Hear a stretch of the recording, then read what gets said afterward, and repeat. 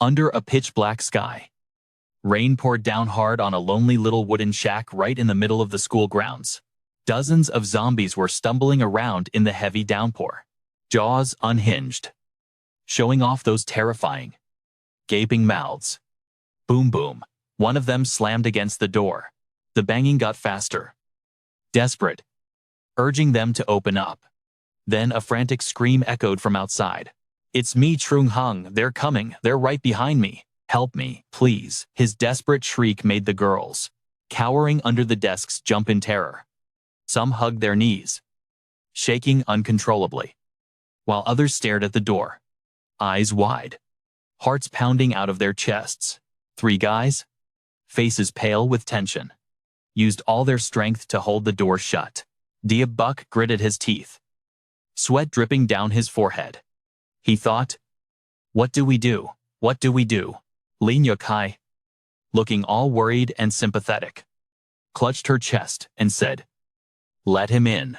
Zhang Heng is our classmate.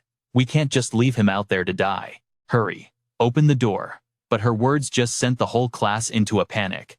One of Buck's classmates, face pale as a ghost, screamed right in Li Ruoxi's face. "Are you insane? What are you talking about? There are zombies out there. Zhang Heng is probably bitten already. We can't let him in. No way." Li Ruoxi, playing the high and mighty class monitor, frowned, her voice full of judgment. "As class monitor, I can't abandon a classmate in danger. That's not who I am. Let him in. Now, if anything happens, I'll take full responsibility." She pointed at them, her voice sharp.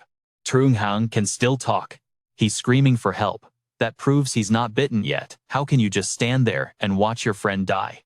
Don't you have a conscience?" One guy couldn't take it anymore and clicked his tongue in frustration.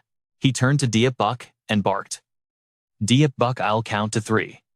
You open the door. Let Zhang Heng in. And slam it shut immediately." Buck nodded, his voice shaking. "Okay. Count it. 1, 2, 3. He yanked the door open instantly. Zhang Heng rushed in like the wind, but his eyes, they flashed with a creepy green light. The whole class screamed in horror. Buck's face went completely pale as he watched Zhang Heng open his foul, rotting mouth wide. Looking absolutely insane, he screamed, "Zhang Heng, he's infected. He's turned Li Ruoxi," and the others panicked and scattered in every direction. "Save me," she shrieked, actually grabbing a classmate next to her and using them as a human shield. Meanwhile, Buck was pinned to the floor, fighting for his life against the zombie on top of him. But he was out of luck. Those terrifying teeth chomped down hard on his arm. Blood sprayed everywhere. Buck howled in pain, his body shaking. Suddenly, a series of fragmented memories flashed through his mind. He saw himself chopping off his own infected arm, blood pouring out, sweat dripping, scenes of zombies flooding the room, growling viciously. And Li Ruoxi, the one who swore she'd take responsibility, was running for her life, screaming, "Run, get out of here." Blood splattered everywhere. The city engulfed in massive flames, thick black smoke choking the sky. Those memory fragments shifted from bright crimson red to a weird neon green, then condensed into a tiny black sphere. A figure in a black cloak, white hair, holding a staff, stood before him. His voice was low. "Do you know what you're doing?" Next to him was a blonde girl and a few others in black. Then, an image of an old man with silver hair lying on a strange machine appeared. He whispered, "Remember 2 things." The figure in black pulled a lever. Thunder roared, and the last words echoed in Buck's ears. "Survive and get revenge." But then, all those memories merged into the high school version of Buck. He snapped his eyes open and screamed. Jolting awake, a familiar voice rang out in his ear, begging, "Guys, please let me in." Li Ruoxi sounded just as frantic as she did in his past life. "Hurry up, let him in." As the class rep, "I can't just abandon a friend in danger." Yi froze, staring in disbelief at the scene unfolding before him. He thought to himself, Li Ruoxi right.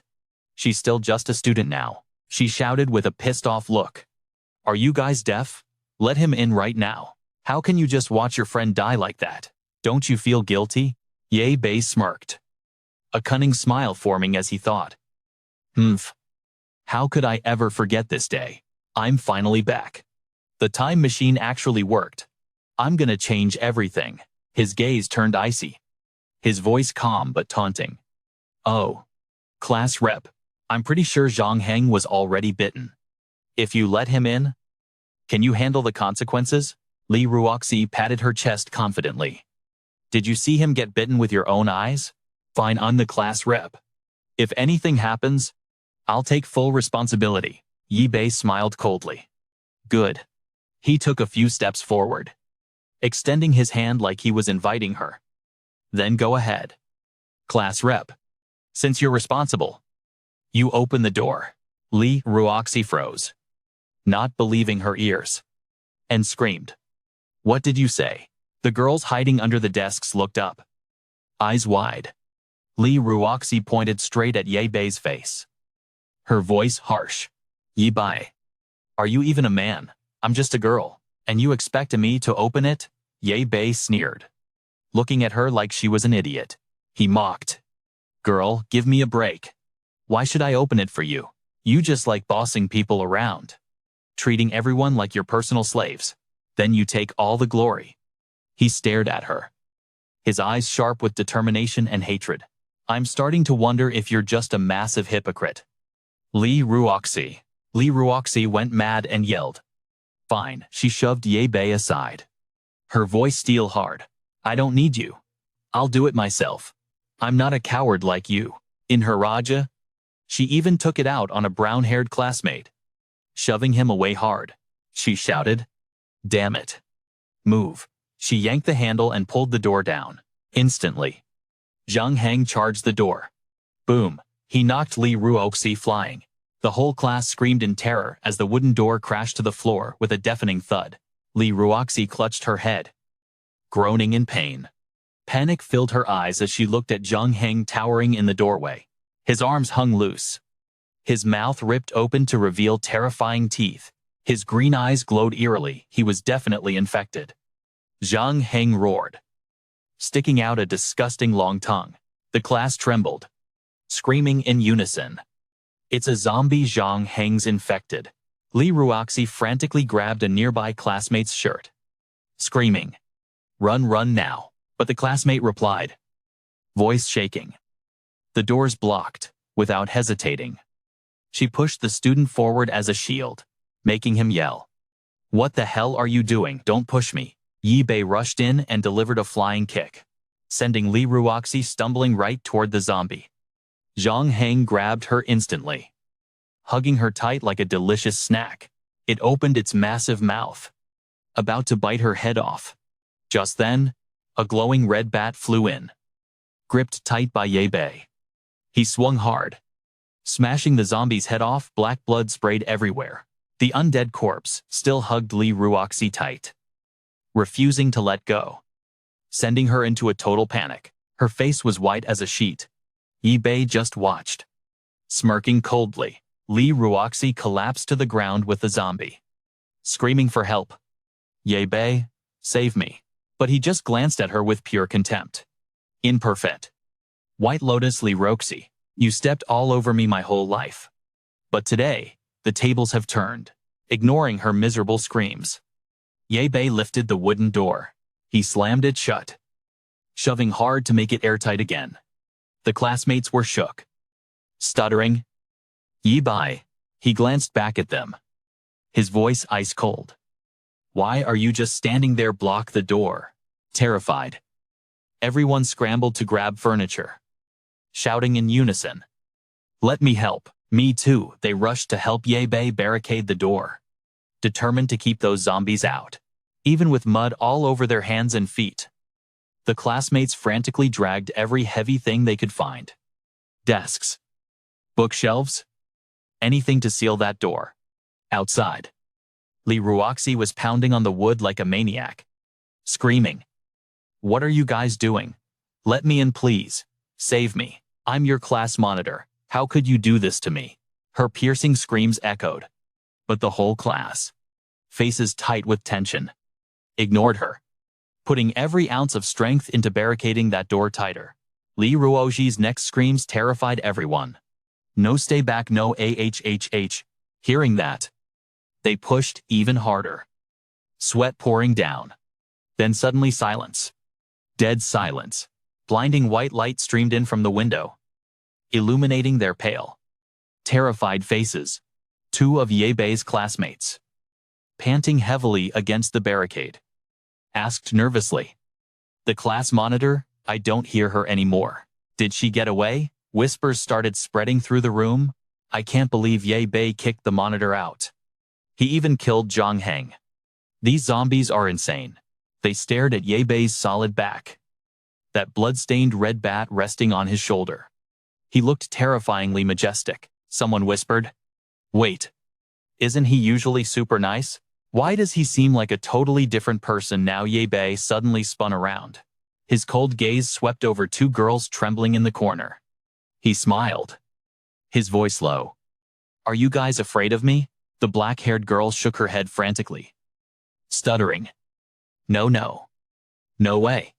The blonde guy who just blocked the door looked at Ye Bei, his voice full of gratitude. "Ye Bei, thank you. The monitor almost shoved me right into the zombies. If it weren't for you, I'd be dead meat." Two other classmates chimed in, their voices full of rage. "She deserved to die. Li Ruoxi just saw us as meat shields for the zombies. Thank God, Ye Bei stopped her in time. Otherwise we'd all be zombies by now. She really thought she was some kind of saint." Ye Bei smirked, a cold smile playing on his lips. "Good. Glad to hear you guys aren't afraid of me." He glanced at them, his voice calm. "Open the door. I'm going out to check on things." The whole class froze, faces turning ashen, thinking they heard wrong. What did you say, go outside?" Ye Bei explained casually, his voice dripping with sarcasm. "I was thinking kicking the monitor out to let her suffer alone isn't very nice. I want to go see if she's still doing okay." They rushed to stop him, voices trembling. "That's not a funny joke. It's crawling with zombies out there. It's too dangerous." But Ye Bei roared, "Get out of my way." The group flinched and stumbled back. Ye Bei casually dismantled the barricade, gripping his red bat tight, and stepped outside with insane swagger. The classmates stood behind him, eyes wide with a mix of worry and shock, watching his silhouette fade into the blinding light outside. Ye Bei stood in front of the small wooden house, his voice calm. "The monitor and Zhang Heng, they're both gone." He shielded his eyes from the sun, gazing across the silent school grounds, and whispered, "The sun is up. The zombies must be hiding." Suddenly, the wooden door behind him slammed shut, with a dry, heavy thud.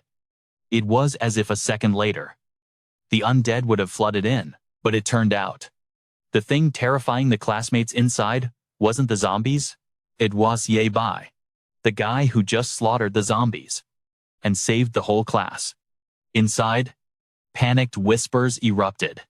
"Quick, block the door. Do not let him back in. He's insane. He's too dangerous. He kicked the monitor out just like that. If we stay with him, he's gonna feed us to the zombies eventually. Look at him. He's turning into a total psycho killer." Diep Bok heard every word. He whipped around, his gaze slicing through that wooden cabin like a knife.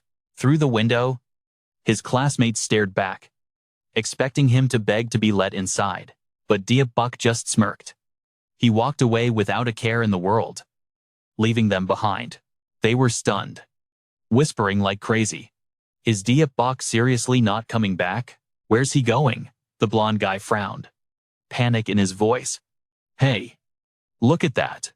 Everyone looked outside, eyes wide with terror. They saw Diep Bok walking straight toward a bloody, red-faced, dried-up corpse. A girl screamed, "That's a zombie. What's he doing? Has he lost his mind?" The female zombie growled. But that weak noise was nothing to Diep Bok. With all his experience from his past life, he wasn't scared at all. He walked right up to it. A cold smile played on his lips. "Mott, Just a fly. He gripped his red bat tight. He moved fast as lightning. The classmates inside jumped and screamed. What? He charged straight at the zombie. The monster snarled. But Diep Bok didn't say a word. He swung the bat hard, smashing its head open. Black blood splattered everywhere. He raised the bat high, screamed, and delivered another smash right to its face. Its eyeball popped out and rolled across the ground. Diep Bok got more intense with every hit, raining blows down on the monster's head. He didn't care about the blood soaking him. His classmates watched the horror show, totally frozen, whispering in fear. Diep Bok, he's gone insane. Finally, he slammed the bat into the ground, panting from exhaustion, but his eyes remained cold. He reached his hand inside the zombie's shattered skull. He pulled out a glittering green stone. Diep Bok held it up, staring at it with a huge grin. Huh. Found it, an energy stone. The source of the apocalypse. The stone glowed with a faint green light, as if holding a mysterious power. The fuel to keep the doomsday machine running. Suddenly, from the distance, a pair of rotting legs stumbled toward Diep Bok. Heavy footsteps echoed in the silence. Diep Bok turned his head. His cold gaze locked onto a decrepit old zombie with a long white beard, glaring at him with cloudy eyes. Without hesitating for a second, he gripped his red bat and dashed forward like the wind, landing a precise hit. The old zombie's head split in two, spraying black blood. Inside the cabin, the classmates dropped their jaws, stuttering, "What the hell is Diep Bok actually destroying those zombies?" The blonde guy suddenly shouted like he realized something. That's it. He used to be so shy and timid. Right. So why is he like this now? They looked at each other, scared to believe their own theory. He was hiding his true self this whole time. No one knew. Not even his parents. A trembling voice chimed in. It's terrifying, he just kicked the class monitor out. Who knew he had the guts to do that? The brown-haired guy, eyes glued to Diep Bok as he frantically smashed the old zombie's skull, whispered, "He's this strong. Maybe we should let him back in to help us fight the zombies." The curly-haired guy immediately screamed. "What are you saying? How can we let that psycho back in here?" The brown-haired guy shot back. "So what do we do then? Without food, we're all gonna starve." Suddenly, crash! Diep Bok's red bat smashed through the glass window. Everyone inside screamed in panic. He looked at them, eyes sharp, his voice low. "Hey, classmates, why are you guys still hiding in there? Come out and butcher some zombies. It's fun." The classmates trembled, their faces pale as ghosts. Someone screamed, "Diep Bok, watch your back." He spun around to see a zombie stumbling toward him. Without flinching, Diep Bok planted one foot firmly on the ground and unleashed a devastating kick right to the zombie's groin, sending it flying. Then, he swung that red bat, aiming straight for the head. Wham! Black blood splattered everywhere as the zombie dropped dead. Diep Bok coolly wiped the blood off his face, spat on the ground, and faked a cringe. Ugh. This black goop is totally gross. Wonder if I'm infected now. He glanced at his classmates, his voice dripping with sarcasm. Thought we could team up at first, but looks like I'm done for. So, guess it's time to say goodbye. Don't worry, I won't drag you guys down with me. Diep Bok waved casually as he walked away, his tone light and breezy. Hope you all survive. Catch you on the flip side if we make it. The two guys in the wooden shed were sweating bullets, stuttering in shock. Diep Bok, did he just leave like that? The group looked at each other in dead silence. The blinding sun beat down on the schoolyard. Diep Bok stepped onto the stairs, his gaze locked on a skyscraper in the distance. Apocalypse, he whispered. This is the beginning of the end for humanity. Down below, zombies shambled around. A deadly virus had swept across the entire globe. It turned 50% of the population into monsters. The economy, politics, everything collapsed. The number of zombies kept rising. Humans lived in constant fear and total despair, fighting for shelter, food, and resources. The world plunged into unprecedented chaos. Deepak walked out of the school gates, his eyes scanning the scene of this dark era. He muttered to himself, "This is Professor Truong Han's zombie research. Lin Ruoxi, that class monitor pushed me into the horde as bait. I barely survived. But I had to hack off my own arm. For 15 years. He endured starvation and torture, scavenging through dumpsters overflowing with filth. Until one day, he met a mechanic who used his last bit of strength to build a time machine, sending him back to the very first day of the apocalypse. Deepak stood frozen, fingers touching the cold mechanical watch on his wrist. Back in the present, he took slow steps down the deserted street. Survivors hiding nearby watched him from the shadows. Seeing Deepak walking openly in the street, they whispered, "Is that guy even human? Why is he walking around like it's nothing? Does he have a death wish? He must be out of food and gone crazy from hunger." Watching Deepak with that red bat resting on his shoulder, walking further away, one of them asked, "Should we call him back? It's super dangerous out there." The other immediately shot it down. "Are you insane? It's crawling with zombies. Who knows if he's infected?" Deepak breezed past the undead, calmly moving forward. The walking dead lifted their heads, letting out terrifying howls. Suddenly, one spotted him, and the whole pack charged like wild beasts hunting prey. A blonde guy in the hiding spot screamed in panic. "Zombies! They're coming straight for him." The guy next to him sneered. Who told him to go look for food right now? Idiot." But Deepak didn't even flinch. A cold smile curled on his lips. He swung the red bat. Boom. One hit and the zombie's head split open. The second strike crushed its skull, spraying black blood everywhere. He didn't stop there. He delivered another blow, powerful and decisive. The two men hiding nearby whispered in disbelief. "No way." He took on all three zombies. High up in the building, someone clutched the curtains tight. Eyes full of hatred watched Deepak take down the undead. It was none other than Lin Ruoxi. "Hi." She gritted her teeth and growled, "That bastard, I'm gonna kill him. Just you wait." After the intense battle, the zombies lay dead at Deepak's feet. He panted heavily, exhausted. He was covered in black blood. Before he could leave, a noise behind him made him freeze, unable to move a muscle for 5 whole seconds. The crunching footsteps of zombies echoed again. 3 more of them, limbs stiff and twitching, staggered toward him. They had zero humanity left, glowing green eyes, dark gray skin, and mouths wide open, ready to tear him apart. Deepak, pale from exhaustion, muttered, "Tisk, I'm so dead tired." But when 3 zombies lunged at him, he snapped to it and bolted. He cursed inwardly. "Damn it. I made too much noise. Dragged the whole swarm right to me. I'm screwed."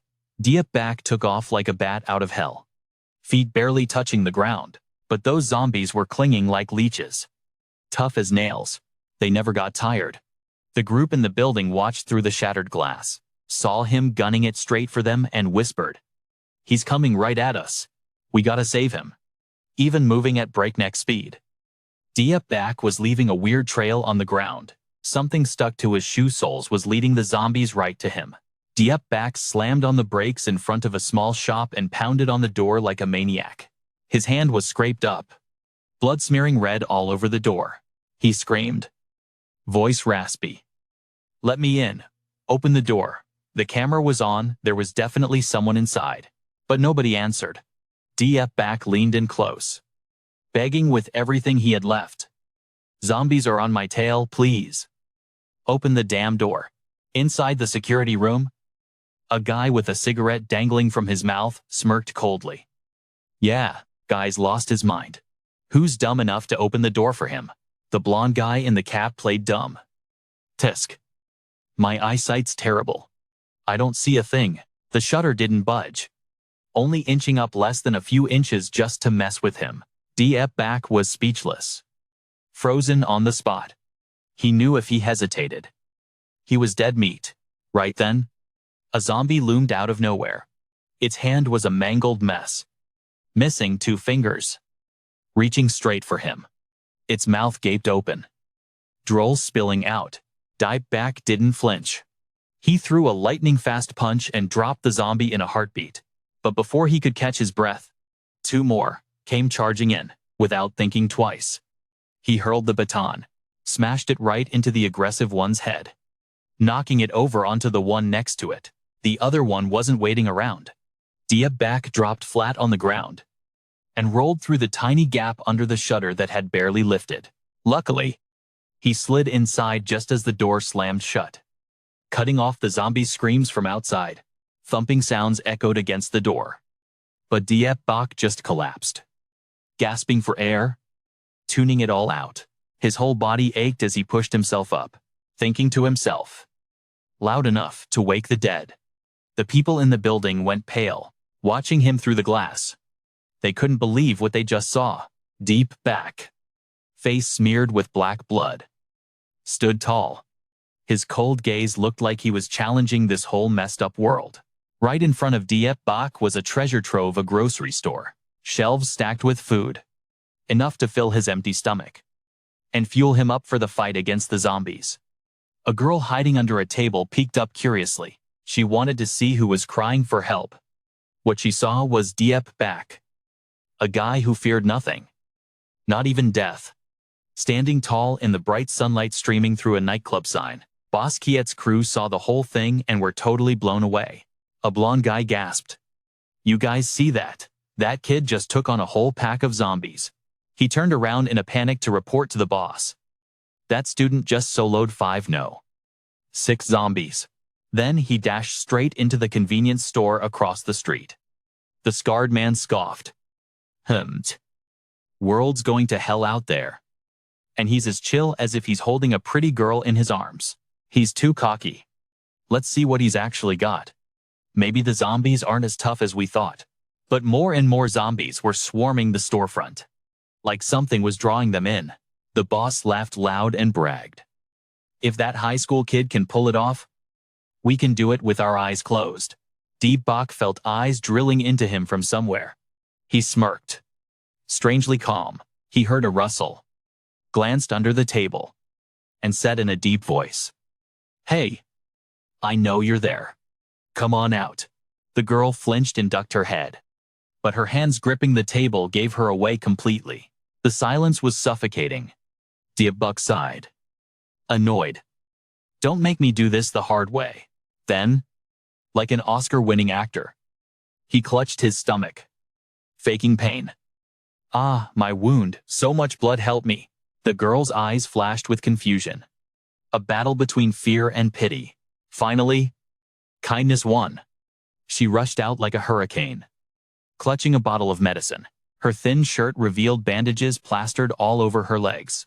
But in her panic, she dropped the medicine bottle right in front of Diep. He grabbed her hand lightning fast and dragged her away.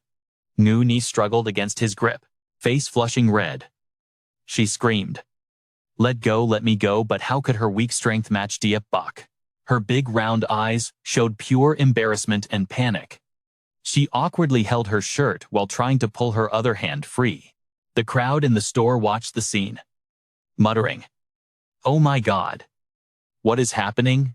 Holding a girl's hand like that, of course, people would get the wrong idea. Diep snickered. "Hee, relax. I'm not gonna eat you. Give me the roller door remote." Ni looked at him, still confused, hands shaking as she gripped her shirt, totally lost in this weird situation. Ni's eyes glistened like she was about to cry, looking deceptively innocent. She played dumb. What remote? Even though she was clearly squeezing it in her hand, she refused to let go. Diep, using all his manly strength, snatched it away. "Give it here," he barked. He finally got the item, letting go. Momentum sent Ni tumbling forward. Bracing herself on the ground, she scrambled behind a cabinet to hide, but poked her head out curiously. "Why are you climbing the shelf? You're making so much noise." "You'll attract the zombies," she whispered, tears on the verge of falling, voice full of worry. Diep glanced at her and smirked arrogantly. "Idiot. You actually believed me." You think I'm that stupid? Sooner or later. The zombies are gonna hurt us like cattle anyway. Outside. The apocalyptic vibe was heavy. Thick black clouds covered everything, turning the sky a grim gray. Rain started falling in small drops, quickly turning into a heavy downpour, covering the familiar small street. The three-story building was swallowed by the gloomy rain. The air was bone-chillingly cold. Inside the small bedroom, Muni wore nothing but a thin, oversized shirt. Her tiny body was covered in band-aids as she knelt by the bed. She busied herself opening the med kit, carefully bandaging Dip Buck's wound. A part of his arm was severed, blood soaking red through the bandage, but Muni patiently wrapped a new layer, tying it into a neat little bundle. Dip Buck lay on the bed, face pale and purple, cold sweat pouring down from the pain. He gritted his teeth, not daring to make a sound, afraid the noise would attract the zombies. Seeing him tremble, Muni awkwardly explained, I finished bandaging it. Dip Buck smiled weakly, his voice shaky. Thank you for saving me. Hearing that, Muni's small face lit up. An innocent smile appeared. Her hands and sleeves were stained with his blood, but she didn't care. She quickly closed the medkit and said, It's really dangerous outside. My dad told me to stay put in this store no matter what. Then she hugged the kit, turned to leave, but didn't forget to add, Get some rest. I'll go get you some food. Dip Buck watched her go, his eyes full of sincere gratitude. Thanks, he said again. Muni's tiny figure disappeared behind the door. He kept staring without blinking, until the door clicked shut. Dip Buck closed his eyes and gave a bitter smile. What a kind-hearted girl. She was the only one brave enough to open that door for me. If she hadn't, I'd have bled out or been torn to shreds by the zombies. As he sank into the pain, a rare spark of warmth flickered in his heart amidst this chaotic apocalypse. Suddenly, Du's blood-curdling scream rang out from downstairs, tearing through the air. What do you think you're doing? Dip Buck was lying on the second-floor bed, right near the hallway stairs, jolted by that ear-piercing scream. He strained his ears, his heart pounding like a drum. Heavy footsteps echoed. 2 large pairs of boots, caked in mud, rainwater, and fresh blood, trailed across the floor. A burly man appeared. His rough face bore a long, jagged scar running from his ear down to his collarbone, twisted into a hideous grin. Thanks for opening the door for us. Du's face went pale, her eyes wide with terror, her voice trembling. Didn't you say you were starving to death? The leader in the tank top, covered in scars, was Boss Keat. He and his 2 scrawny lackeys blocked the entrance, blotting out the light from the door. Du collapsed to the floor in panic. He smirked sinisterly. Thanks for the invite. All your food belongs to us now. The lackeys behind him sneered, their eyes filled with malice. In desperation, Du screamed, Get out, my dad will be back any minute. But her words meant nothing. Boss Keat stepped forward, roughly grabbed her chin, and gave a nasty laugh. We already met the old man. We used him as bait for the zombies. He stared at her innocent face with lustful eyes, licking his lips. Now it's just us, with no one to interrupt. Let the games begin. Facing that disgusting face inching closer, Du cried out in despair. Tears streamed down her face, her pupils shrinking in terror. The demonic laughter of the thugs grew louder, drowning out the thunder booming overhead. The front door slammed shut, plunging the room into pitch darkness. Lightning flashed, casting the shadows of those beasts in human skin as they brutally attacked her.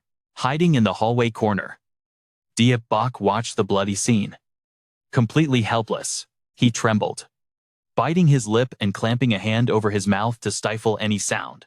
Du's tragic scream pierced the air, and then her small body slumped onto the ice-cold tiles. Her thin arm dangled lifelessly, blood pouring out. A kind-hearted girl, slaughtered by thugs just because she was too naive. Dip Buck hid in the shadows, paralyzed by fear, not daring to make a sound. That scene was carved into his soul. A dark nightmare that would haunt him forever. Back in the present, Diep stood motionless under the freezing shower, water drenching his body. His thick hair hung down, hiding a grim face filled with rage. This time, I have to save her, he whispered, his eyes dark with determination. A plan was taking shape. First, I need to show her the dark side of the apocalypse. Even if she sees me as a monster or a villain. The cold water kept running. But the fire of vengeance inside him burned so hot, nothing could put it out. Lost in his chaotic thoughts, Diep was suddenly startled by a knock on the door. Rapid and urgent. From a small hand outside. He immediately switched to a harsh tone and shouted, "Why are you knocking? Don't bother me while I'm showering." Nguyen He, the innocent girl of this timeline, panicked at the sudden yell and almost dropped the white shirt she was holding. She stammered an explanation, her voice weak. I'm sorry. I saw your clothes were dirty, so I brought you a fresh set." Hearing her soft, trembling voice, Diep almost softened. But he gritted his teeth, forcing himself to stay cold. Isk. He glanced at the door, feigning irritation. Just leave the clothes there and get lost. Standing outside, Nguyen He's face was filled with hurt. She didn't get why he was suddenly so cranky. Whispering, "Okay." She quietly put the shirt down. Inside the bathroom, Diep lowered his head, letting the water stream from his hair down his face. He grimaced and let out a sigh. How is a weak girl like that supposed to survive the apocalypse? He looked up. His firm hand swept his wet hair back, letting the droplets roll down his face. Closing his eyes, he enjoyed the sensation of the clean water, washing away the filth of the apocalypse. So comfortable, he muttered. Been ages since I had a shower like this. With the zombies multiplying out there, the water source is gonna get contaminated sooner or later. Maybe in a few days. The water here will be cut off. Saying that, he pressed the button, and the faucet stopped flowing. Diep stepped out of the bathroom, wrapping a thin towel around his waist, drying the water left on his hair. Glittering drops of water rolled down his firm skin. The body of a teenage survivor, bursting with vitality. Luckily, this store is stacked with water and food reserves. Enough to hold out for a while, he thought, his eyes scanning the room. Next up, I need gear and weapons. He instinctively stopped in front of the mirror. The image of a youthful, energetic teenager stared back. Diep touched his chin.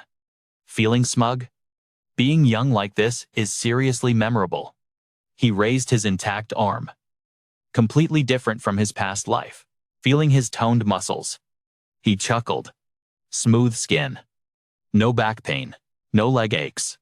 Being young is awesome. But when his hand slid down to his stomach, he frowned in regret. Tesk. Where did my six-pack go? Gotta train again? Diep threw the bathroom door open, his attitude turning serious again.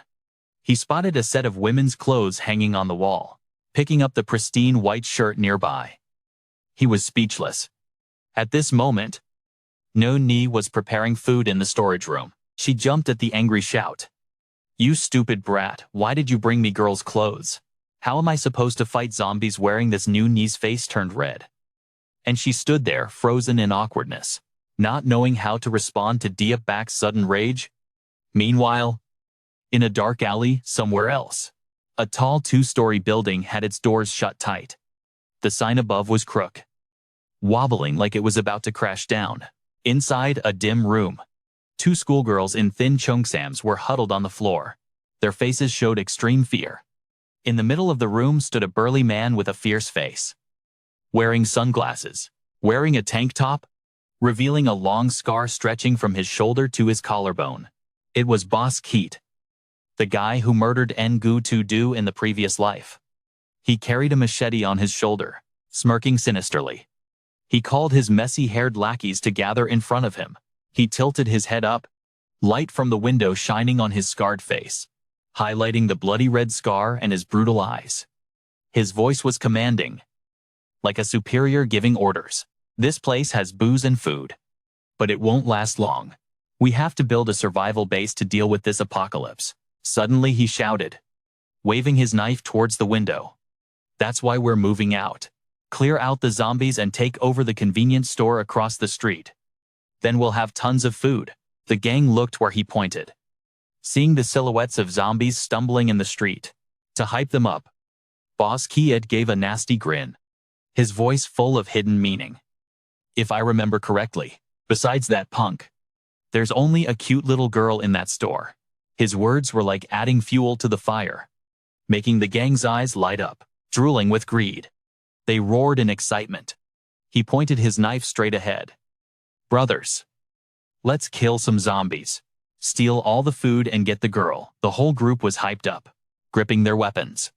They stormed out the door, eager for a real party. On the other side, at the convenience store, the main door was locked tight. A few male and female zombies wandered around, occasionally banging on the door and roaring, desperate to break in and find the living. Inside, the sound of powerful footsteps echoed from a pair of dress shoes. Ngu Tu Du curled up on her swivel chair by the computer, a snack packet in her mouth. Hearing a noise, she snapped her head up. Ye Bei had changed into fresh clothes and looked insanely sharp.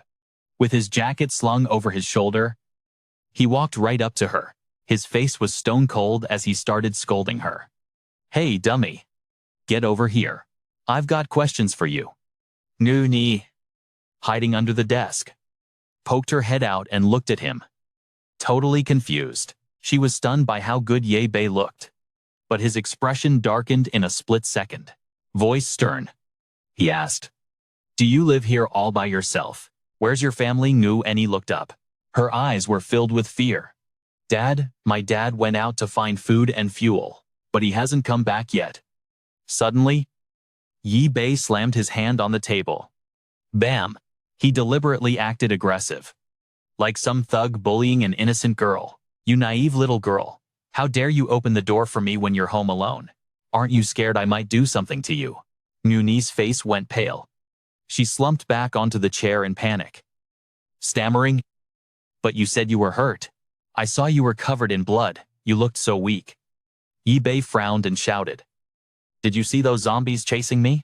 Do you have any idea what's happening out there? He screamed right in her face.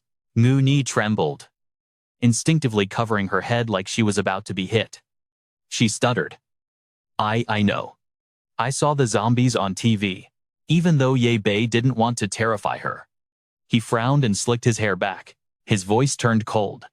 A naive, weak girl like you is gonna get eaten alive by bad guys sooner or later. I have my reasons for not killing you right now. He narrowed his eyes at her, half joking, half serious. Being alone is pretty boring. You know, I've got no one to serve me.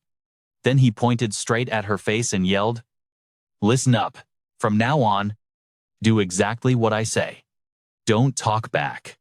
If you argue, I'll kill you instantly. Outside, the apocalyptic sky remained gloomy and gray. Luckily, the neon signs for the bar and the technician shop hanging side by side had stopped working because the power grid was dead. Outside, a horde of zombies gathered, swiping their claws, jaws wide open to reveal sharp, blood-stained fangs. Their eyes glowed with a creepy neon green light. Old people, children, men, women, they all looked completely insane. A thug with soaking wet hair had just been spotted by the zombies. He instantly became fresh meat. He only managed to let out one miserable scream before he fell and was torn to pieces by the swarm. Seeing their buddy get ripped apart terrified the rest of the gang. They didn't dare move a muscle. One of them trembled and stammered. What the hell is happening? Why are the zombies suddenly so aggressive? His partner observed and replied, maybe they're different from the ones that student kid killed. Seeing his crew losing their nerve, Boss Slayer realized things were going south and roared, shut your traps, focus, or we're all gonna die right now. But the moment he shouted, a skinny red-haired guy, face pale as a sheet, panicked and ran. It's too scary, run. Before he could get far, Boss Slayer grabbed him by the hair and yanked him back hard. The others stared in shock as he gritted his teeth and tossed the redhead towards the zombies like a bag of trash, smelling blood. The undead horde pounced to tear him apart. The redhead screamed helplessly, "Boss, why are you doing this to me?" But Boss Slayer ignored him. He and the remaining lackeys stood back to back, slashing at the surrounding zombies with their weapons. Slash. He swung his blade, chopping off a head. Teeth clenched. The zombies were getting more numerous by the second. "We can't kill them all." Behind his sunglasses, his white pupils contracted in fear. He cursed and yelled, "Fall back now." Two of his lackeys immediately turned and ran for their lives. The zombies chased after them like a violent tidal wave, over by the convenience store. While the zombies were distracted in the other direction, it got freakishly quiet. Not a single zombie was left inside the store. Nu Ni slipped her bare feet into her sandals and crept softly up the stairs. She was holding a steaming cup of instant noodles, freshly cooked and smelling amazing. Ningutudu stood at the door, gathered all her courage, and walked in. There was Diep Bak, sitting in the boss's chair. He was fiddling with a green marble, looking totally serious. Like he was deep in thought, she whispered, Here are your noodles." When he didn't answer, she set the tray on the table and picked up the thermos. "Here is the hot water you asked for." Diep Bak glanced at her and instantly looked fierce, frowning as he squeezed the gem tight. He ordered coldly, "All right. I don't need you here anymore. Get out unless I call you. Don't come in and bother me." Hearing that, Enziguni let out a soft "oh," tiptoed backward, and carefully shut the door. The door clicked shut, sealing the room and leaving Diep Bak all alone. He quickly popped the lid off the cup. Inside, golden noodles were swimming in rich, savory broth. Dried veggies and spices floated on top, smelling absolutely delicious. The steam filled the room, making his mouth water. Diep Bak snapped the plastic fork in two, getting it ready to eat. He couldn't wait any longer. Dropping the scary act, he bent down and slurped up the noodles like a starving tiger, ignoring the steam hitting his face. The noodles melted in his mouth, and the rich sauce exploded with flavor on his tongue. In the apocalypse, a meal like this was precious. Nothing else could compare, he thought to himself, after swallowing a mouthful. Diep Bak leaned back in his chair, his body warmed up. Still holding the cup, he said with satisfaction, "They have no idea. In a few years, a cup of instant noodles will be the ultimate luxury." He shouted in pure joy. So good, that classic flavor. But outside the window, the zombies were lining up and growling. The noise drifted inside. Diep Bak, who was enjoying his meal, suddenly paid attention. "Why is it so loud out there? It's been like that for a while now." Suddenly, crash, a rock smashed through the window. Glass shattered everywhere, shards flying across the room. Diep Bak spun around, his pupils shrinking in shock. A huge, rough hand grabbed the broken window frame, trying to climb in. It was Boss Keat, the guy who smashed the glass, wearing his signature gold chain. He was using his muscular body to haul himself up to the second floor. He roared, "Damn it, the zombies are right behind me." Seeing Diep Bak sitting there with his noodles, he shouted, "Hey kid, get over here and pull me up. Are you deaf? Get over here or I'll kill you." The arrogant attitude of this enemy from his past life made Diep Bak frown. His face went dark. Tisk. He gave him a cold look, then casually grabbed the thermos of boiling water from the table. He walked toward Boss Kiet. Seeing the flask in Diep Bak's hand, Kiet trembled slightly, feeling a sudden wave of panic. Why are you holding that water?" Before he could even figure it out, Diep Bak popped the lid open and poured the scalding boiling water right onto him. Intense heat and searing pain exploded instantly. The hand clinging to the windowsill turned bright red from the burn, sending shockwaves of pain to his brain. Boss Kiet screamed in agony. His instinct was to pull his hand back, but he was on the second floor. If he let go, he'd fall straight into the horde of zombies waiting to tear him apart down below. Boss Kiet's huge body dangled precariously on the windowsill, on the verge of falling into the abyss of zombies.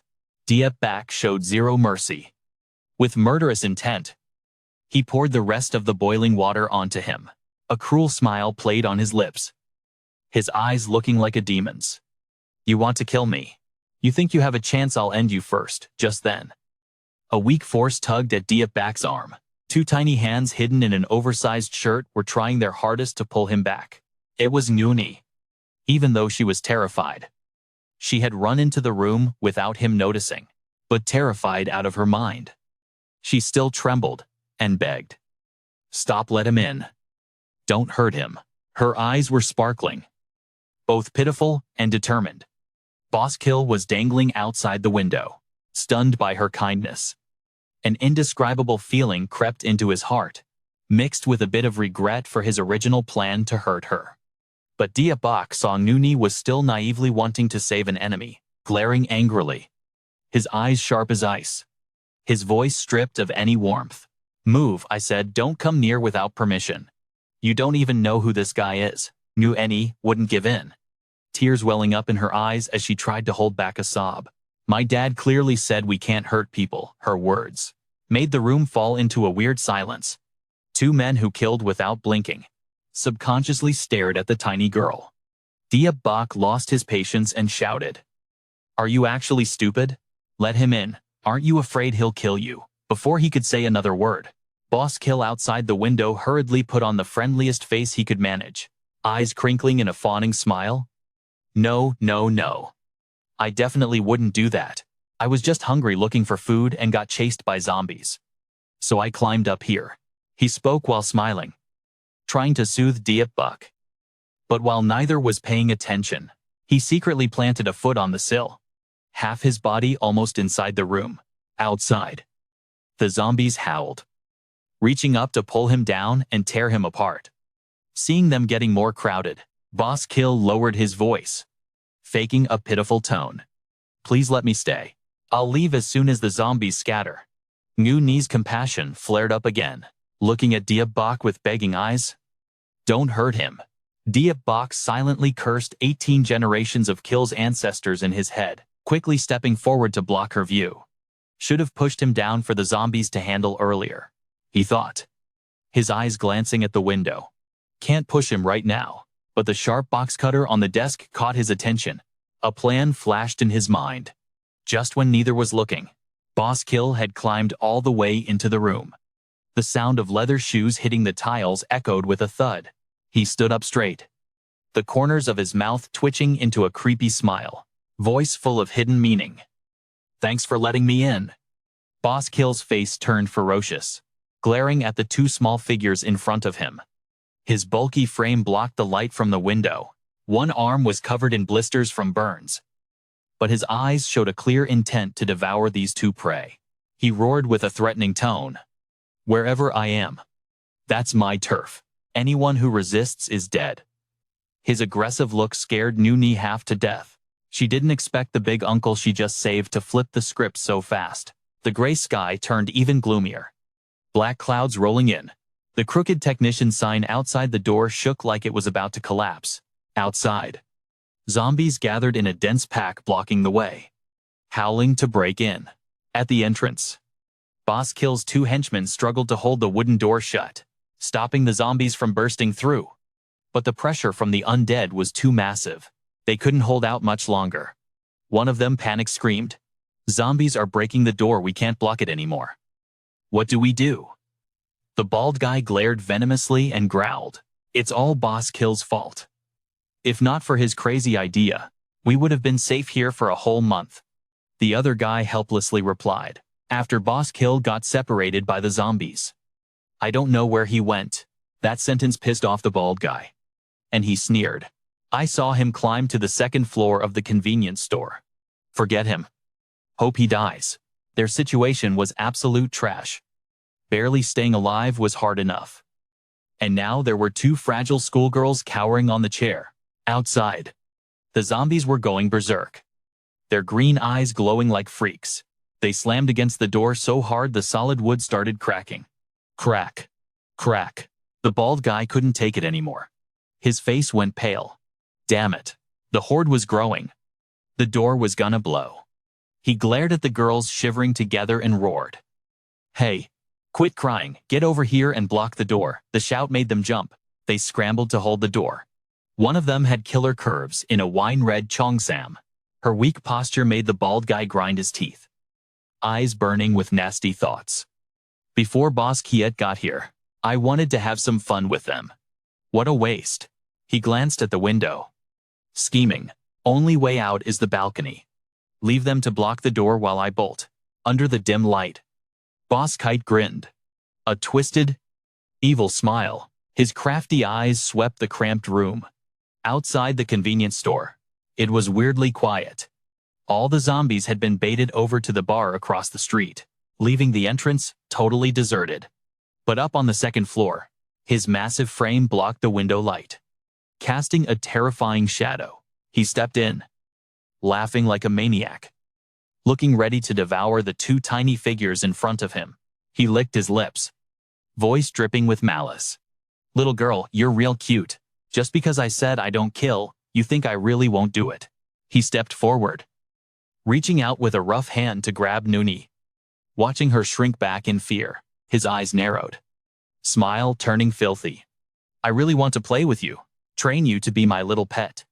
Then I'll let you live." Suddenly he roared, red eyes snapping toward Diep back. "You scumbag. You dare splash hot water on me. You got a death wish. Using you as zombie bait sounds pretty good." He ground his teeth, his scarred face twisted in rage. "But I'm gonna make your death hurt. I'll crush your bones, chop you up limb by limb and toss you to the zombies. Let you feel every second of it."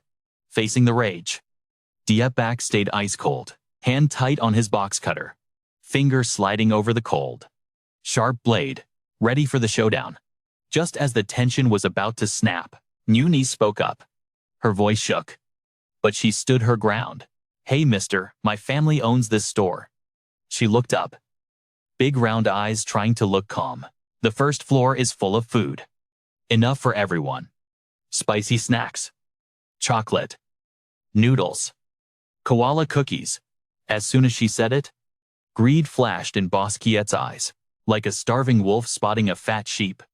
Diep Bok heard Nue spill the beans about their precious supplies. He just looked at her, helpless. A mix of pity and worry. She's basically handing herself over on a silver platter. He thought. Her heart was pounding. But Nuni was too innocent to see the danger. She kept smiling that innocent smile. "We can all eat together. When we're full, we won't have to worry. We'll be happy." Seeing how naive she was, Boss Kiet's eyes went wild. Those red pupils looked like they were on fire. He roared, voice raspy.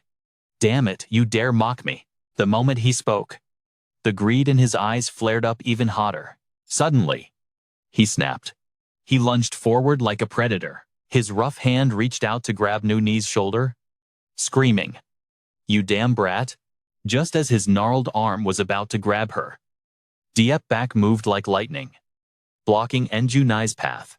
With a decisive swing, he slashed out with his box cutter. The sharp blade sliced through the air, severing the filthy fingers that were inches from her face. Nuni let out a scream of pure terror. She squeezed her eyes shut, shaking violently, staring at his 3 severed stumps. Boss Killer howled in agony, clutching his bleeding wrist with his other hand, his face twisted in pain. Seizing the moment, Diep back reversed his grip on the knife, eyes icy cold. He dropped into a combat stance, ready to drive the blade into the enemy's hulking frame. The killing intent radiating from him put Boss Killer on high alert instantly. His eyes flashed with malice, quick as a flash. His intact hand snatched Diep back's wrist, and he growled through gritted teeth. He struggled to push the gleaming blade away from his throat. Diep Bok didn't falter, pouring every ounce of strength, determined to drive the blade through this scumbag and send him straight to hell. Nuni watched the horrific scene unfolding, her face pale as a sheet, trembling uncontrollably. While Boss Killer was locked in a struggle with Diep back, she suddenly reacted, as he landed a brutal kick to Diep back's stomach, sending him flying. Nuni grabbed a thermos of scalding water and hurled it straight at the giant. The kick sent Diepback's thin frame flying, his back slamming hard onto the tiled floor. Pain radiated through his entire body, making him groan as his head spun. After throwing the thermos, Nuni was shoved down by Boss Killer. Her head smashing against the edge of the bed, she collapsed. Boss Killer, clutching his bleeding arm, walked forward shakily, his eyes burning with madness. He held up his mangled hand, grinning hideously. You bastard, after all these years, you're the only one who's dared to piss me off. Die. Die. Back struggled to sit up, trying to keep fighting, but sharp pain shot through his ribs, probably broken from that last kick, leaving him trembling and powerless. The boss stepped forward and stomped hard on Diepback's leg. The crushing force made his world spin, and he let out a gut-wrenching scream. Aga, even then? Diepback looked up, his eyes burning with defiance. The boss loomed over him, roaring. Before I kill you, I have one question. How do you kill those zombies so effortlessly when we can't? Killing people is easy. But why are those zombies such a pain in the ass? Despite the pain, Diepback smirked. You want to know? Call me Grandpa, and I'll tell you. His unyielding attitude made Boss Killer's blood boil. You got a death wish. Rage exploded inside Boss Killer like a wildfire. He stopped stomping on Diepback's leg and started aiming savage kicks at his body instead. He roared, If you don't talk, I'll stomp you to death. Diepback was in agonizing pain, instinctively raising his arms to shield his chest. Nuni regained her senses, watching as the brute tortured him to the brink of death. Her face drained of blood. Her body went rigid. She didn't dare move. But Boss Killer was relentless, raining brutal kicks down on Diepback's head. He gritted his teeth, blocking the blows even as the pain made him lock his jaw. He had wanted Nuni to learn a lesson from this, but the price was getting too high. Finally, unable to take it anymore, he yelled, his voice sounding helpless. All right, stop, I'll tell you. He gave in. Boss Killer smirked in triumph and stepped closer, grabbing Diepback by the collar and hoisting him up. Growling, Spit it out, and I might give you a quick death.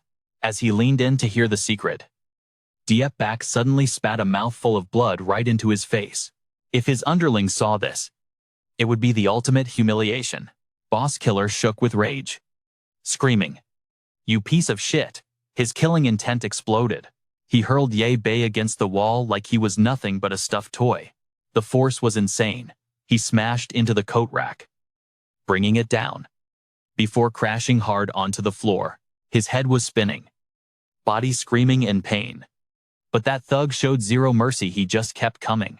He stomped his steel-hard boot right into the center of Ye Bei's chest. The agony was unbearable. He coughed up a mouthful of blood, pupils constricting, veins popping out all over his face. The thug's eyes turned bloodshot, red veins spreading everywhere as he roared, You think you can challenge me? But just as Ye Bei struggled to sit up, the guy jumped up and stomped on him with full force. His face was dark with pure rage. You think this is a joke? Huh? Fine. I'll give you exactly what you want. He kept stomping harder and harder. Seeing the blood just made him go completely psycho. He laughed like a maniac while beating him. Just when Ye Bei was about to give up, shaking with fear, grabbed a box cutter from behind, summoning every ounce of courage. She lunged, with a look of pure murder. She drove the sharp blade right into his collarbone. The big guy never saw it coming. He took the full force of the stab from the little girl he'd looked down on, eyes wide with shock. He whipped around and bellowed, What, you little butt? Instantly, he swung his arm with massive force. The blow was so powerful it sent Yu flying backward onto the bed. Mad with pain, the thug ripped the knife out of his shoulder. Blood sprayed everywhere as he screamed, You wretched brat. I'm gonna kill you both. But Ye Bei, even though he was drained, managed to grab a wooden plank. He charged from behind and smashed it into the giant's neck with everything he had left. The boss let out a cry of agony, spat blood, and collapsed to the floor out cold, mouth hanging open, exhausted. Yi Bei dropped the plank. He was gasping for air, his whole body trembling. He stared at the motionless thug on the floor, his eyes still sharp with caution, but he was running on fumes. Yu Er, watching it all, was absolutely terrified. Her voice shook. Is he dead? She looked down at the unmoving body, then lowered her gaze to her own blood-soaked hands. Horrified, she stammered, I killed him. Despite the pain, Yi Bei placed a hand on the trembling girl's shoulder. His voice was calm and comforting. Hey kid, it's okay. Against a scumbag like him, you did the right thing. Hearing that, Yu Er lowered her head, her voice choking up. But I wanted to save him. Why did he have to turn out like this? I don't think he's a bad person. Suddenly, Yi Bei realized the thug was still barely breathing. He immediately shouted, This bastard isn't dead yet. What are you babbling about? Get out now. Yu Er stood there, confused. He's not dead. Then she screamed, worriedly. Then save him, hurry. Yi Bei snapped. He grabbed her by the collar, shoved her out, and slammed the door shut. He roared through the crack. I have never met anyone as stupid as you. Get lost. He locked the door tight, his face twisted with annoyance. She really pissed me off, he muttered. His eyes went cold as he looked down at the thug lying like a pile of trash on the floor. This piece of filth dirtied my room. Without hesitating, Yi Bei grabbed his leg and dragged him toward the window. Using the last of his strength, he struggled to hoist the massive guy onto the windowsill. Then, he kicked hard, sending him plummeting down. From the second floor, Yi Bei coldly watched the massive body fall. It hit the ground with a sickening, dry thud. The sound echoed, drawing in the nearby zombies like moths to a flame. They swarmed the motionless body. The thug seemed to sense the danger and woke up, but it was already too late. The horde of undead rushed in, tearing into his flesh as he screamed in agony. Diep Bak stood high above, looking completely unbothered. He muttered, voice ice cold, If I had a sharper knife, I would have chopped off all your limbs before throwing you down. Suddenly, a blood-curdling scream from the distance made him jump. Looking over at the building opposite, he spotted one of Boss Kiet's lackeys, dangling from the balcony, panic written all over his face. The zombies below were reaching up for him. The lackey screamed, Stay away. Diep Bak called out without a hint of emotion. Hey, the lackey turned his head, eyes full of despair. Diep Bak shouted from the other building, Anyone else alive? He stammered back, No. Nobody's left. The house is full of the undead tearing everyone apart. We blocked the door, but someone let go. Then the zombies rushed in, and everyone got bit. Finished speaking, he turned to beg. You come over here and help me. Save me, let me stay at your place. Please. Diep Bak didn't hesitate, coldly refusing. No, I can't. If you don't want to die a gruesome death, like him, look down. I'm warning you. Now, you're on your own. The lackey looked down, seeing the horde tearing apart Boss Kiet's corpse. His face went pale. Too terrified to say a word, he swallowed hard, gathered every ounce of resolve, and summoned all his strength to jump to the neighboring balcony. Luckily, he made it. His feet hit the railing, and he clung on tight. He wobbled, but finally managed to stand firm. From a distance, Diep Bak watched coldly, his gaze sharp as a knife. He muttered, voice dripping with contempt, Too bad those zombies didn't wipe out trash like you guys. What a pity. Don't let me see your face again. Soon enough. The sky grew dark. The undead were still prowling everywhere. Ghastly groans echoed through the air. Diep Bak finally stepped away from the window. He walked to the room door and opened it. Right away, he saw Nu and he huddled in the corner, face full of fear. Seeing that, he frowned and snapped. Didn't I tell you to go take a shower? Why are you still sitting here? Nuni's eyes trembled as she peeked past his legs into the room, spotting a long trail of blood stretching from the floor to the window frame. Diep Bak saw her staring and said coldly, Stop looking. He's already met his maker. No, Ni asked innocently. Did he escape? Dia backsighed, voice dripping with sarcasm. In that state, how could he escape, unless he's the Monkey King? Hearing that, Ni fell silent, realizing the truth. She looked down, arms hanging limp, voice choking up. Why? Why did you have to kill him? Even if he was a bad person, he could still have a second chance to become a good person. Hearing this, Diepbak slammed his hand against the wall, right behind her, making Ni jump in terror. He roared, "You stupid little girl! Have you ever read The Farmer and the Viper? He was a scumbag. If you saved him, he would have definitely killed you." His rage peaked. And I'm just like him. People have to kill each other to survive in this era. This is the apocalypse. The law doesn't exist anymore. Hearing the word apocalypse, Ni stammered in fear. Apocalypse. Diepbak didn't want to waste any more breath. He turned to leave, muttering, "What a waste of time, talking to a dummy like you. I just showered, and now I gotta wash up again. My whole body aches." Seeing him leave, Ni quickly stood up and quietly followed. But after just a few steps, she stumbled as if she slipped. Diepbak sensed something was wrong and whipped around. He rushed to catch the little girl collapsing on the stairs. Panicked, he held her in his arms and shouted, "Kid, you okay?" With a worried look, Diepbak quickly carried Ni back to the room and laid her on the bed. He mumbled, his voice full of worry. "Maybe she got hurt from that hit earlier. How come I don't see any bruises?" He placed his hand on her forehead.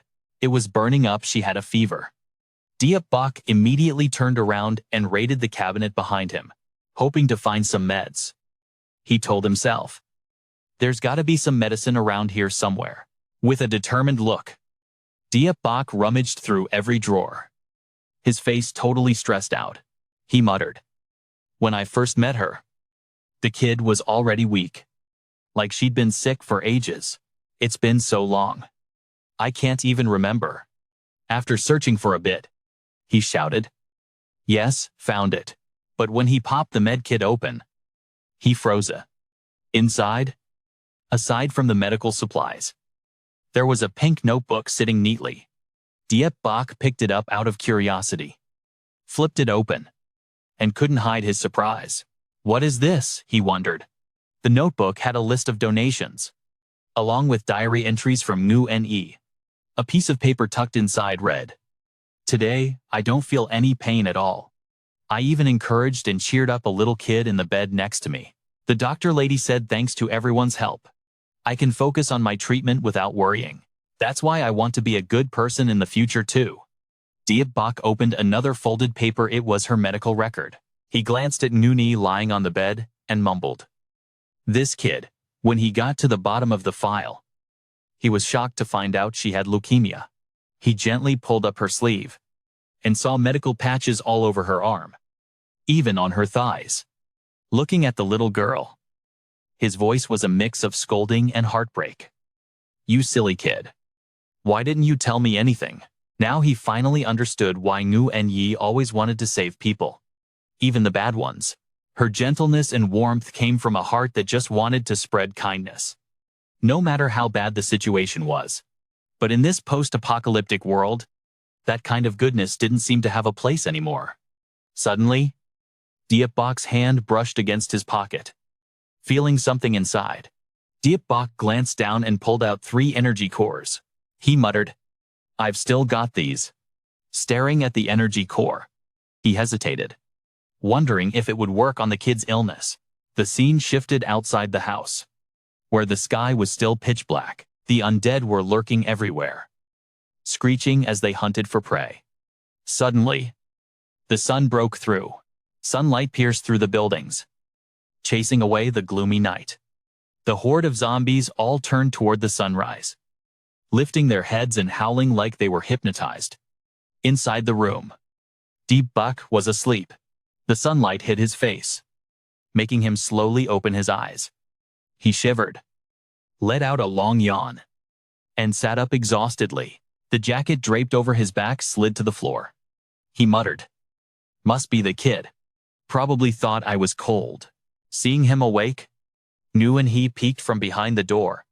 Looking at him timidly, Diep Bok turned and asked, "You're up. Feeling any better?" The kid hid behind the door and whispered, "Meow." Diep Bok waved his hand, commanding, "All right. Go make me some breakfast. Instant noodles and a sausage." Nu and he stayed silent. She was about to head downstairs to get the food when Diep Bok shouted, "Hey!" The kid turned around. Confused, he looked at her and said sternly, "Pack up some extra stuff and get ready to move. We're going to find your dad." Hearing that, Nu Ni looked up in total shock. Her eyes went wide. She timidly stepped into the room and stammered, "Mister, you mean we're going to look for my dad?" Diep Bok turned back, his voice blunt. "Yeah. Didn't you say your dad went out to find food and fuel? I don't feel safe here anymore. So I'm returning you to the manufacturer." Hearing that, Nu Ni immediately shook her head frantically. "My dad told me to stay at the store and be good until he gets back. He even told me to lock the door and not go wandering off." Diep Bok cut her off, cutting in so. "How many days has your dad been gone?" Nu Ni looks down, voice fading. 3 days." He continues, voice dropping low. "How long does he usually take to get back?" The kid answers honestly, about half a day." Diep Bok sits down, staring straight into her eyes, explaining seriously, "Use your brain for a second. What happened to your dad? Why hasn't he come back yet?" Hearing him, Nu and he snaps out of it, eyes wide. But she doesn't want to accept the truth. She screams, voice trembling, "No, I'm sure nothing bad happened to him. Dad called me 3 days ago. He said he'd be back soon." But Diep Bok stays ice cold, continuing to break it down. "It's been 3 days. Have you gotten any other texts or calls?" Nu Ni freezes, speechless. He continues, voice cold as steel. "He could be infected, turned into a zombie. Or he's trapped somewhere, waiting for help. Don't you think we should save him?" His voice drops, piercing her heart. But Nu Yi still hesitates. "But Dad told me not to leave. No matter what happens, I have to wait for him to come back." Diep Bok loses his patience, jumping up and roaring, "You idiot! Your dad is probably in trouble. Don't tell me you don't want to help him." He steps closer, pointing right in her face. "You're willing to save a thug like me, but you won't save your own father." Well, Nu Ni sees his rage, too terrified to speak, only stammering, I Diep Bok doesn't stop, voice getting harsher. "Listen to me. If I didn't care about your opinion, I could just kill you and leave. But since you saved me, I'll take you to find your dad. Then I'm gone. That's how I pay my debts." Nu Ni is overwhelmed by his intensity, trembling as she turns to pack. Diep Bok scolds from behind, "Stop being so stubborn. Hurry up. Pack your stuff." Because she's rushing, the clumsy girl almost slips down the stairs. Diep Bok watches, muttering in frustration and helplessness, "Clumsy idiot, she's giving me a headache." Scene shifts to outside. Grim atmosphere. Blood stained everywhere. A horde of undead screams, wandering the desolate streets.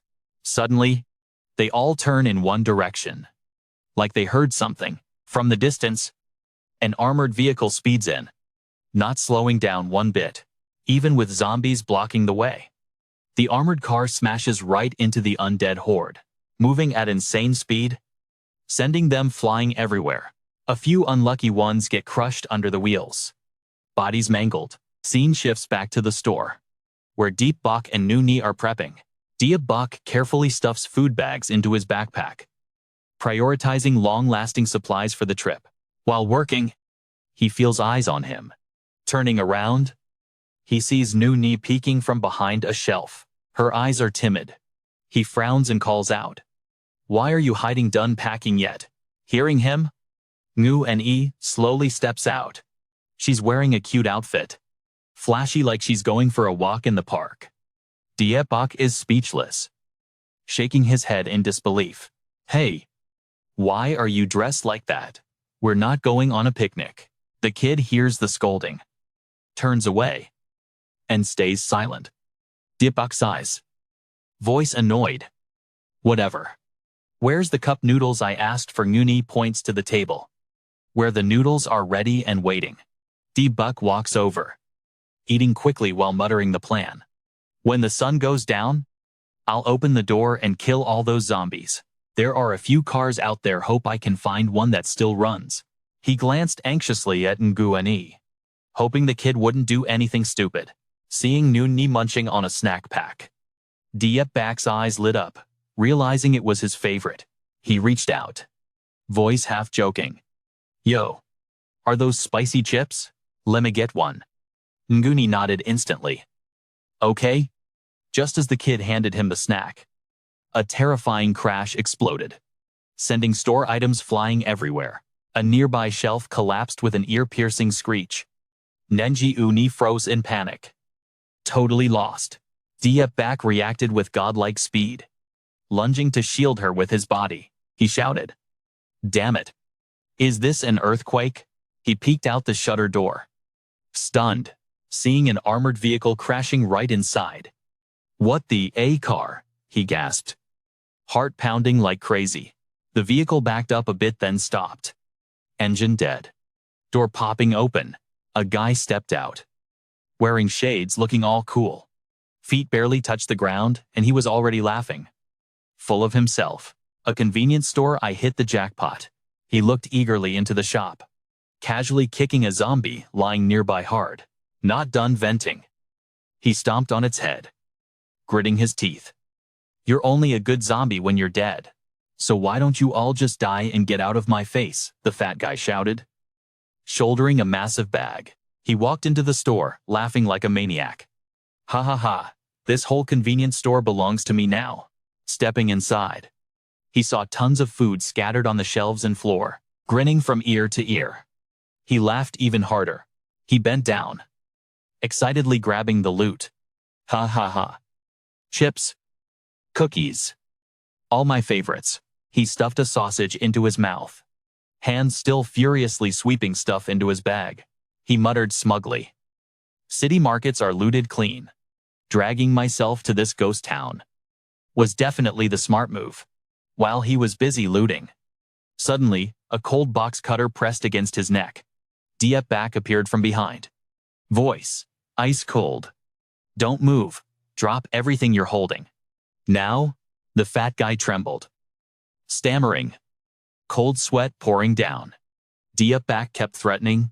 The last bug that came here got thrown out for the zombies to snack on, but I don't mind adding you to the menu. Suddenly, the fat guy glanced back. Seeing an opening, he quickly flung bags of chips into Deepak's face. Vision blocked. He stumbled back. What the? Seizing the chance, the fat guy hugged the food bag and bolted, diving into the armored car and slamming the door to escape. But before he could start the engine, Deepak climbed into the car, fast as lightning, leaving the guy jaw-dropped in shock. Deepak, eyes burning with rage, lunged with the knife. You stupid fat pig. Die, the fat guy screamed in panic. Spare me, I surrender. I surrender. Just then, Nguni ran out screaming, don't kill anyone else. Deepak and the fat guy inside the car both looked out. Nguni stood there, face full of fear. After a second, the kid spoke up, voice shaking but trying to sound convincing. My store just got wrecked by him. If he dies, no one will pay for the damage he caused. Deepak fell silent, eyes flashing with calculation. The fat guy was sweating bullets, looking at him in terror. Finally, Deepak smiled dangerously. Hey, you're right. He stepped out, pointing the knife at the fat guy. This car is yours. Right. Not bad. Use it to pay for the damage you caused. Just so happens we're missing a driver. But before the guy could react, Deepak turned to Nguni. Nguni, go inside and load all our luggage into the car. Hearing him call her name, Nooney was surprised, but quickly nodded and ran inside. The fat guy was still shaking, trying to explain. Big bro. Sorry. Okay, I was wrong. I only smashed the door 'cause I was starving. I didn't know anyone was inside. Just then, Inju and I dragged out a massive bag, struggling with every step. Suddenly, she froze.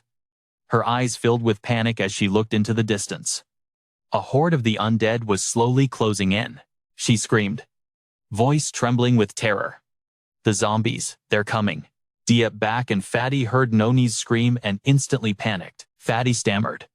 I just killed a bunch of them, how are there still so many left? Diep back didn't waste a second and roared.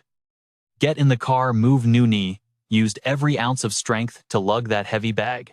She bolted into the car. The moment the door slammed shut, it locked tight.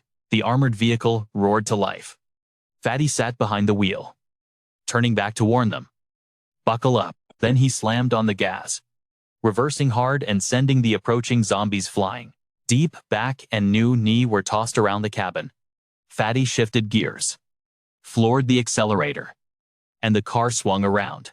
It shot forward, sending a few zombies launching into the air. Fatty laughed maniacally behind the wheel, grinning ear to ear. Ha ha ha, he pulled a smooth drift around the corner, taking out a few undead while he was at it. Diep back watched him drive like a total lunatic. Annoyed, he held up a box cutter and threatened. You stupid pig. Are you crazy? Drive carefully, or I'll stab you to death. Fatty trembled, rushing to explain. I needed to kill the zombies first. It makes driving easier. Besides, you guys haven't told me where we're going yet. Diep Bak turned to ask Nueni. Where was your dad when he last called? The girl stammered. It was the Fudong market. That was the last time my dad called me. Hearing that, Fatty's face went pale, his voice filled with worry. Fudong is bad news, boss. It's usually crowded. So now it's gotta be crawling with zombies. Before he could finish, Diep Bak raised the knife and roared. Shut your mouth. You don't speak until we get there. Got it. The car continued speeding down the desolate road. Fatty wanted to break the heavy tension. He spoke up. If you get bored on the way, I can turn on the radio for some tunes. Diep Bak coldly refused. No. It's too noisy. Fatty didn't give up. Then let's sing a cappella. I'm a great singer.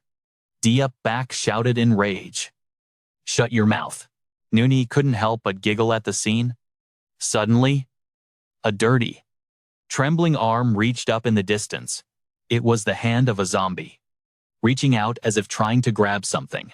The armored vehicle barreled forward, smashing into the unlucky zombie and sending it flying. Fatty laughed with delight. Another one bites the dust. Hearing the engine, another zombie lunged onto the road. Fatty didn't hesitate to run it down, flattening it instantly. He got even more hyped, laughing uncontrollably. Diep Bak glanced at him and clicked his tongue in annoyance. This time, he didn't raise the knife, but his voice was low and threatening. Can you keep it down? I'm trying to sleep. Or do you want to get us all killed? Fatty nodded. But it wasn't long before he was back at it. So boring. You won't let me listen to music. At least let me have some fun. Don't worry. This car is a tank. Smashing zombies is a piece of cake. Diep Bak lost it and screamed. I said stop it. Do you understand me? Fatty was so scared he dropped the candy right out of his mouth. Just then, the car started sputtering clack clack, slowed down, and came to a dead stop. Diep Bak yelled in confusion. I told you to stop singing, not to stop driving. Fatty awkwardly looked down at the fuel gauge and cried out in panic. This car is out of gas. Diep Bak and Noni both jumped up in horror. What? Diep Bak furiously grabbed Fatty by the collar and roared. You bastard. Why are you only telling us we're out of gas now? Fatty stammered, his voice shaking.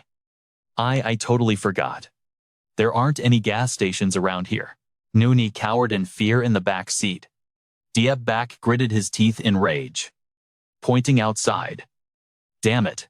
Get out there and lure the zombies away, and stop eating. Fatty chewed on his snack while sobbing. Boo-hoo, we're already surrounded. Let me at least fill my belly. I don't want to die a hungry ghost.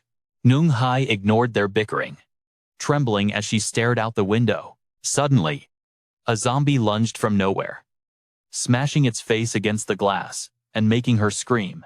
It was a nightmare. The zombies nearby were swarming toward them.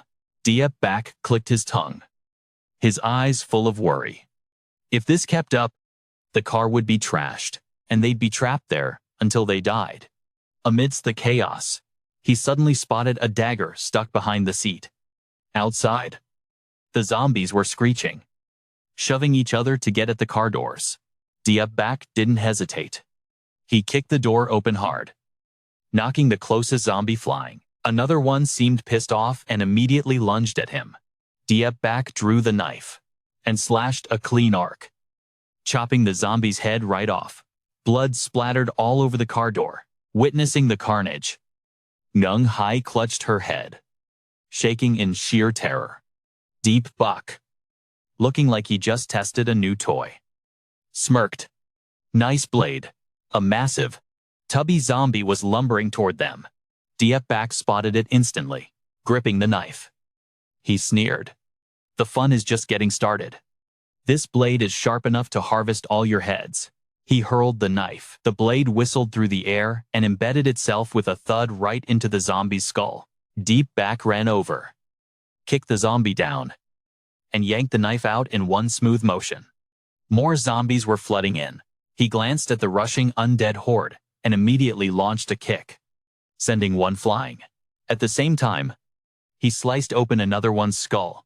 Raising the knife high, he drove it hard into the head of a zombie below him. Inside the car, the fat guy gasped. Wow. Diep Bak quickly annihilated the zombies near the car, making the fat guy scream in disbelief. He's strong, freaking insane. I've got goosebumps. Even though Ngung Hai was terrified, she couldn't hide her astonishment at Diep Bak's ferocity. Diep Bak stood by the car, smashed the knife handle against the door to fling it open, and roared, "Fatty, get your ass out here."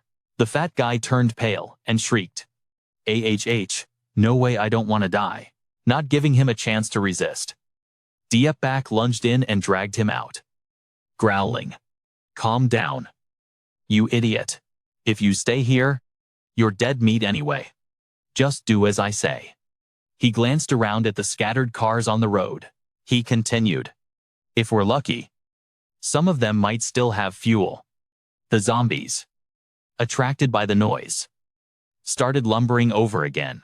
Diep Bak tightened his grip on the knife. "I'll slaughter the zombies on the road. You handle the fuel." He looked at the fat guy, his voice cold as ice. "You haven't shut up the whole trip, so you must know about cars." "Right," the fat guy stammered. I know a bit." Before he could finish, Diep Bak turned to Ngung Hai. "Ngung He, stay inside the car. Don't move a muscle." With that, he stepped out with his knife. The fat guy was still trembling and stuttering. "Wait. I'm not mentally prepared, yet I just need a bottle." "Right," Diep Bak shouted in frustration. "You useless waste of space. Run. There aren't any empty bottles." The fat guy mumbled regretfully. What?" Just then, two zombies charged from the distance, drawn by their voices. Diep Bak didn't hesitate, swinging his knife to chop one's head clean off. Blood sprayed everywhere. Standing at a distance, the fat guy broke into a cold sweat and mumbled, "I never thought something like this would actually happen." After taking down the first one, Diep Bak turned and made short work of the other. Seeing the fat guy just standing there, he roared, "What the hell are you doing? Move it." The fat guy snapped out of it and shouted, "I just remembered there's a gas can in the trunk." In his head, he thought, "This guy isn't normal. I have to take this chance." Suddenly, another zombie lunged. Diep Bak sliced his sharp blade right across its neck. Fresh blood sprayed everywhere as the monster collapsed. His face darkened. He turned back to the fat guy.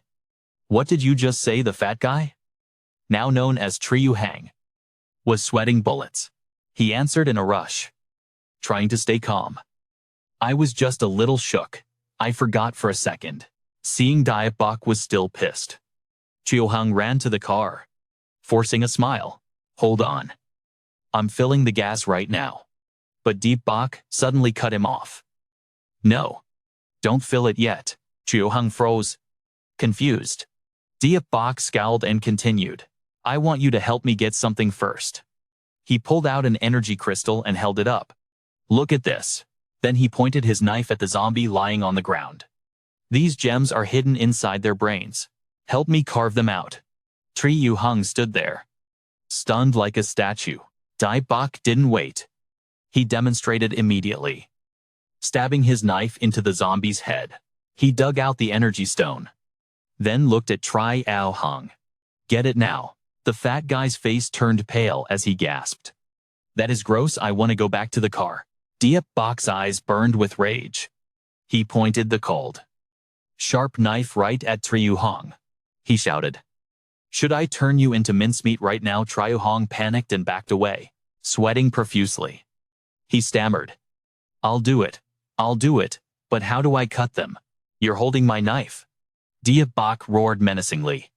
Use your hands. The zombies, with their horrifying howls, were slowly closing in. Deep Bok turned, his cold gaze sweeping over Chiu Hung, and spoke decisively. From now on, I kill him.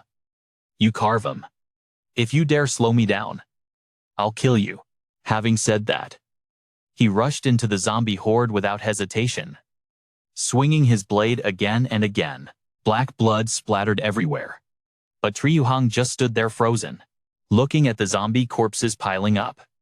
His face went pale. He clutched his throat and dry heaved. He threw up violently from the overpowering stench, then stumbled toward the nearby car. Chiu Hung rummaged around, muttering, Usually, just seeing zombies from a distance is gross enough. Now I have to dig into their brains. He sighed, his voice trembling. Guess I have to face my fate. Gripping the shovel tightly in his hand, he continued to whine, voice full of anxiety. I might be big, but I'm terrified of dying. When I grab it, please protect me. Deep Bok, looking annoyed, shouted back, Hey fatty, shut up and get to work. Chiu Hung trembled as he approached the zombie corpses, lying motionless. He thought to himself, this thing is dead. It can't move anymore. Right. With every strike of the shovel against the zombie's head, he had to use all his strength. One swing sliced across the zombie's face, startling Chiu Hung. He grabbed its head and gasped in surprise. Wait a second. Zombie brains are pretty soft, he exclaimed, eyes lighting up. There's actually a gem inside. Chiu Hung lifted the glittering green stone, examining it closely. The gem emitted a green glow. Who would have thought there'd be such a beautiful gem inside their brains? He quickly turned to ask Deep Bok, Hey, is this thing worth anything? Deep Bok, frantically fighting the zombies, screamed in rage. Shut up, you moron. But Chiu Hung didn't care. He happily thought, maybe this is why people turn into zombies. Why don't I keep one for myself nearby? Deep Bok kept slaughtering them without pause. Zombie bodies littered the ground. A scene so gruesome it was bone-chilling. He stopped, panting heavily, and said, That's enough. No need to worry about them anymore. Looking at the knife in his hand, he muttered with a cold gaze, This blade isn't sharp enough. My moves are still too slow. Turning to Chiu Hung, he asked, Hey fat pig, how many did you get? Chiu Hung's face lit up. He held up a pile of sparkling gems and replied, Check it out. There's a ton. He walked up to Ye Bei, saying excitedly, After doing it a few times, I've gotten way better at it. It's actually kind of fun. Ye Bei nodded, his voice cold. Clean him up and stow him away. He continued ordering. All right. Gas up. Fast. We need to hit the market like we planned. Zhang Heng replied right away. Ye Bei glanced into the car and suddenly noticed Yu passed out cold. Her body was covered in wounds. He shouted in horror. What? He rushed over, yelling. Little Yu he felt her forehead, muttering, Damn it. Why now of all times? Yu lay there, completely motionless. Yi Bei's voice trembled. It feels even worse than last time. He frantically ransacked the bags, muttering, "Meds, where are the meds? I know I packed them." And water. He grabbed a bottle and carefully helped Yu drink.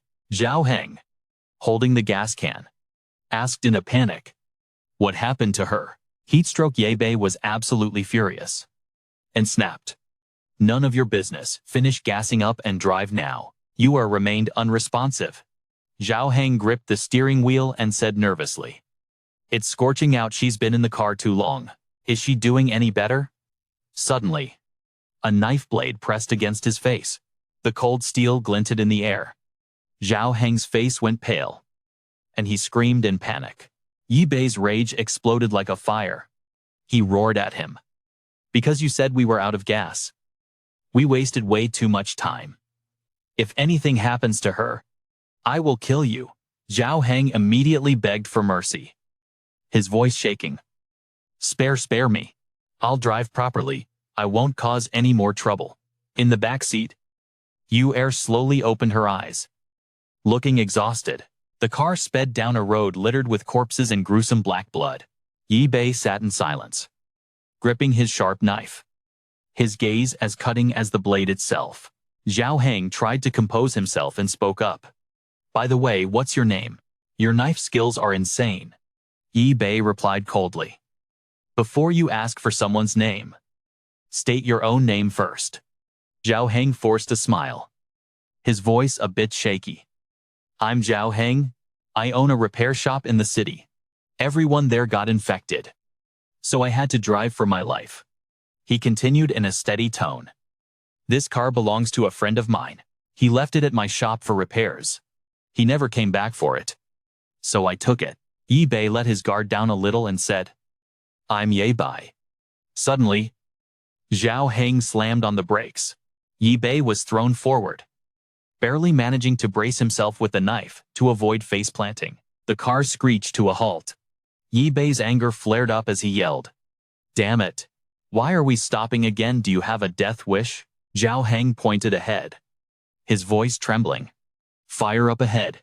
In front of them, a pile of cars was engulfed in roaring red flames, billowing black smoke. Zhang Heng stammered in fear. "The road to the market, it's blocked by the fire." Their car sat motionless on the desolate road. The wall of fire ahead looked impenetrable.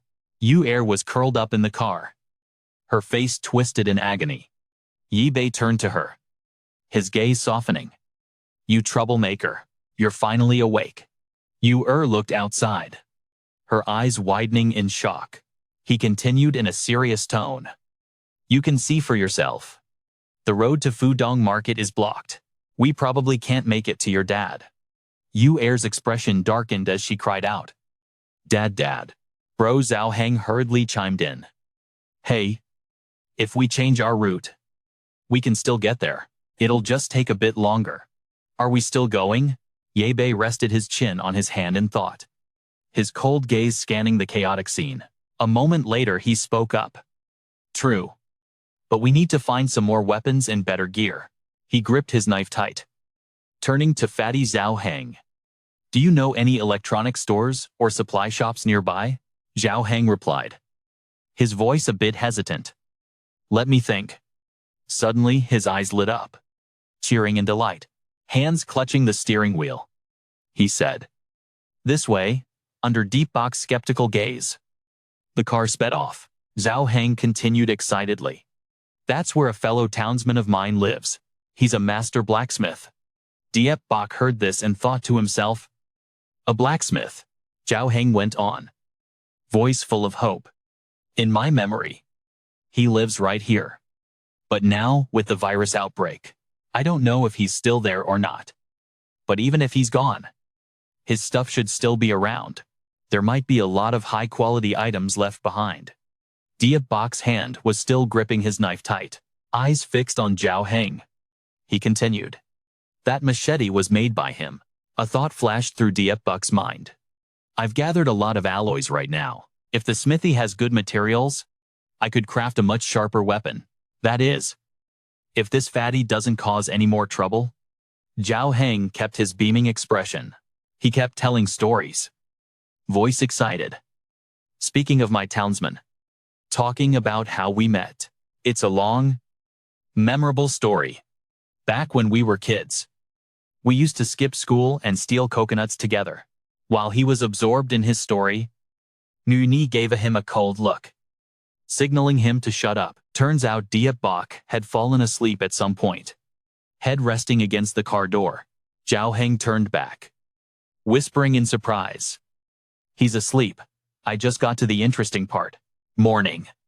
The car carrying the three of them was still speeding along the desolate road. Not a soul in sight, only scattered corpses on both sides.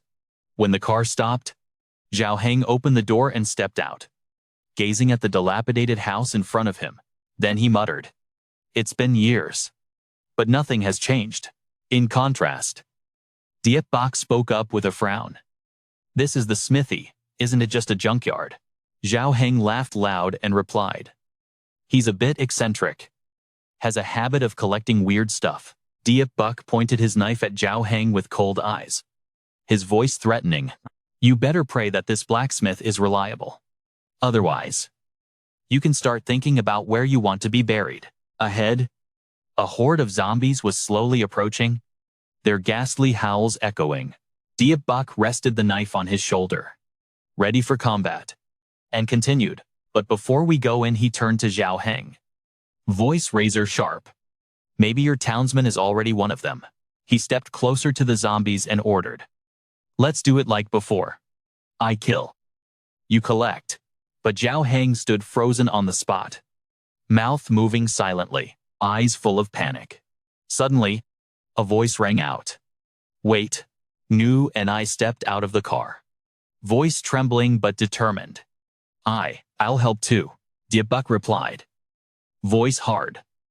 "No need. Stay in the car. Don't become a burden. If you faint or get bitten by a zombie later, I won't be able to save you." Nuni didn't flinch and continued, "I'm fine now. I'll be careful." Hearing that, Zhang Heng spoke up immediately, voice upbeat. "You're so brave. Kiddo, I'll dig out the crystals. Then you pick them up. With me protecting you, you don't need to worry." Nuni nodded slightly in response. Diep Bok gave a faint smile and said, "Suit yourself. If you get bitten, I won't hesitate to cut you down." Hearing that, Nuni looked worried for a moment, but her eyes remained determined. A second later, Diep Bok swung his knife, slicing off a zombie's head. Black blood splattered, staining the ground red. Over on the other side, Zhang Heng started cutting open the zombie heads, chatting while working. "Hey kiddo, how old are you?" Nuni replied. 14. He asked. "What's your name?" she answered. "Nu Dudu." Zhang Heng wondered in surprise. "You've got a different last name from your brother? Are you guys cousins? Or is there a story there?" In the distance, a blurry building came into view. Someone was secretly watching the three of them through binoculars. Suddenly, that guy Lak Tuong looked totally shook and roared. "Damn it." A guy rushed in, panting and shouting, "Boss Lak, report. Boss Lak." Before he could finish, bang, a gunshot rang out, and a bullet slammed right between his eyes. Lak Tuong stood there, gun in hand, his face twisted in rage as he barked, "How many times do I have to tell you KNOCK before you come in?" Another guy was standing just outside the door, terrified by the scene. He shook like a leaf and stammered, "B boss I." We spotted a group wiping out zombies at the blacksmith shop across the street. Lak Tuong clenched a cigarette between his teeth and replied coldly, "I already saw them ages ago. You think I need you to tell me that?" The guy trembled, bowing low as he continued, "I know them. Especially that one kid, I've seen him before. He took on a whole horde of zombies by himself. He's insane." Lak Tuong thoughtfully exhaled a cloud of smoke. A dangerous glint flashed in his eyes. He pointed at Ha Quan and ordered, "Bring it to me." Ha Quan rushed over, carrying a mysterious object with a look of pure reverence. Lak Tueng grabbed the item and tossed it hard at the messenger. The guy scrambled to catch it. Shaking with fear, Lak Tueng's voice was ice cold as he ordered. "Take that and eat it. Fill me in on the details later." The messenger's face turned pale as he stammered. "B-Boss Lak, thank you." Suddenly, Lak Tueng grabbed a handful of Hak Wan's hair. He rubbed it roughly, then walked to the window with a sinister grin. "I'm going to take my time enjoying their little show." His voice dripped with menace. "Throw that trash outside. Then clean up this room." With a fierce look, Lak Tueng commanded. "Finish your story. Then go get the boys downstairs. I'll reward them later." Down below, Dae Bak was still fighting nonstop. He slammed his knife straight into a zombie's skull. Black blood splattered everywhere. He turned around, his voice sharp and cold. "Cleanup's done. How about you guys?" Triu Hong, dripping with sweat, replied. "Just one left." Ngung Yi, standing nearby, piped up. "We collected 10 cores. Diep Bak headed inside and ordered. Fatty Triu, check the perimeter. See if there are any bodies left. I'll check the inside." He kicked the old wooden door open with a heavy thud. Inside, the room was pitch black and smelled heavily of metal. He walked in slowly. He spotted a stack of firewood in the corner, and in the middle of the room stood a large wooden slab. Diep Bak walked over, touched the forge, and muttered, "This furnace, it's still hot. The owner must have just left or got hit by zombies." Core's Trio Hung walked in from outside and reported, "Brother Diep, there are no signs of a zombie attack on this house, but I have no clue where everyone went." Diep Bak nodded, his voice deep. "All right. Hand over all the cores you collected. Then go find me an old engine, a rubber hose, and some iron plates." He held out his blade. "Take this sword and sharpen it, and watch the door for me." Triu Hung took the blade, looking confused. "Didn't we come here to borrow weapons? There's a ton hanging on the wall." Diep Bak picked up a piece of wood, examining it closely. "After a while, these standard weapons will be useless.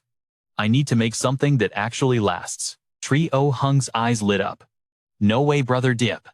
Do you know how to forge?" Diep Bak snapped, his patience running thin.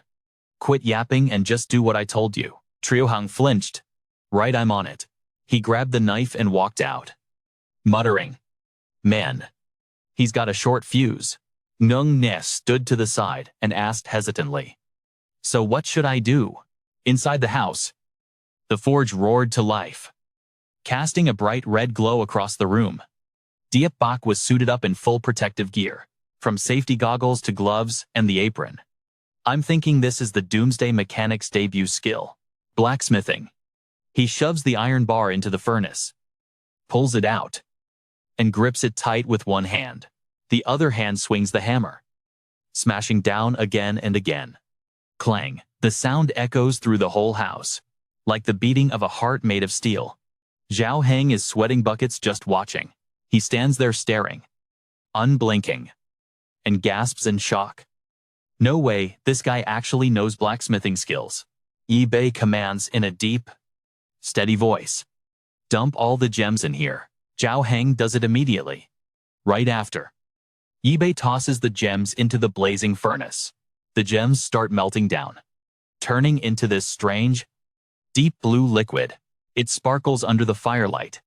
Zhang Heng is totally freaked out and yells, "The gems all melted, this is insane." Yi Bei, keeping a poker face, grabs a knife. He slices right into his palm. Fresh red blood gushes out. It drips into the boiling blue solution. Blood and liquid mix together, creating this surreal glowing light. He takes the mixture out of the furnace and pours it over the iron bar he's forging. Zhang Heng stands there dumbfounded. Is he adding sauce or something? Yi Bei keeps smashing down with the hammer. Blow after blow, decisive. The sound of metal rings out with power. Meanwhile, in the house next door, a group of people is secretly watching. The guy with silver hair calls out, his voice trembling, "That guy kills zombies like he's chopping veggies. Why does Brother Luo want us to poke the bear like this?" The buff guy with curly hair, one of Luo Shang's lackeys, laughs loud. All I know is, if I catch him alive, I can get a military supply crate. A guy in a purple shirt cuts in, beaming, and I get to enjoy a meal with that beauty. Huh, does it get any better than that? The bald guy scowls and says, this must be why Brother Luo is so impressed with that brat. Plus, the zombies around here have been wiped out. Makes it way easier to attack them. He continues with a sinister tone. Wait until late at night, when they let their guard down. Then we creep in slowly. The group agrees in unison. Great idea. But back inside the house, blacksmith Yi Bei is still obsessed with forging his weapon. Sitting there with intense focus, Zhang Heng watches him and thinks, what did this guy do before? Did he go to some elite tech school or something? Yi Bei grabs the accessories on the table, then lifts up the almost finished sword. His eyes are cold and sharp. Zhang Heng gasps in amazement. This sword looks like a work of art. It's incredible. He looks at the items on the table, eyes sparkling with hope. Yi Bei's gaze is as sharp as a blade. He declares, all materials are prepped. He continues, voice full of confidence. Now is the time to show the true power of a mechanic. On the table, a feast is laid out. The smell of hot food fills the air. Yu sits there, eyes lighting up. This stove still works. That's great. He can have a hot dinner after all that work. Suddenly, a rough hand grabs Yuar from behind and covers her mouth, stifling her scream.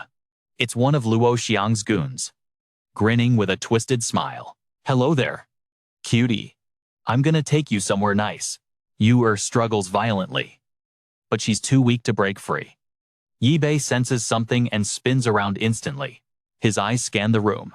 Inside an old warehouse, the sound of metal grinding never stops. A sword is being carefully sharpened by skillful hands. Every sharp line becomes clear. The handle parts are snapped into place. And finally, the sword reveals its glowing blue veins. It sits perfectly on the table. Zhang Heng stares at the masterpiece and cheers. Whoa, I've only seen swords like this in movies. Yi Bei stands there, adjusting his safety goggles, holding the two electric clamps. He declares the final step. A massive surge of electricity blasts straight into the sword. The blue veins on the blade light up like crazy, radiating energy so intense it shakes the whole machine. Smoke pours out everywhere. Triyu Hang's eyes go wide. He is totally speechless. Wo Diep back lifts the blade to the light and smirks. Sword forging second skill complete. Triyu Hang's jaw hits the floor as he yells. That is sick, dude. I want one too. Suddenly, a painful moan echoes from outside. They both freeze. Triyu Hang panics. Ah, that's Nuni's voice. That's my sister. They sprint out the door. Diep back doesn't forget his new toy. He grabs the fresh blade. Outside, a group of thugs. It's definitely kidnappers. They've got Nuni unconscious over their shoulder. Deep Bak and Triyu Hang scream out in panic. Ngu and Hesis Diep Bak's face goes dark. Pure killing intent radiates off him. The bald thug presses a knife to Nuni's throat. He. Drop the weapon. Be a good boy and follow us to meet Boss Lack, or else I slit her throat right now. Diep Bak doesn't even flinch. He raises the newly forged sword, ready to bring down the hammer. Tri Hung stands there, stunned by the blade's power. A blue light explodes. The concrete ground cracks open. The bald guy sees it coming and screams in terror while his buddies watch in shock. Slash. He's cut clean in half. His face is pale, eyes bulging in total horror. The other guy holding Nuni screams in panic. Monster, he's a monster, but Diep Bak isn't stopping. He raises the sword again. Another slash releases a blue beam. It grazes the fat guy's iron pipe, making him jump out of his skin. One guy yells, "Bastard, why are you running first?" The other shouts back, "Idiot, who wouldn't run right now?" The other two freeze in terror as the fat guy's head goes flying. They scramble to escape. The guy with spiky gray hair screams, "This is your fault. Why'd you have to grab the girl and change the plan?" One guy yells frantically, "Drop the girl, drop her, or none of us make it out alive. That sword light is gonna cut us down if we fail the mission. But if we fail, Boss Lack puts a bullet in our heads. Suddenly, a flash of light strikes right next to them, shattering rocks and debris everywhere. Diep Bak is right on their tail. His eyes are cold as bullets, radiating pure death. The gray-haired guy is screaming his lungs out in terror. Triu Hang sees the danger and shouts, "Brother Diep, zombies!" Another threat is swarming from the backyard. A horde of zombies charging at insane speed, like they're doped up on stimulants. Triu Hang stammers, "They're too fast." Diep Bak clicks his tongue. He grips the sword tight, without missing a beat. He swings a perfect arc. The zombies drop in a single hit. Heads roll. Black blood sprays everywhere. Triu Hang yells in shock. But Diep Bak isn't done. He slashes again and again. Every strike is precise. Terrifying power. Triu Hang watches in absolute awe, at a strength beyond anything he could imagine. He's totally frozen. Suddenly, he realizes those damn kidnappers are getting away. He doesn't engage. He just screams desperately, "Brother Deep!" They took Noonie toward that building. Fire burns in Diep Bak's eyes. He roars, "What are you standing there for? Chase them." They're driving. Triu Hang sprints for the car. He thinks to himself, "All right, back in the day, I would have just walked. But right now, no time to waste." He tries to look calm, calling out, "Brother Diep, handle things here. Leave this mission to me." The car screeches forward, speeding down the road under the setting sun. The two kidnappers panic when they see the car chasing them, even though they're running for their lives. How can two legs outrun four wheels? Damn it, one of them screams. "They're gaining on us." Panicked, the two of them scrambled onto a bus parked nearby, screaming, "Get inside, move it. Move it." Triu Hang's jaw dropped. Totally stunned by the scene, he slammed on the brakes, stopping right in front of a massive high-rise, looming in the dark twilight. No doubt about it. "This place is their lair," he muttered, stepping out with a cold glare. They used a bus to block the entrance. What do we do now? The two kidnappers had already slipped inside through the glass doors, shooting back a smug grin. One of them mocked, "Oh, just the fat guy. Dealing with him will be a piece of cake." A thug stepped forward, dual-wielding knives with a nasty grin. "Not a bad ride you got there. Thanks for hand-delivering it to us." The leader raised his knife, threatening, "If you don't want to turn into a shish kebab, beat it." Triu Hang didn't flinch. He drew his weapon, his voice ice-cold. "Don't think I'm scared of you punks. I'm not as weak as you think." Seeing he wouldn't back down, they got bloodthirsty and charged straight at him. "I've killed more people than the chicken wings you've eaten. You've got a death wish." But before they could strike, a brilliant blue light suddenly flashed before their eyes. The terrifying power from that beam smashed the bus doors to pieces. It shorted out the electrical system. The two kidnappers collapsed, knocked out cold. Triu Hang looked up in awe as Diep Bak appeared, exclaiming, "Brother Diep, did you already wipe out all those zombies?" Diep Bak didn't answer. He just ordered firmly, "Don't just stand there gaping. Follow me. We need to save her." Triu Hang nodded. "Oh, got it." His face set with determination. Diep Bak swung his sword, slashing through the bus body and tearing it apart. The blue light continued to flare up wildly, cutting through the night like a blade. They successfully breezed into the kidnapper's lair. Terrified, the thugs hid behind pillars, weapons at the ready. Diep Bak stepped forward with a terrifying cold gaze. A thug nearby smirked and suddenly hurled a dagger at him, screaming, "Die!" The knife whistled through the air, but with insane composure, Diep Bak blocked it with his sword. The dagger deflected, and he instantly swung back. A blast of blue light shot out, giving the guy zero time to react. He just widened his eyes in horror. Right at that moment, a small explosion erupted as a nearby oil tank caught fire. Triu Hang, standing to the side, exclaimed, "Looks like you don't even need my help." The kidnappers launched an all-out attack. They threw Molotov cocktails at the two of them.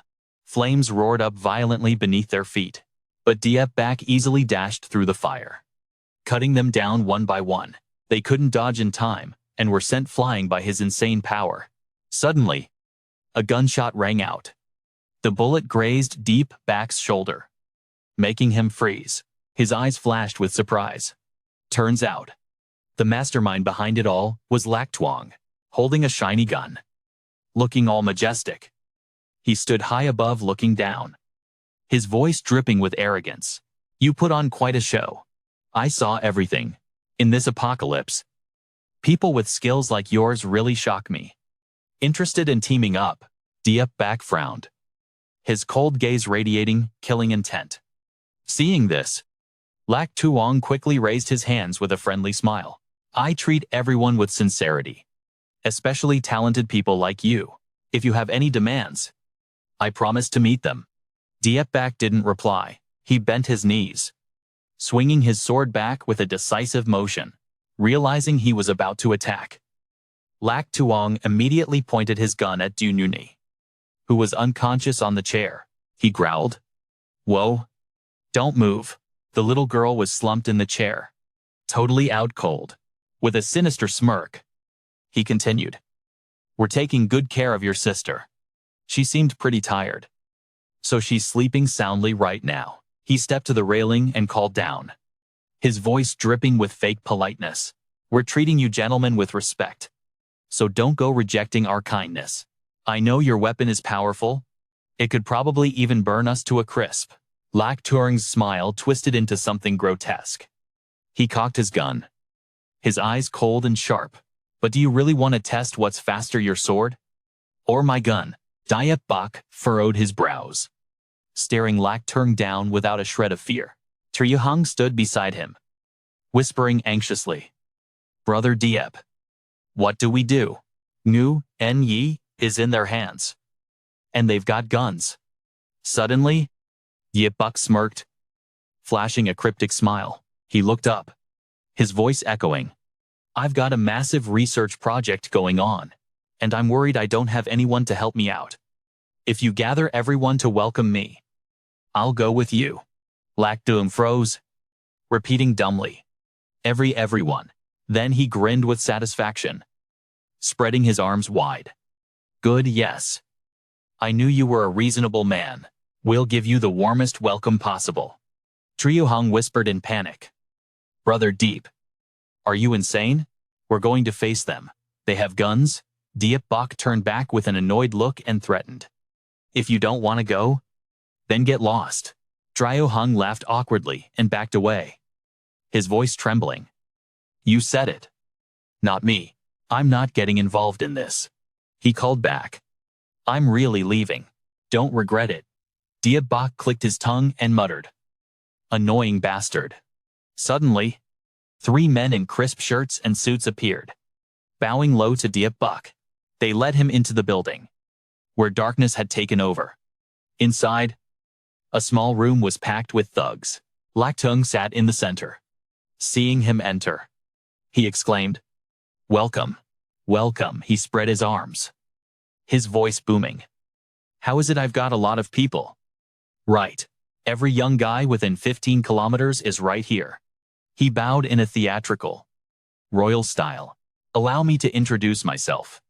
I'm their commander, Lak Tuong." Then he asked, eyes curious, "What's your name, and how do you need us to help?" Deep Bak smirked and replied sharply, "My name is Deep Bak. Remember it well."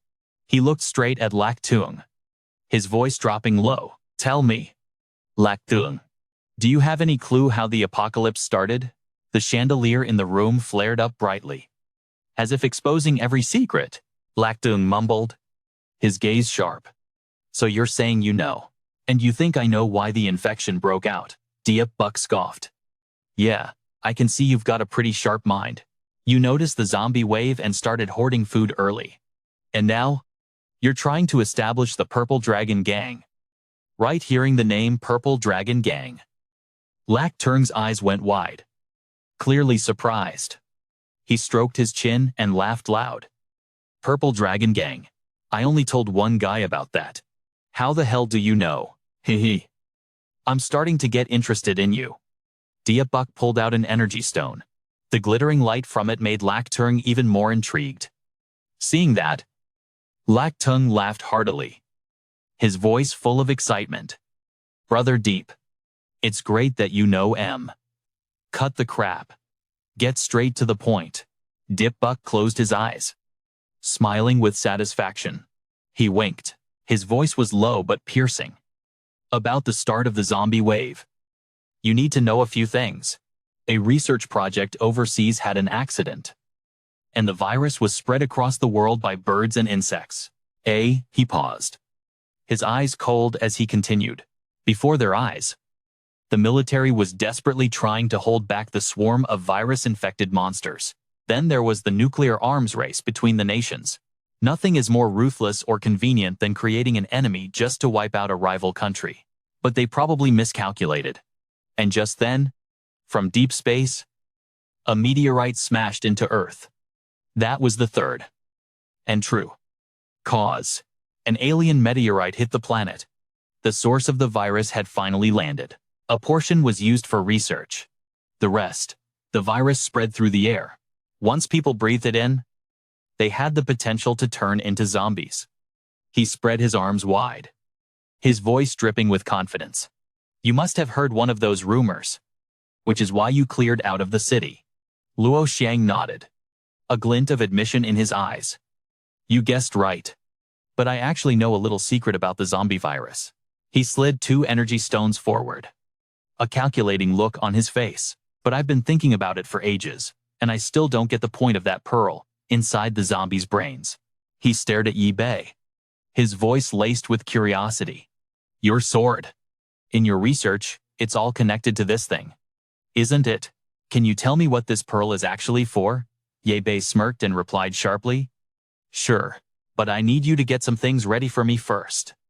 Luo Xiang immediately leveled his gun at him, his voice turning ice cold. No problem. But you have to let me see that sword of yours. Yi Bei didn't hesitate for a second and held up the blade. The metal flashed brilliantly in the shadows. Suddenly, Luo Xiang cut in. Oh, I almost forgot your little sister is here too. He turned and pointed his gun at Yao Yuer, his voice threatening. We don't want anything bad to happen, do we? Seeing him mess with the little girl, Yi Bei frowned, his gaze turning deathly serious. One of Luo Xiang's lackeys stepped forward, trying to snatch the sword from his hand. Unexpectedly, the hulking guy was nearly crushed by the sheer weight of the blade, struggling to set it on the table as he gasped, Boss Luo, this sword is freaking heavy. Luo Xiang, looking skeptical, stepped forward to try and lift it. But the sword didn't budge an inch. He smirked and let out a loud laugh. So many surprises today. Good. He then gestured to Yi Bei. Now it's time for you to show your stuff. Yi Bei closed his eyes and offered a cryptic smile, while the others started assembling something. The apocalypse was triggered by the zombie virus. The infected will develop a pearl inside their brains. He held the stone in his hand and continued. This dark pearl is known as black metal, and it's packed with energy. It holds the concentrated energy of the virus that turned humanity into zombies. He placed the pearl onto a fully assembled device, explaining, this black metal has an incredibly high adaptability to other metals on Earth. Simply put, it helps humanity create insanely powerful weapons. Luo Xiang immediately shot back, his voice thick with curiosity. So, besides making weapons, this black metal has effects on the human body too, right? He curled his lip, greed burning in his eyes. Don't tell me eating this pearl gives you superpowers. And the taste soft and sweet. Yi Bei burst out laughing, finding his assumption ridiculous. A few people who listened to the whispers of the stones already turned into zombies. Hearing this, Luo Xiang grew even more intrigued, his voice filled with excitement. Only a few. Then what did the rest turn into? I'm really looking forward to this. Bei. Yi Bei raised a live wire, his gaze sharp and focused. First of all, you all need to see this. I'm only going to do this once. Watch close. He gave a wink. Phase 1. Start. He triggered the device. Boom. A blinding green surge erupted, blasting through the room. making the whole place shake violently under that eerie glow. Diep Bak stepped out, looking like a god wrapped in rings of blinding light. Everyone's eyes almost popped out of their heads. Then, the electronics couldn't handle the surge and fried instantly. Smoke started pouring out, plunging the whole place into pitch-black darkness. Total panic. Nobody had a clue what was going on. A blackout Lak Tuong, the boss, roared out, losing his cool. Did that black metal cause an EMP? No way. Suddenly, Diep Bak gripped his sword tight, using the darkness as cover. He swung straight for Lak Tuong. But that guy was fast. He dodged to the side. So Diep Bak's blade only slashed an old shirt, hanging on the wall. Lak Tuong furiously pulled his gun and sprayed bullets, screaming, "You punk! You dare challenge me!" Diep Bak dodged the bullets like a pro, letting the goons behind him take the hits instead. He tightened his grip on the sword, moving like a ghost, and finally unleashed the killing blow. Lak Tuong got sliced in half. His body was finished, but his mind was still fading. He wheezed out, "Damn it, I was too careless." Diep Bak turned his back coldly, thinking to himself, "Purple Dragon Gang. Lak Tuong, this is where you end." He remembered all the horrific crimes that guy committed. After figuring out what black metal could do, Lak Tuong ordered the Purple Dragon Gang to build weapons and dominate every zone. They didn't even care about the military. Violence, slavery, slaughter. There wasn't a single evil thing he hadn't done. With a look of pure steel, Diep Bak charged into the crowd, swinging his sword. Everywhere he went, enemies dropped like flies. No one stood a chance. Outside the building, green flashes from his blade lit up the night, mixing with the raging fire. After wiping out every last enemy, Diep Bak quietly looked over at Du Nuni. His heart ached for a second. "I can become a murderer, but I don't want you to see this." He gently placed his hand on her cheek, stroking it softly before kneeling down. "I always wanted to show you how cruel the apocalypse is, but I never wanted you dragged into it," he whispered. Suddenly, a noise echoed as the door burst open. Diep Bak flinched, instantly raising his sword, ready to kill. But it was just Trio Hang. He gave an awkward smile. "Hey, it's just me," shining his flashlight around the room. Trio Hang gasped. "You soloed the whole squad." Diep Bak picked up a gun from a dead body, checked it, and racked the slide. "Satisfied," he said. "Better than I expected." The fire was still blazing, nowhere near out. Suddenly, singing echoed from far away. Trio Hang looked worried. "We risked our lives just for this pistol. I thought you were risking it all to save Nu and E for something way bigger." Diep Bak tucked the gun into his belt, explaining calmly, "This gun is super rare in this zone. Having it changes everything." Trio Hang nodded, pointing his flashlight forward, asking curiously, "You planning to mod it into a railgun or something?" He suddenly remembered the fried electronics and laughed. "We're like Hollywood actors, faking a retreat, then planting that green pearl in the building's power grid. Absolute genius plan. I just didn't expect that pearl to cause such an insane EMP blast." Just then, a faint noise broke the silence, the sound of an empty bottle rolling across the floor. Yi-Bei flinched and instantly raised his gun, on high alert. But right in front of him was just some pitiful woman. She was curled up in the corner, clutching her head and screaming, Don't kill me. Please don't kill me." Zhang Heng shone his flashlight on her and realized no way it was Lin Jolene. She was shaking like a leaf, her voice stuttering. I was kidnapped by Luo Xiang. They treated me like a slave, tortured me like crazy. Please, just spare me." Yi-Bei looked at her coldly, keeping his voice low. "So, do you know where he hid the supplies?" Lin Jolene threw her hands up, rushing to answer. I know." She trembled. "I'll take you guys there." Zhao Heng pushed Yao Yu Er's wheelchair, asking curiously as they walked, "Where are you from?" Babe Lin answered reluctantly, her voice weak. "My home is in a city to the west. Family, I have a younger sister. But we got separated when the apocalypse broke out. When the group reached the elevator, Lin suddenly realized something was wrong. She mumbled, "The warehouse is on the 6th floor." But Zhang Heng cut her off fast. Frowning, "Oh, power's out. The elevator's dead." Yi Bei holstered his gun behind his back, ordering coldly, "Fatty, watch you air for me. I'll follow her upstairs." Zhang Heng nodded. "Got it." The room right now was chaotic. Like a battlefield, bodies were lying everywhere. Fresh blood stained across the floor. A few thugs were still alive, trembling, trying to crawl out of the rubble. One young guy clutched his wound, scrambling out from under his buddy's corpse, wheezing, help me." But then his eyes locked onto the scene in front of him. His jaw dropped in horror.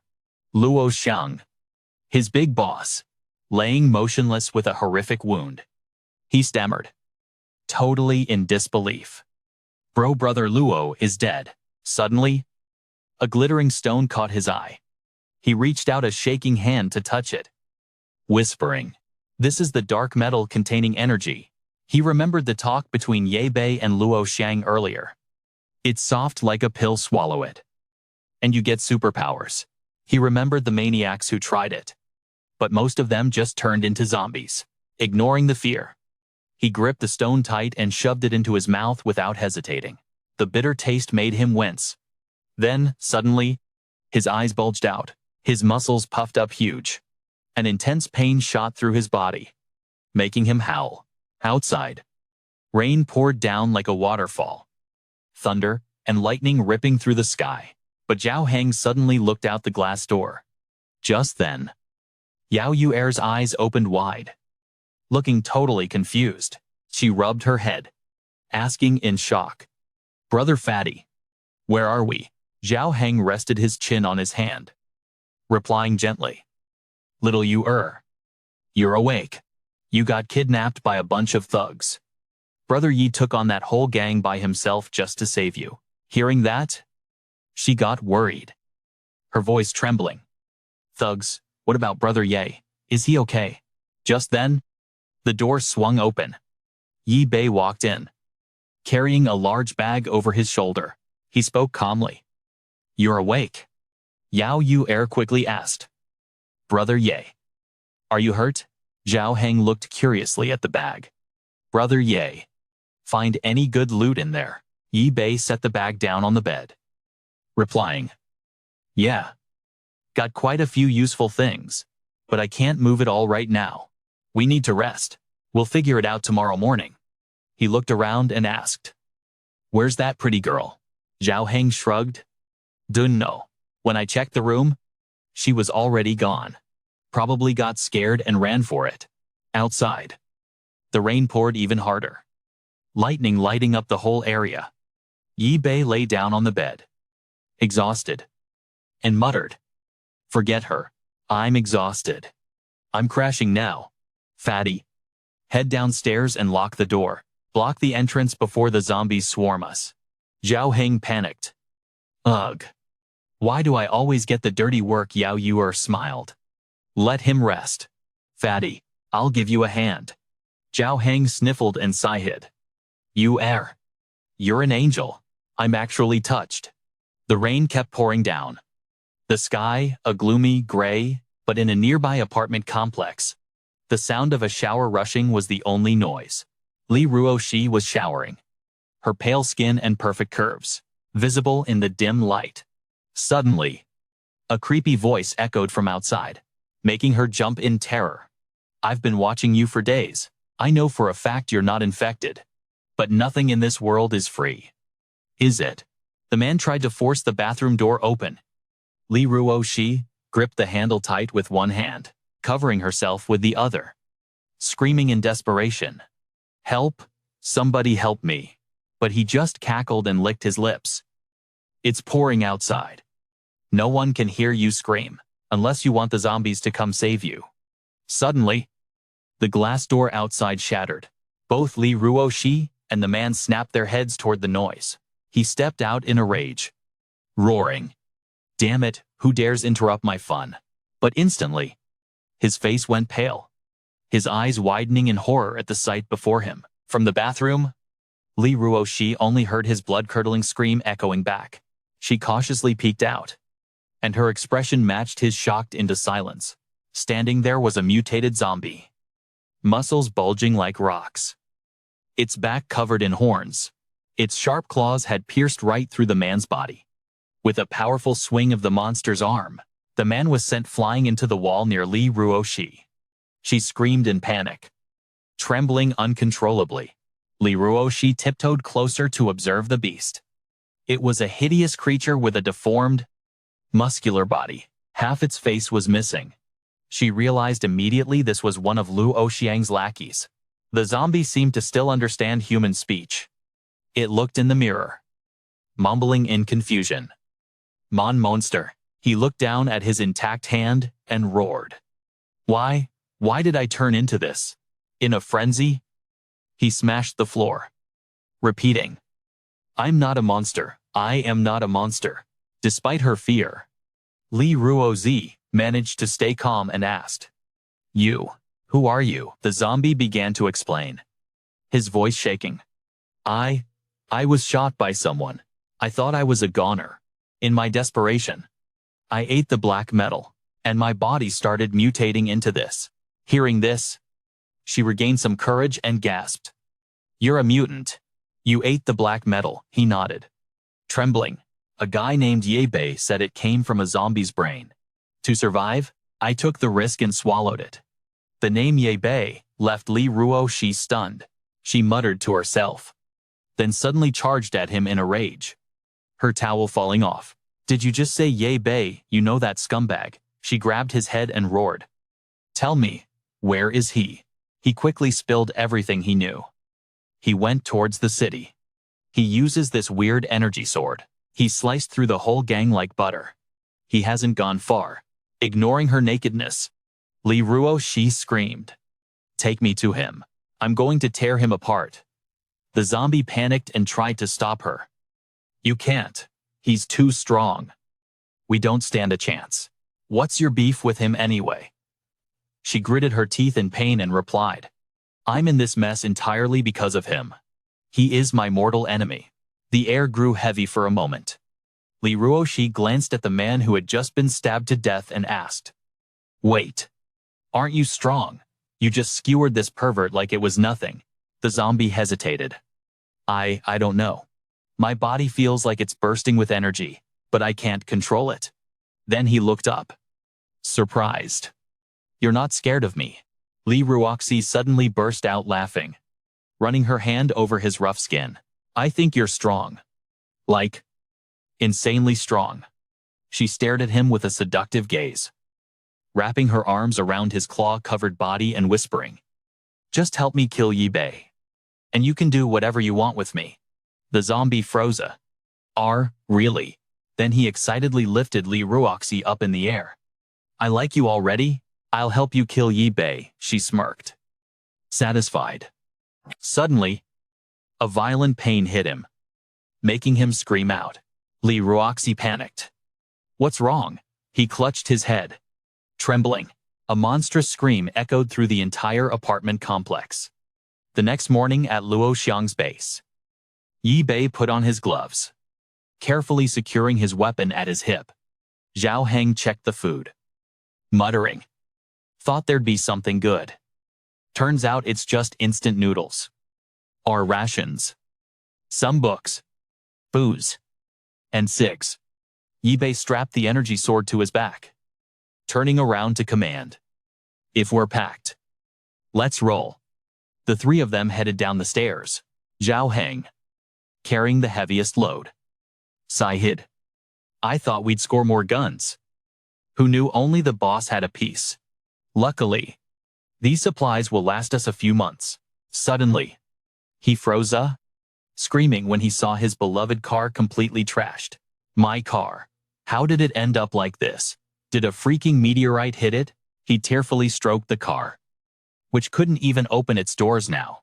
Ye Bei watched the surroundings vigilantly, thinking to himself, was it last night's storm or the battle? He suddenly drew his weapon, signaling them to step aside. Then he slashed mercilessly, causing the broken car roof to crash down. The car was now a convertible.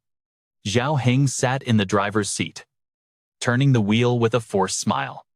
Thank God. The engine still runs fine. He turned back and asked, "Where to now?" Still looking for the kid's dad, Yibei fastened his seatbelt and nodded. Yeah. The car cruised down the road. Zhang Heng was loving it. Driving like this is a blast.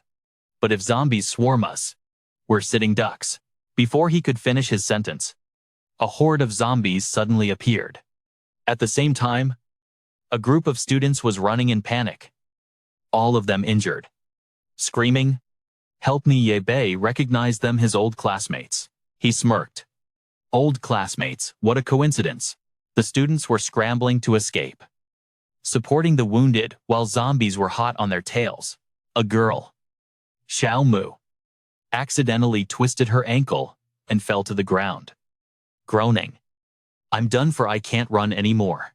The zombies immediately lunged at her. Just then, a blue light flashed, slicing the heads off the zombies. The group turned around in shock. Yibei, wearing a mocking grin, rested his sword on his shoulder and greeted them. "We meet again." The students sighed in relief, and one said, "We were almost toast." Yibei, "Thank you." A blonde guy looked curiously at the sword. "That sword is insane. Where'd you find it?" Yibei replied, "I took a trip to Shinan." "You guys finally left the school. Where are you heading?" The classmate grimaced and replied, "We left because we heard there's a safe zone on Lake Island. We were heading there. But the road isn't exactly a walk in the park. Some of us already got bit." Another one shouted, "Yibei, you have a car. That's awesome, let us hitch a ride." A girl with shoulder-length hair pleaded weakly to Yibei. "We haven't eaten a thing since yesterday. Do you have any food? Just a little bit would be enough." Yao Yuer looked at Yibei worriedly. "Brother, yeah. It looks like your friends are in trouble." Zhang Heng laughed, showing off. "Look at them staring at our ride. They definitely think it's cool, even if it's not at its peak right now." Yibei lost his patience and shouted, "Enough. Everyone just keeps yapping. It's annoying as hell."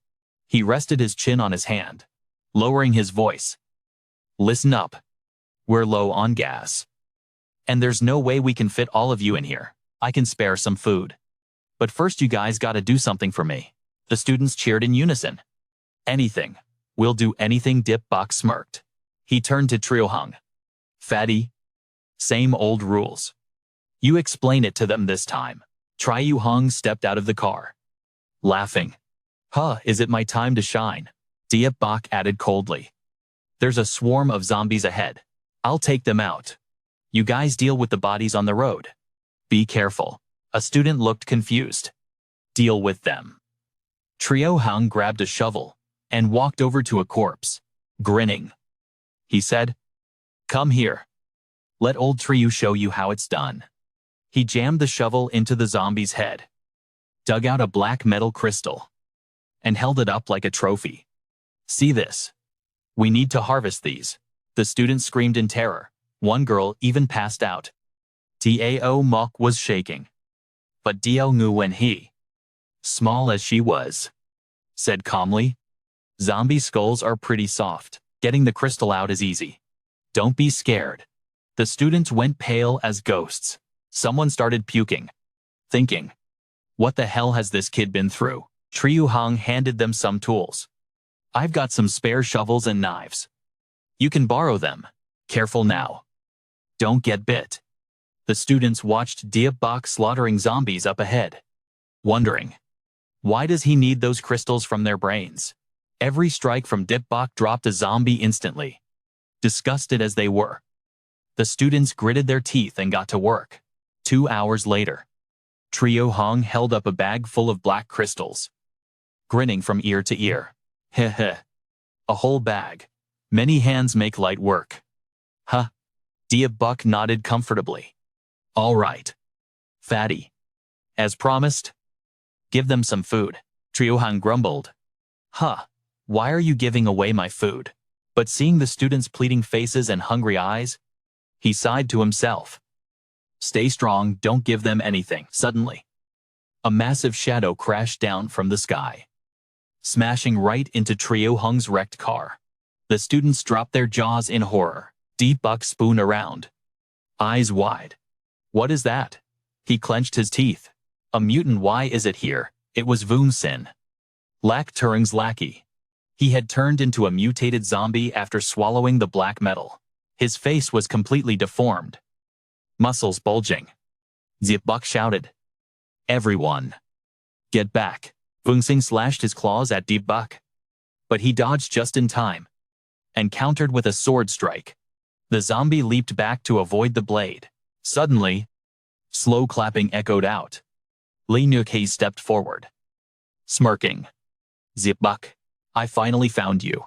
Deep Buck's face went pale. The students gasped. "Class monitor, you're alive." She gave a cold laugh. "Of course. The only reason I'm alive is to watch you die." Li Ruoxi ordered Voong Sin. "Kill him." Deep Buck was stunned. "She's controlling this monster." Voong Sin charged like a starving beast, and Deep Buck swung his sword to meet him. "Dieungun," he screamed. "Brother Deep." Just then, an explosion blasted between them. On a nearby rooftop, a figure glowing with red heat appeared. It was Cho Bak. His whole body was ablaze, breathing out fire. The students were terrified. What is that? Meanwhile, far out on the lake, a luxury yacht was drifting slowly. An older man smoked calmly, laughing to himself. "Ha, zombies can't fly. And they sure can't swim. Nowhere is safer than the middle of the lake." A well-dressed young man walked over with a bottle of wine, smiling. "You're a genius, father." The man on the yacht glanced at the other boats, smirking. "I'm gonna jack all the loot from those boats over there in a sec. Then we can just kick back and chill until the water swallows the sky." As soon as he said that, the yacht blew up. Boom. They both screamed in panic. What the hell? An explosion. Suddenly, Chow Bak shot up from below, her body blazing like a living torch. She dashed off at insane speed, leaving the two guys on the boat with their jaws on the floor. Whoa, what is that? On top of the high-rise, Chow Bak's sharp claws dug deep into the balcony railing. Her body was skinny, nothing but skin and bones, like burning firewood, spewing out intense flames, terrifying the crowd below. Deep Buck frowned and muttered, "It's no way," he thought to himself. "Another one, another mutant, and a fire user at that. Just my luck today." Li Ruoxi stared in shock too. What kind of monster is that? Why is she on fire? She turned to Voong Sin and pointed at Chow Bak. "Is that walking fireball one of your buddies?" The zombie looked clueless. I have no idea." Chow Bak was twitching restlessly. She gripped the balcony, braced herself, and launched into the air. She locked onto Voong Sin, diving like a hawk. He couldn't react in time and got pinned to the ground hard. Voong Sin screamed, "Who are you? Why are you attacking me?" No answer. Chow Bak's skeletal hand choked him. Voong Sin wasn't going down that easy. He used insane strength to shove her off. Chow Bak got flung back and slammed right into Trio Hang's wrecked car. She opened her mouth and breathed out furious flames. Everyone just stood there, watching the battle between the two mutants. Trio Hang clutched his head, crying his eyes out. "Boo-hoo! My car, my food!" Deep Buck shouted. "Forget about that junk, run now." The group immediately booked it out of there. Li Ruoxi clicked her tongue. Annoyed, she yelled at Voong Sin, who was still wrestling with Chow Bak. "You idiot!" Deep Buck got away. "What are you doing still playing around here?" he stammered. This freak is blocking my way. I can't do two things at once." Suddenly, Chow Bak spewed fire again. A scorching blast shot straight toward Du Nueni. She couldn't run in time. The heat wave hit her, knocking her to the ground. She was shaking in pain. Deep Buck rushed over, grabbed her backpack strap, and pulled her up. "Brother Du Nueni," stammered. Brother Deep." The fire split the road in two, cutting the group off. A classmate panicked. Diep back. Did you see that? He yelled. Don't just stand there like idiots. Find cover. The group turned and ran for their lives. Liu Hang dusted off his clothes and asked exhaustedly. Brother Diep, where do we go now? By now. Vuong Xin was exhausted. He tried to make peace. Hey buddy. Can we just talk this out? You ate the black metal too. Right? Is that why you turned out like this? Shobak trembled. Her voice cracking. Black jade, she screamed. No, I didn't want to eat it. She remembered her dark past. Being locked up and tortured. Those filthy rich people, they defiled me. Forced me to swallow those black gems. They were insane. A bunch of psychos, the more she thought about it. The angrier she got. Breathing out even fiercer flames. I'm going to kill them all. Burn them to ashes. Vuong Xin seemed to find some common ground. He spoke calmly. Hey pal. You were forced to eat the black metal too. Right? I know how that feels. Li Ruoxi was sick of listening to this. She snapped. Hey, are you guys done whining yet? What is this? A pity party. Are you guys bonding now? She crossed her arms and pouted. Barking orders. Go find Diep back and kill him. He's definitely hiding in a corner somewhere. Wang Sheng reassured her. Don't sweat it. I'm going right now. I can sniff him out. Hearing Wang Sheng and Li Ruoxi chatting, Zhou Bo got curious. Who are you guys looking for? Anyway, Wang Sheng answered instantly. Oh, some guy named Ye Bei. Seems like he knows a ton about the black metal. I figure he might know how to turn us back into humans. Zhou Bo froze. Her eyes lit up with hype. Turn back into humans, she nodded. Totally determined. Then I'm coming with you. In the pitch-black basement. Ye Bai, Zhang Heng, and Yao Yuer were running for their lives. Zhang Heng panted, dead tired, and said, Bro Yi. It sounds quiet outside now. Did they all leave? Ye Bei signaled for silence. Shh. Suddenly, a car came flying in, crashing straight toward them. The group screamed and scrambled back. Wang Sheng appeared, laughing like a maniac. Haha. Found you, our fight ain't over yet. The four faced off in the gloomy basement. Wang Sheng roared at Ye Bei. Before I kill you, spill everything you know about the black metal. Be good and don't try anything funny. Ye Bei clicked his tongue in annoyance and turned to Zhang Heng. Fatty, get Yuer out of here. Now, I'll solo this monster. Zhang Heng nodded. Got it. But they didn't get far before their path was blocked. Zhou Bo appeared, standing right in their way. Her body was blazing red. Yao Yuer panicked. Bro Ye, we're surrounded. A burst of laughter echoed through the room. Li Ruoxi sat with her legs crossed on Zhang Heng's wrecked car. Smirking, Ye Bai. Did you really think you could escape me? With these two superpowered freaks? You're dead meat. Realizing she was the mastermind, Ye Bei frowned in anger. Thinking, Li Ruoxi. He turned back and ordered his team. You guys hide in the corner? Stay away from me. Yao Yuer quickly replied. Okay, just as Li Ruoxi ordered. Kill him. Wang Sheng charged like a beast. Ye Bei immediately drew his energy sword. Blue light flashed. Wang Sheng swung his claws, but Ye Bei leaned back to dodge. Pulling out his ready gun and firing. The bullet flew at insane speed. But plot twisted hit Li Ruoxi's shoulder instead of Wang Sheng. She clutched her shoulder and screamed. Wang Sheng froze and turned his head. What the hell? Ye Bei seized the chance to fire another shot. This time, it hit her stomach. Wang Sheng quickly used his arm to shield her.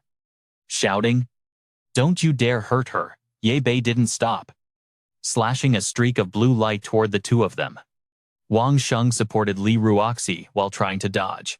Just then, Zhou Bo rushed in, her body burning furiously. She aimed at Ye Bei, but he managed to jump aside, causing the floor to crack under her power. Zhou Bo spewed fire to attack. Ye Bei reflexively raised his sword to block, even though he knew it was useless. Yao Yuer and Zhang Heng hid behind a wall, nervously watching the unfair fight. The girl called out anxiously. Bro yay. Then she grabbed a knife from her backpack and threw it with all her might at Zhou Bo. The knife hit her steel-hard head, but it didn't do a thing. Zhang Heng was shocked. Little you. You turn into a warrior or something. Yao Yuer's move caught Zhou Bo's attention. Yi Bei took the chance to swing his sword. Zhou Bo nimbly dodged to the side, but the blue light from the sword accidentally hit a water pipe. Water sprayed out, extinguishing the fire on Zhou Bo. She shrieked like a drowned cat. Yi Bei didn't miss the beat, slashing again and chopping off one of her arms.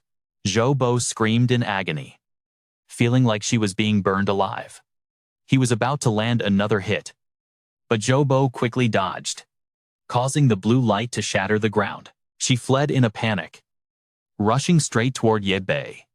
Yao Yuer asked, her voice trembling with worry. Are you okay? Did you get hurt? Yi Bei replied wearily. I'm fine. He let out a heavy sigh. Taking on 2 mutants at the same time, that was rough. Zhang Heng asked, full of curiosity. Brother Yi, do you know where these mutants actually come from? Yi Bei closed his eyes, his voice low and serious.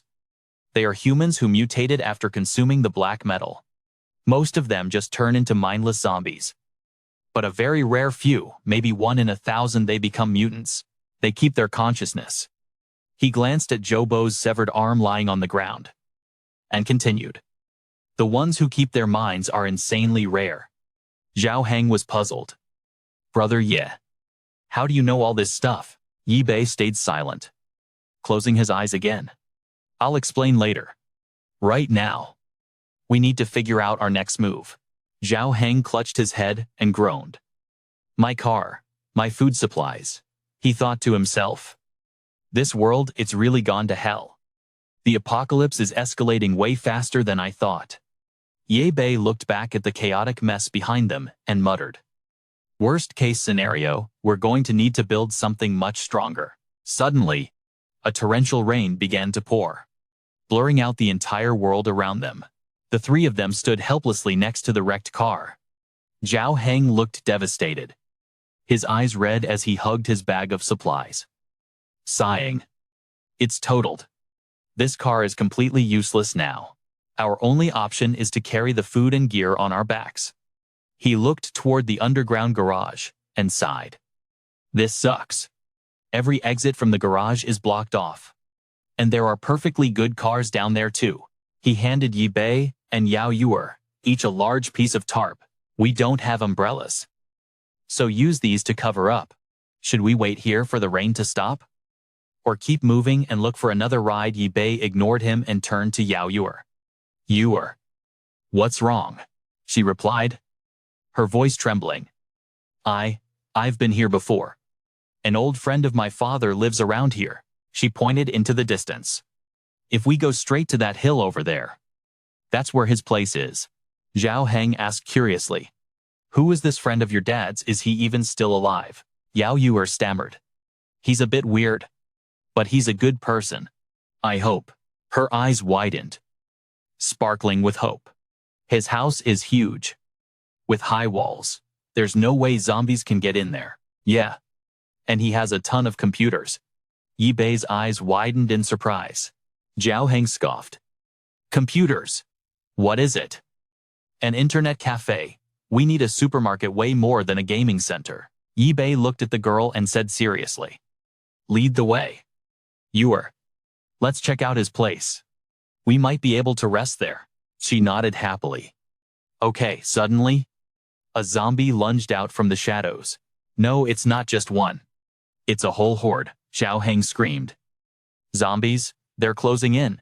Yi Bei stepped forward, his expression cold. Time to end them. A flash of blue sword light sliced through a zombie's head, chopping it cleanly into 5 pieces. It was Wang Sheng. He slaughtered the other zombies with his bare hands, digging the black metal crystals out of their brains. He muttered, a scheming glint in his eyes. That's enough. Having got what he wanted, Wang Sheng leaped onto the roof of a building and vanished. Meanwhile, in another house, Zhou Bo flinched when she heard a noise. Turning around, she saw Wang Sheng climbing through the window. He rushed into the room where Li Ruoxi was lying.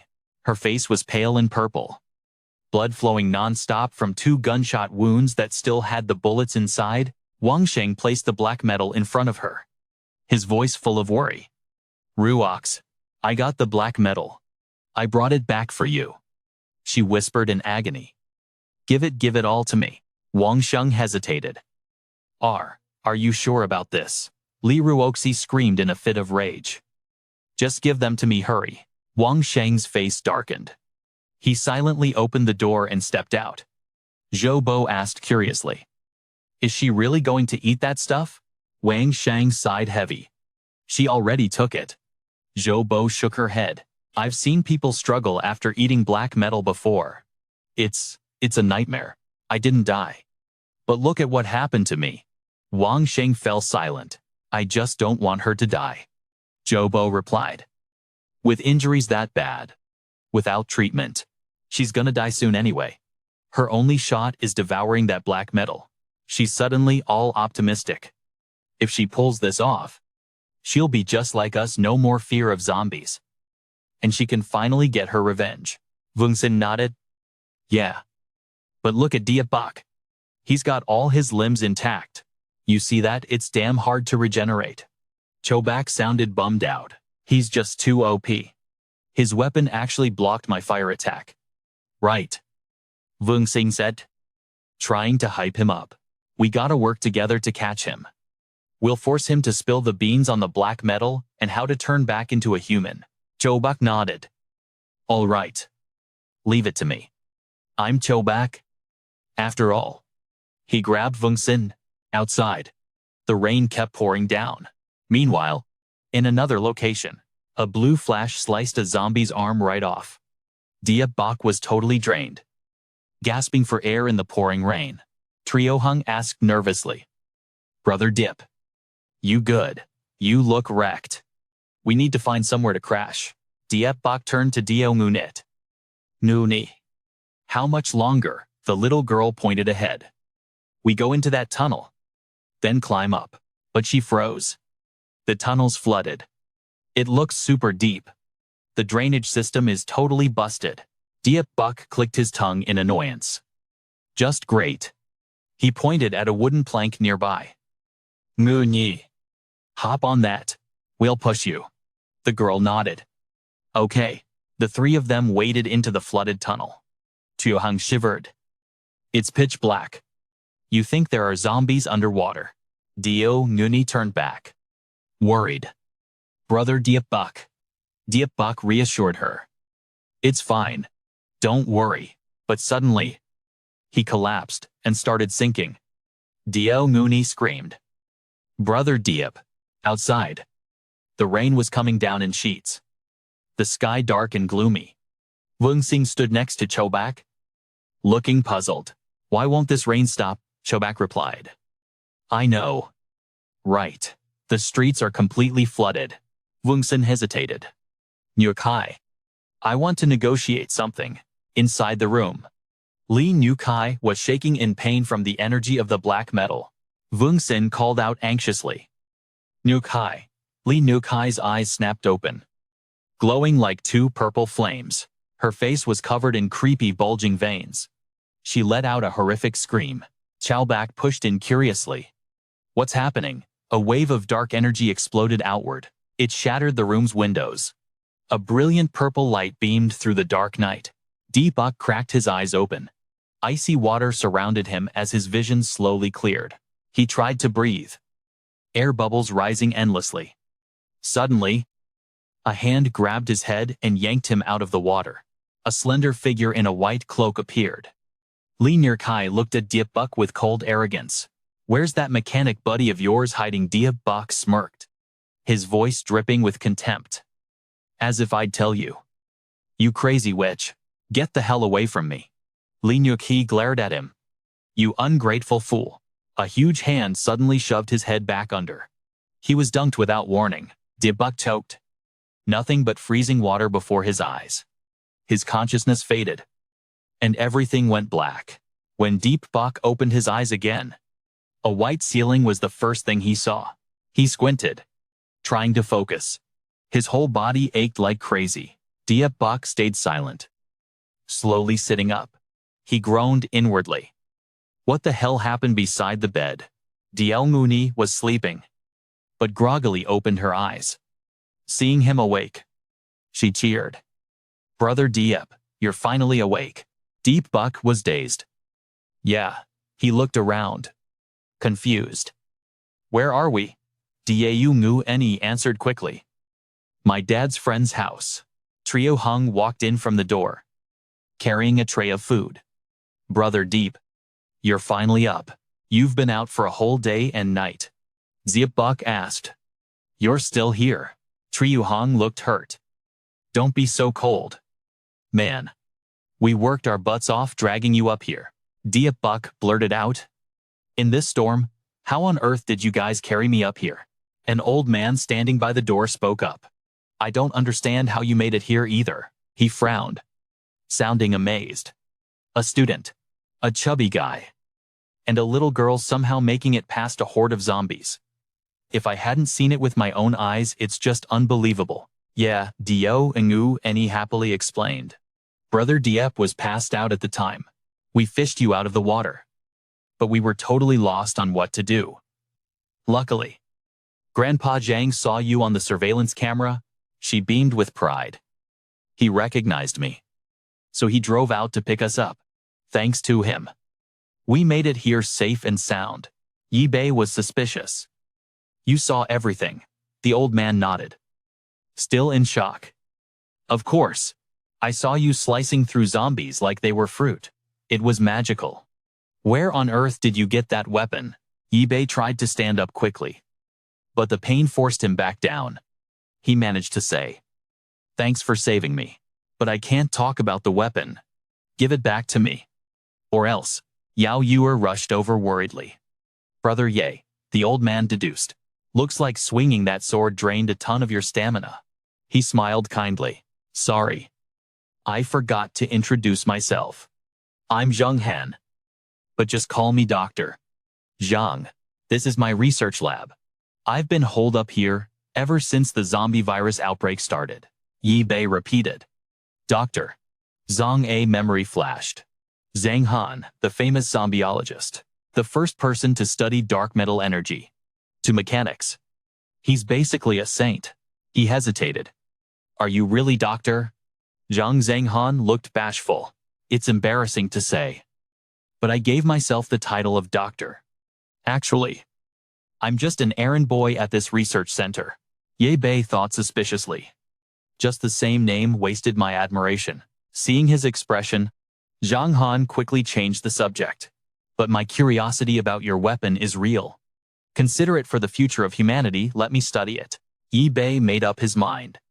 Let him check it out. If he really is Zhang Han, even better. He nodded. Fine. But I have something more interesting for you to study. Zhang Han was hyped. What is it? Yi Bei smiled. A live zombie. The statement stunned Zhang Han. The iron door lowered. He led the way excitedly. Come on. Come on, your weapon is right here. Yi Bei replied casually. Oh. Zhang Han rubbed his hands together excitedly. I'll just do a quick check. Won't do anything weird.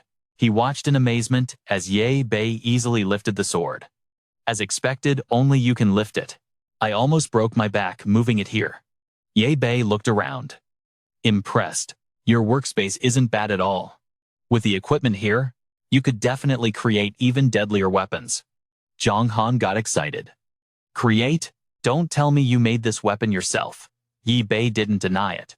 Zhang Han's eyes sparkled. That's sick. Let me stand outside and watch. Yi Bei immediately refused. No way.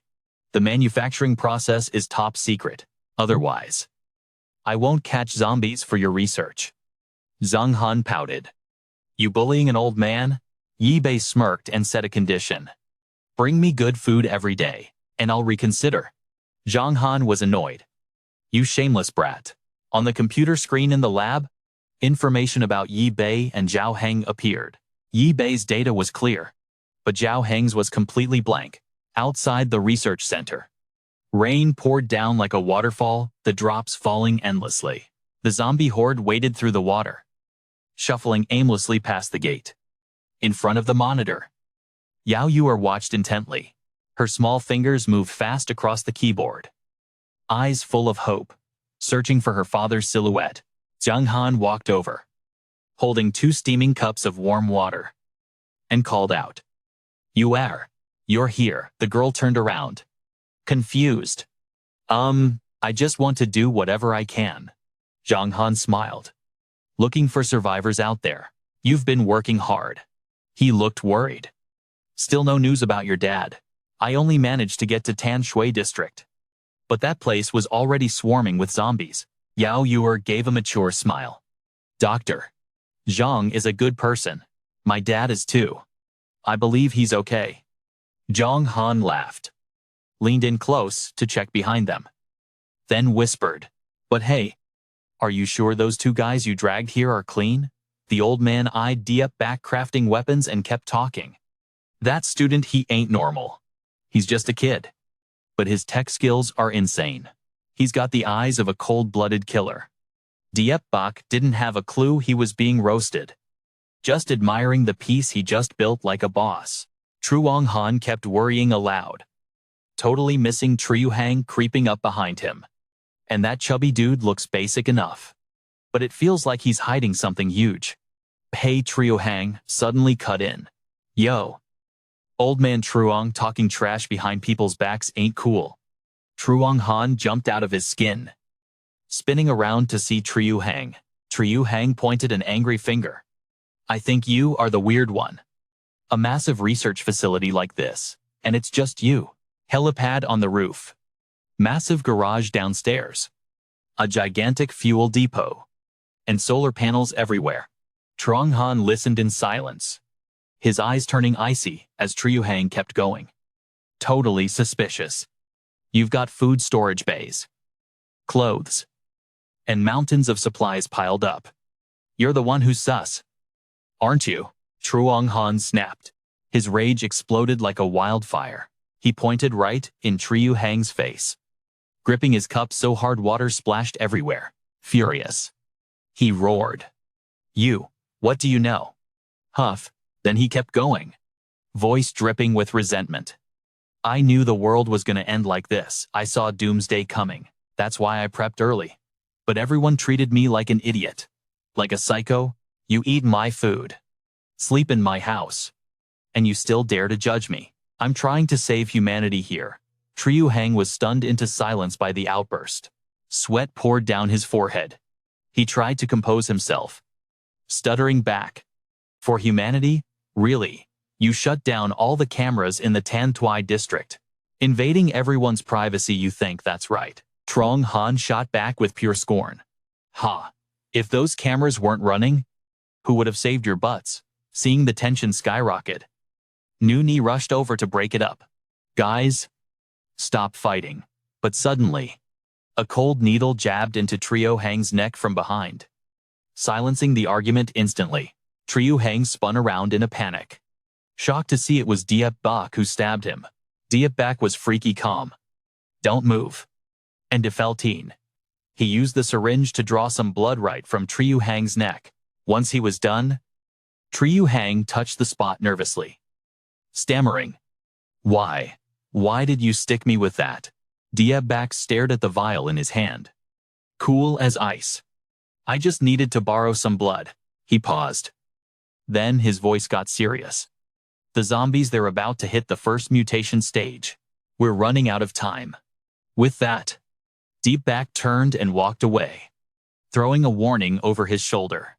"Bigger disasters are coming. You all better be ready." Truong Han heard this, and his face went pale with terror. What, the zombies are mutating? Ni and Triu Hang were totally shook too. On the surveillance screen, rain was pouring down, flooding everything. Not far off, an abandoned building stood tall. Inside, it was Du Feng's crew. He was standing by the window, eyes glued to the horde of zombies, wading through the murky floodwater. Their eyes glowed with a creepy blue light, hungry for flesh. Du Feng shuddered. his face turning purple with disgust. He gritted his teeth and squeezed his eyes shut, letting out a low groan. Then he turned around, voice trembling as he told the others. We're surrounded. Zombies everywhere. We're trapped. That's when everyone noticed Du Feng's clothes were absolutely filthy. Soaked is an understatement. With this insane downpour, the streets are already deep underwater. A male student speaks up, his voice trembling with worry. With rain this heavy, the roads are completely gone. Next to him, a girl cracks under the pressure, burying her face and sobbing. What are we supposed to do now? On the floor? Another girl lies motionless, covered by nothing but a jacket. Beside her, a boy is wailing. Du Feng stares outside. His voice drops low. I wonder where Diep Bak went. The girl beside him continues in a panic. There's no food in this building. We're gonna die here.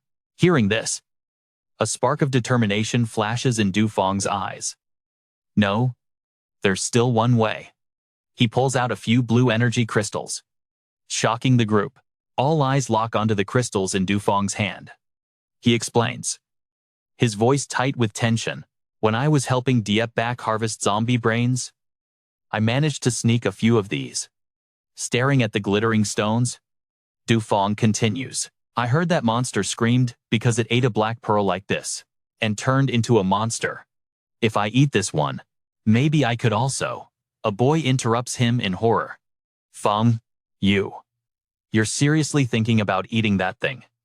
Du Feng clenches the crystals in his hand. His whole body is trembling, but he tries to stay calm. If I can get the power of a monster, we can break through this siege and survive. Suddenly, a girl points straight ahead. Her voice is filled with confusion. Huh, what is that? The group immediately turns to look. Their eyes follow her finger, right in front of them. At the building across the street, a brilliant purple tornado appears. Wrapped in eerie, flashing lightning, Du Feng steps closer cautiously, narrowing his eyes in suspicion. Is that a tornado? Everyone's jaw drops at the bizarre sight.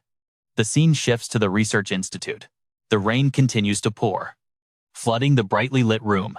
Diep Bak is absorbed in crafting something, blinding sparks flying everywhere, reflecting on his stern face. Diep Bak removes his protective mask, revealing a look of unwavering resolve. Li Ruoxi stands by the door, peering inside anxiously and muttering. Diep Bak has been at it for days. I don't even know what he's making. Truong Han walks up from behind. His voice is deep. He said he's building a new weapon to fight the zombie mutations. You think all the zombies are gonna turn into those black spike monsters? Or the fire-breathing ones you guys saw before? Li Ruoxi sighs helplessly, sounding depressed. How should I know? But if they really mutate like that, we are totally screwed. Your place doesn't have a single decent weapon. What are we supposed to fight with? Truong Han snaps back immediately. I wanted to build a safe shelter, not build a bandit fortress. Why would I have weapons? Li Ruoxi refuses to back down. He retorts instantly. A shelter without weapons is just meat on a chopping block. You senile old man. Truong Han is about to yell back when Nuni suddenly runs over, calling out urgently. Mr. Truong? She stammers. Her face is overwhelmed with emotion. I saw my dad on the camera. Nen Juni's eyes glisten, on the verge of happy tears. Surprised, Li Ruoxi rushes after her, asking breathlessly. You saw him on the feed. Truong Han runs alongside them, sounding a bit frantic. Does that mean he made it to the Tan Thui district? Nuni quickly sits at the surveillance desk, skillfully tracking the location. Dad is right at the West District Wholesale Market. Her voice trembles as she speaks. Just in case something happens. I recorded the footage. All three of them stared at the screen. But what popped up left them absolutely terrified. They all screamed out at the same time. What is he actually walking right through that horde of zombies? Zhang Han looked closer, shocked. Look at how he's moving. He hasn't turned into a zombie. Right, Zhang Heng added, voice full of doubt. But why aren't the zombies swarming him? The image on the screen clearly showed Yao Haipeng with a cold, sharp gaze. He was wearing a dark blue raincoat, and it looked like he was covered in some weird liquid. He silently glided through the zombies in the pouring rain, his figure slowly fading out of the camera's view. Suddenly, Yu Er teared up and instinctively called out. Dad. Zhang Heng, standing next to her, quickly tried to comfort her. Yu Er, we don't know how your dad is hiding from the zombies, but at least we know he's still alive. Yu Er rubbed her eyes and nodded, choking back sobs. Yeah, Dad.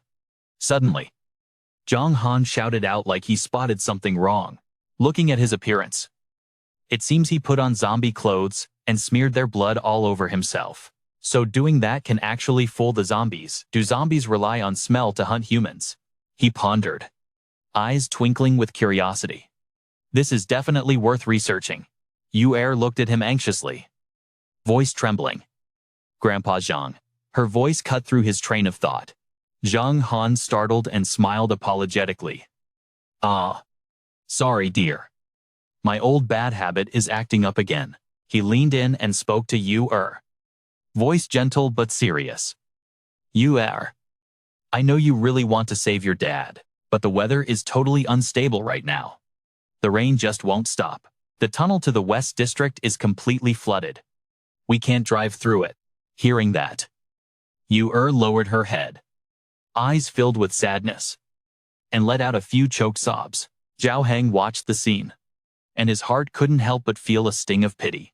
A glimmer of hope sparked. Why don't we ask Brother Ye Q? He suggested, his voice full of anticipation. Who knows? Maybe he's already crafted some kind of insane gear. Hearing that, Yao Yu Er cheered up a bit. A bright smile bloomed on her lips. Yeah. Okay, she replied, eyes sparkling. Ye Q, with a stern and cold demeanor, spoke up. No way. He looked straight at Yao Yu Er with unwavering resolve. Even though she was begging and pleading, I'm not done yet. It's useless for you to be impatient. He suddenly turned away, voice freezing cold. I already told you.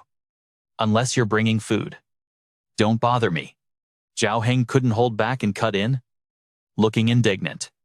Hey, Brother Ye, aren't you being a bit too much? If you can't help, then fine. You won't even comfort her with a single word. Why are you so cold? Yi Chu didn't flinch, answering briefly. Then you go. Zhang Heng heard that and froze, totally confused. Huh. Right at that moment, two glittering weapons appeared before his eyes. A blade as sharp as moonlight and a gun radiating a strange aura, filled with serum.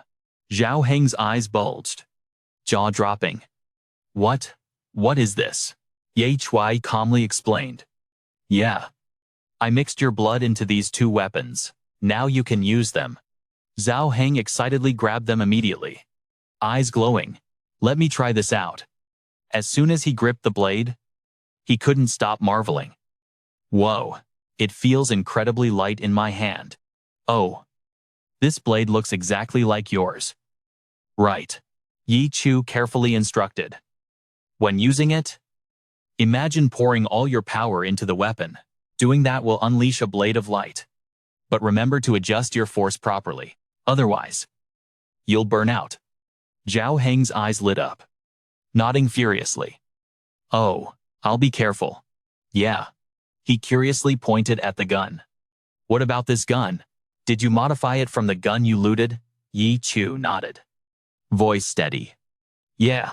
Before shooting, turn on the power to charge up energy in the barrel. When you fire, energy will burst out with the bullet. The power is insane, but ammo is limited. So aim carefully before shooting. Zhang Heng licked his lips, hyped to the max. Whoa. Is this seriously a railgun? This is sick, totally insane, dual-wielding two weapons. Tri Yu Hong rushed out eagerly, like a beast spotting a juicy prey. Ha ha ha, can't wait, I gotta test this right now. He sprinted straight out of the base, ignoring the pouring rain, aiming the gun at the sky. He shouted with pure hype. One shot. One kill. A brilliant green beam shot up, tearing through the sky. Trio Hung startled. Oh, pretty. But then he laughed heartily. Sick. This is so cool. Next, he pulled out the saber. Killing intent, exploding. Just one slash. And a glowing beam ripped through the air. Ha ha ha, it really makes a light blade. Trio Hung slashed continuously with glee. Like he was enjoying a fine hobby. In the lab, Zhang Heng watched the feed, frowning and muttering. Stop it. Don't go waving weapons around the lab entrance. Trio Hung grinned wide. Ha ha ha, I am officially invincible. He quickly put on his boots, threw on his protective gear, and roared arrogantly in the rain. Zombies, mutants, come get some. Old Zhao here will take you down one by one. He turned to the camera. He shouted. Ngu ni, I'll bring your dad back safe. Just chill there with old man Truong. Deal Nguni inside was a nervous wreck. Brother Triu, are you okay? Truong Han sighed helplessly. Whatever. Let's see how long he stays cocky. Triu Hong stepped out of the lab zone, muttering. Hello, copy that. Truong Han replied via radio. The road to the west sector is flooded. You have to skirt the west hill to get around. No cameras on the mountain, and it's crawling with zombies. Don't be an idiot. Trio Hung pouted, annoyed. Old man, you're so nagging. Put Nuni on to guide me. Zhang Han fumed. You damn fatty. Trio Hung advanced slowly, gripping his blade and gun tight. Suddenly, his eyes narrowed. A pack of feral zombies blocked the path, ready to pounce. He flinched. Huh, zombies climbed up here. The starving, mindless horde charged all at once like wild beasts. Though startled at first, Trio Hung quickly regained his cool and roared. I ain't scared. I got god-tier gear from Brother Deep. He swung the blade hard. A blinding wave of light swept through like a tsunami, wiping out the zombies in front, obliterating them in a blink. Trio Hung laughed loud, voice dripping with arrogance. Ha ha ha, I'm too strong. Bring on 1,000,000 more. I won't flinch. But that smile froze instantly as something far more terrifying than zombies appeared. In a split second, his pupils dilated, trying to focus. In the distance, a swirling tornado carrying violent lightning was closing in. That didn't look like nature at all. It looked like a monster growling in the black rain, radiating death. What the hell is that? Trio Hung gasped, voice trembling. The rain kept pouring like a waterfall. He swung his blade, slicing a zombie, blood spraying and staining the ground red. With a few combos, he downed 2 more, rushing him. Under the heavy rain, Trio Hung panted heavily. I'm looking at the filthy, rotting pile at his feet. He turned on the radio. Urgent. Hello, Ngu Nhi. Doc Truong. For you seeing this? He stared at the violent tornado. Continuing. Rain's getting heavier out here. And there's a freaking tornado to the west, Zhang Han replied, voice worried. It's pouring out there. Camera visibility is shot. The wind's hitting force 6. It's too dangerous. Get back now. Even though he felt helpless, Trio Hang had to admit it. No matter how strong your gear is, you can't fight Mother Nature. Moonyi. I'm sorry. We have to wait for the weather to calm down before we can save your dad. Truong Han tried to comfort Nuni from the other side. Your dad has always been a lucky man. If he managed to avoid the zombies, then he'll get through this storm. 2. With red, teary eyes, Nuni just nodded. Yeah, soaked to the bone. Trio Hang dragged his feet back to the base gate, pulling something behind him. Suddenly, sirens screamed out, and red lights flashed like crazy. Startled and panicked, Truong Han screamed into the walkie-talkie. Fatty is a zombie following you. Trio Hang hesitated, his hands still gripping the live zombie tight. Actually, I dragged it back on purpose. I was gonna save Nguni's dad. But I can't go now. Gotta wait for next time. He added, as for bringing this live zombie back, Diep told me to do it. Truong Han froze, his voice shaking.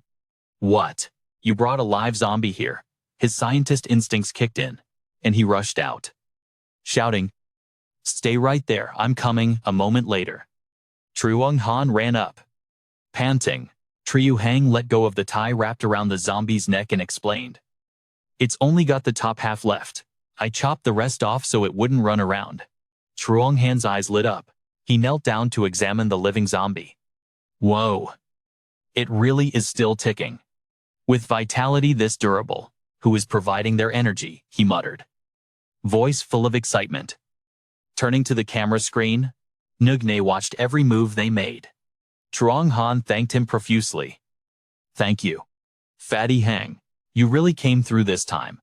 You guys actually kept your word."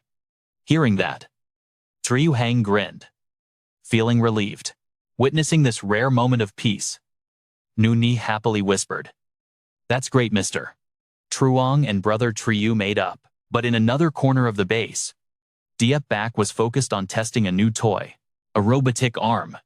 He strapped it on, gently clenching and unclenching his fist, his serious face showing no emotion.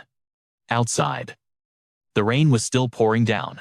Every drop smashing against the barrier wall created a gloomy, terrifying atmosphere. The next morning, weak rays of sunlight started to peek through the pitch-black clouds, shining down on the ruined human structures, creating a scene both familiar and strange. The light also hit the zombies waiting for prey. Suddenly, they lifted their heads. Their eyes flashed with a weird green light, and their bodies twitched like something was about to explode. A zombie in a yellow shirt started mutating, its eyes turning a glowing red. From inside, another creature tore its way out, an upgraded version of a zombie monster, doubly dangerous, with dark red skin, jagged sharp teeth, and hungry eyes that made it even more terrifying. One monster leaped up the apartment building, jumping as high as 4 stories in a single bound. Up there, a little boy was happily soaking in the rare sunlight of the apocalypse. He was singing aloud, "The sun is shining so bright. The flowers laugh and play with me." He had no idea that the monster's sharp claws had already dug into the railing. Just a few steps away from him, the sunlight was blocked out by the zombie's massive body, signaling the tragic end of the unlucky boy. Bang crunch, the sound of things shattering echoed. A man, sensing the danger, immediately rushed toward the noise, screaming, "Honey!" 2 men. But right before his eyes was a nightmare. The monster was feasting on his wife's body. In its hand, it clutched the lifeless body of his son. Tu Ming. The bloody sight broke him, draining all his will to fight. Tears didn't even have time to fall. Outside, hordes of evolved zombies were frantically climbing up, hunting down survivors in the complex. Agonizing screams echoed nonstop. A hideous hand of an evolved zombie smashed through the glass door, making the 3 men inside scream in panic. "Ah, monster!" The monsters rushing in. Terrified screams filled the house. It chased after the crowd, running for their lives. Among them, a guy and a girl were Ye Bei's old classmates, faces pale, running like crazy. Just as the monster's hideous hand was about to touch the girl, a pale yet muscular arm from another creature suddenly blocked it, crushing its wrist. A sharp blade resembling a scythe flashed, stabbing straight into the evolved zombie's head. Crimson blood sprayed out. The 2 froze in shock. The girl stared at the strange creature, shaped like an evolved zombie, but pure white, crushing the monster to death. The creature dug a glowing red orb out of the zombie's body, smiling coldly. At that moment, his form became clear. A familiar silhouette. The survivors gasped in astonishment. Feng. Outside the complex. In the city, countless zombies were evolving madly under the sunlight. Li Ruoxi, Zhoubo, and Wang Sheng observed. Zhoubo exclaimed, his voice trembling. "Terrifying, so many zombies. They look like a school of fish, but move with order." Li Ruoxi smirked, her arm flashing with a strange purple power. Voice full of schemes. "My suffering these past days wasn't in vain. Have you found Ye Bei's location?" Wang Sheng replied. Yes.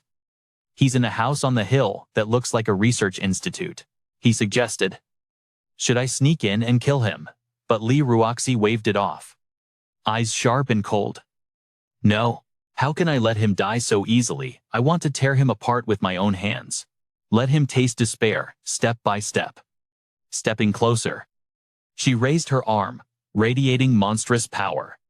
Smiling with wild ambition. Meanwhile, at the research institute, as Zhang Heng and Yuer were about to get in the car, the alarm suddenly blared loudly. Zhang Heng hurriedly turned on the walkie-talkie.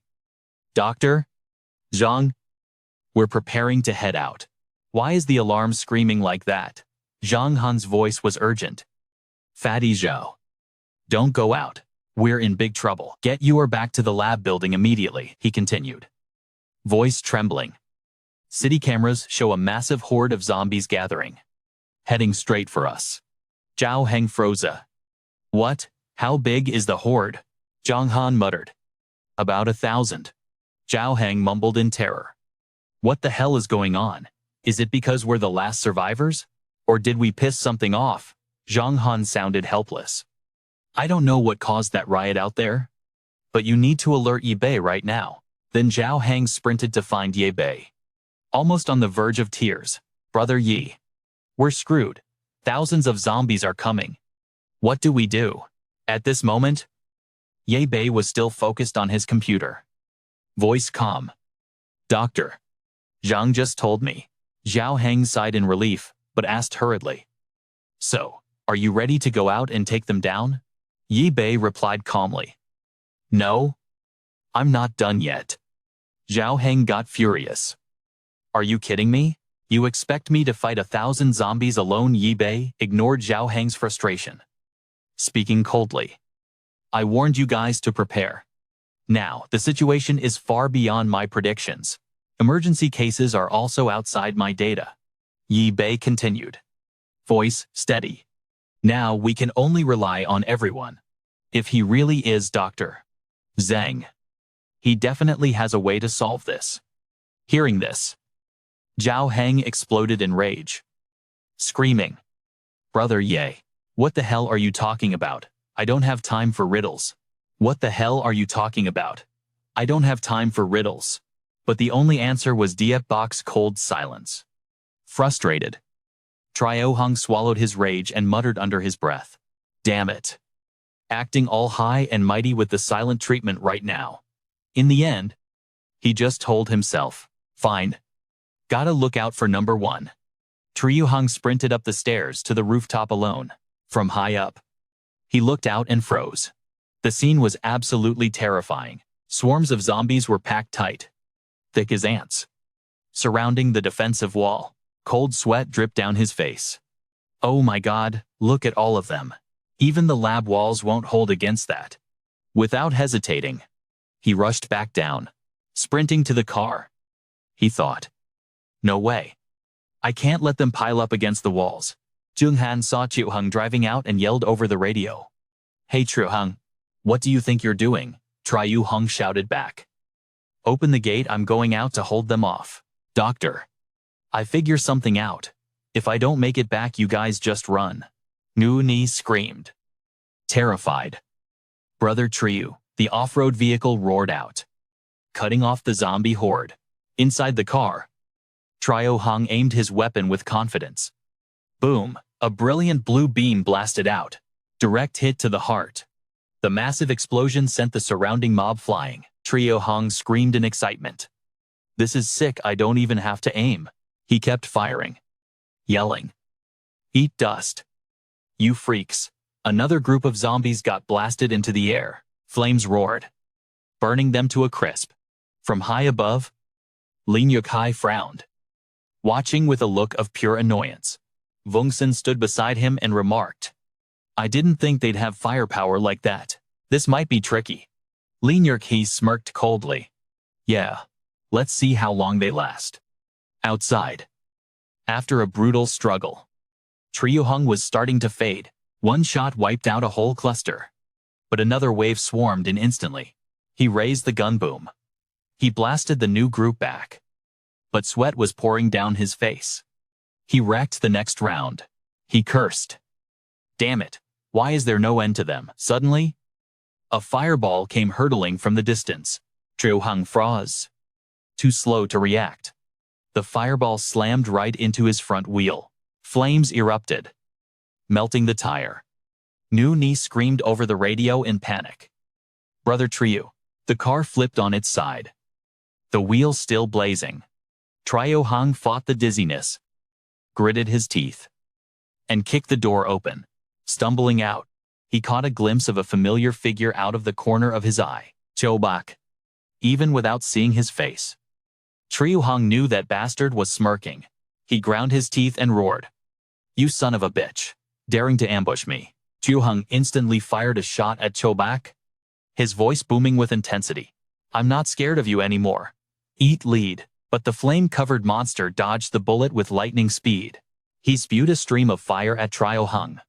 The flames hit the car, causing it to explode into an inferno. Trio Heng reacted instantly, rolling to safety before raising his gun for another shot. But Chobak had vanished into thin air. Trio Heng screamed in fury. Coward, stop running if you've got the guts. Suddenly, a pack of zombies crept up from behind. Trio Heng flinched, panicked. He shouted, Damn it, when did these things get here? He fired a frantic shot at the closest ones.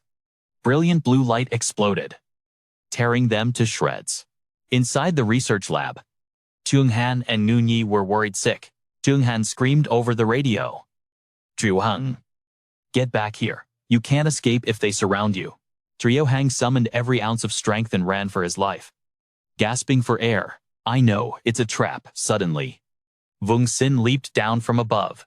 Sharp claws slashed down, aiming straight for Trio Heng. It was do or die. Trio Heng rolled out of the way just in time and fired. The bullet grazed Vung Sin's shoulder. Before the creature could react, he instantly switched to his longsword, with a sharp slash. Vung Sin dodges, but Trio Heng keeps swinging his sword to the right. He tries to take the head off, but that monster weaves out of the way just in time. But inside Vung Sin's head, a doubt flashes. What the hell? Is this fatty's skill actually faster than Diepback? Trio Heng's eyes light up as he aims his gun. Roaring die. Bam bam. 2 shots fire out, forcing Vung Sin to retreat. He laughs with total confidence. Told you I ain't scared of you punks. From high above, Lin Ruoxi watches, her face getting darker by the second. She raises an arm glowing with dark energy, starting to control the zombies down below. Instantly, those bloodthirsty monsters go berserk and rush straight at Trio Heng. They're moving insanely fast. Trio Heng panics. Why? Why are they all coming at me? The zombies don't care. They just charge in silence. Their eyes look ready to rip him apart. But Trio Heng isn't letting them win. He slashes wildly, slice after slice, cutting down every zombie that gets close. But it's looking bad. He's panting, muttering, We're screwed. They're too fast. I can't keep up. Finally, he uses all his strength to run for his life, thinking run first, ask questions later. Suddenly, a zombie drops from the sky, blocking Trio Heng's path. He nearly has a heart attack. Raining zombies. Seriously, another one gets thrown. Thud lands right next to him. He looks up in horror and sees Vung Sin. That jerk is throwing zombies like rocks. A giant arm suddenly grabs a zombie by the waist and hurls it straight at Trio Heng. Startled, he snaps his gun up. Boom! A deafening shot. The zombie explodes instantly. But the rest of the horde goes absolutely crazy. They all chase him at once. Trio Heng screams, practically crying. Boo-hoo, what do I do now? Help me! A zombie jumps high, lands, and latches tight onto his leg. Uncle Trio Heng is terrified out of his mind. Sweating like a waterfall, the monster bares its nasty teeth, hasn't seen a toothbrush in 5 years, mouth wide open, ready to bite straight into his leg. But quick as lightning, Uncle pulls a sharp knife just in time and slices its head in 2. The uncle collapses on the ground, wheezing and puffing, heart pounding like a drum. That was too close, he mutters. But before he can catch his breath, his eyes bug out. A swarm of zombies, thick as a disturbed beehive, roaring and rushing to eat him alive. Li Heng is losing it. He's a nervous wreck.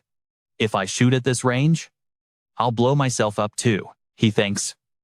His sword arm too tired to lift. Suddenly, a brilliant blue light flashes past. It skims right by the uncle. Luckily, he dodges. Gasping. Huh, that beam sweeps through the zombies, burning them to ash in a split second. Vuongxin stands nearby, stunned. What the zombies still try to push forward, but that blue light hits again, incinerating them without mercy. From within the light, a shining robotic arm appears. It's Diep back standing tall to save the day. Power radiates from his robotic limbs, like he's totally invincible. Uncle Li Heng is overjoyed, like a kid seeing his mom come home with treats. Brother Diep, you're finally here. He cheers. Ngoni. To do. And Mr. Truong Han nearby are screaming their heads off too. Yes, Brother Deep made it in time. Uncle Li Heng laughs excitedly. Damn. This kid is a beast. Brother Diep. Is this the killer weapon you've been working on for days? All that effort crafting this woe. It is actually insane. Diep Bok kept a straight face and replied.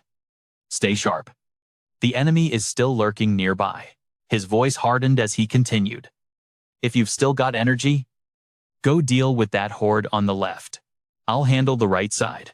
I'm making sure not a single one gets past this wall. Uncle Li Heng grinned ear to ear, replying, Hee hee. You got it, as long as you're here. Mr. Zip. Everything's gonna be a breeze. He added with excitement. I could wipe this whole place clean. Right then, Diep back made his move. Engaging the jet thrusters, the mech shot into the air, diving straight toward the nearby zombie cluster.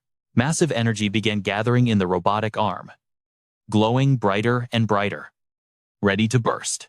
Diep Bok unleashed the blast. The sheer power sent the zombies into a panic before vaporizing them instantly. He didn't stop there. He immediately started charging energy in his right arm. A blinding beam shot out, incinerating another horde of zombies. Uncle Li Heng stood there watching, jaw on the floor, and gasped. Whoa, Mr. Zip. You are a total badass. After that hit, we're probably gonna score like 1,000 pieces of zombie black gold. Actually, who knows? Thanks to Mr. Zip, I might even get myself a fancy suit of armor too. He laughed loudly, feeling smug as he thought about it. High above, a girl with shimmering blonde hair was watching it all unfold. With a cold gaze, Vuongxin turned and whispered, Nyuki Jipbuk has crafted an even deadlier weapon. With that kind of power, we won't even be able to get near him. The girl bit her lip hard and growled in anger. You really think that wearing a pile of scrap metal is enough to save your miserable life? Diep Bok, just you wait. Meanwhile, Diep Bok's robotic arm smashed another zombie flying. Then he proceeded to take down a whole row of them.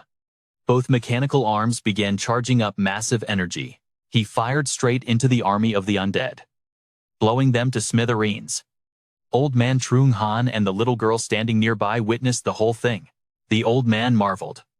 Diep Bok's machine, or rather, that exoskeleton, it is truly powerful. It doesn't look like technology that should even exist in this era. It is hard to imagine he built something like that just using a pile of scrap. The little girl chimed in. Mr. Diep's weapon is actually made from those black beads, the ones taken from zombie brains. Truong Han was shocked. What? He got more excited than ever. Beads in zombie brains. What is their composition? Where are they located? The girl replied. Ah. They feel like metal. Probably located near the pituitary gland. The old man pondered. Crystallization inside a zombie's brain can really be used to craft weapons. What other secrets is Diep Bok hiding from us? How strange, Nuni. You keep watching him.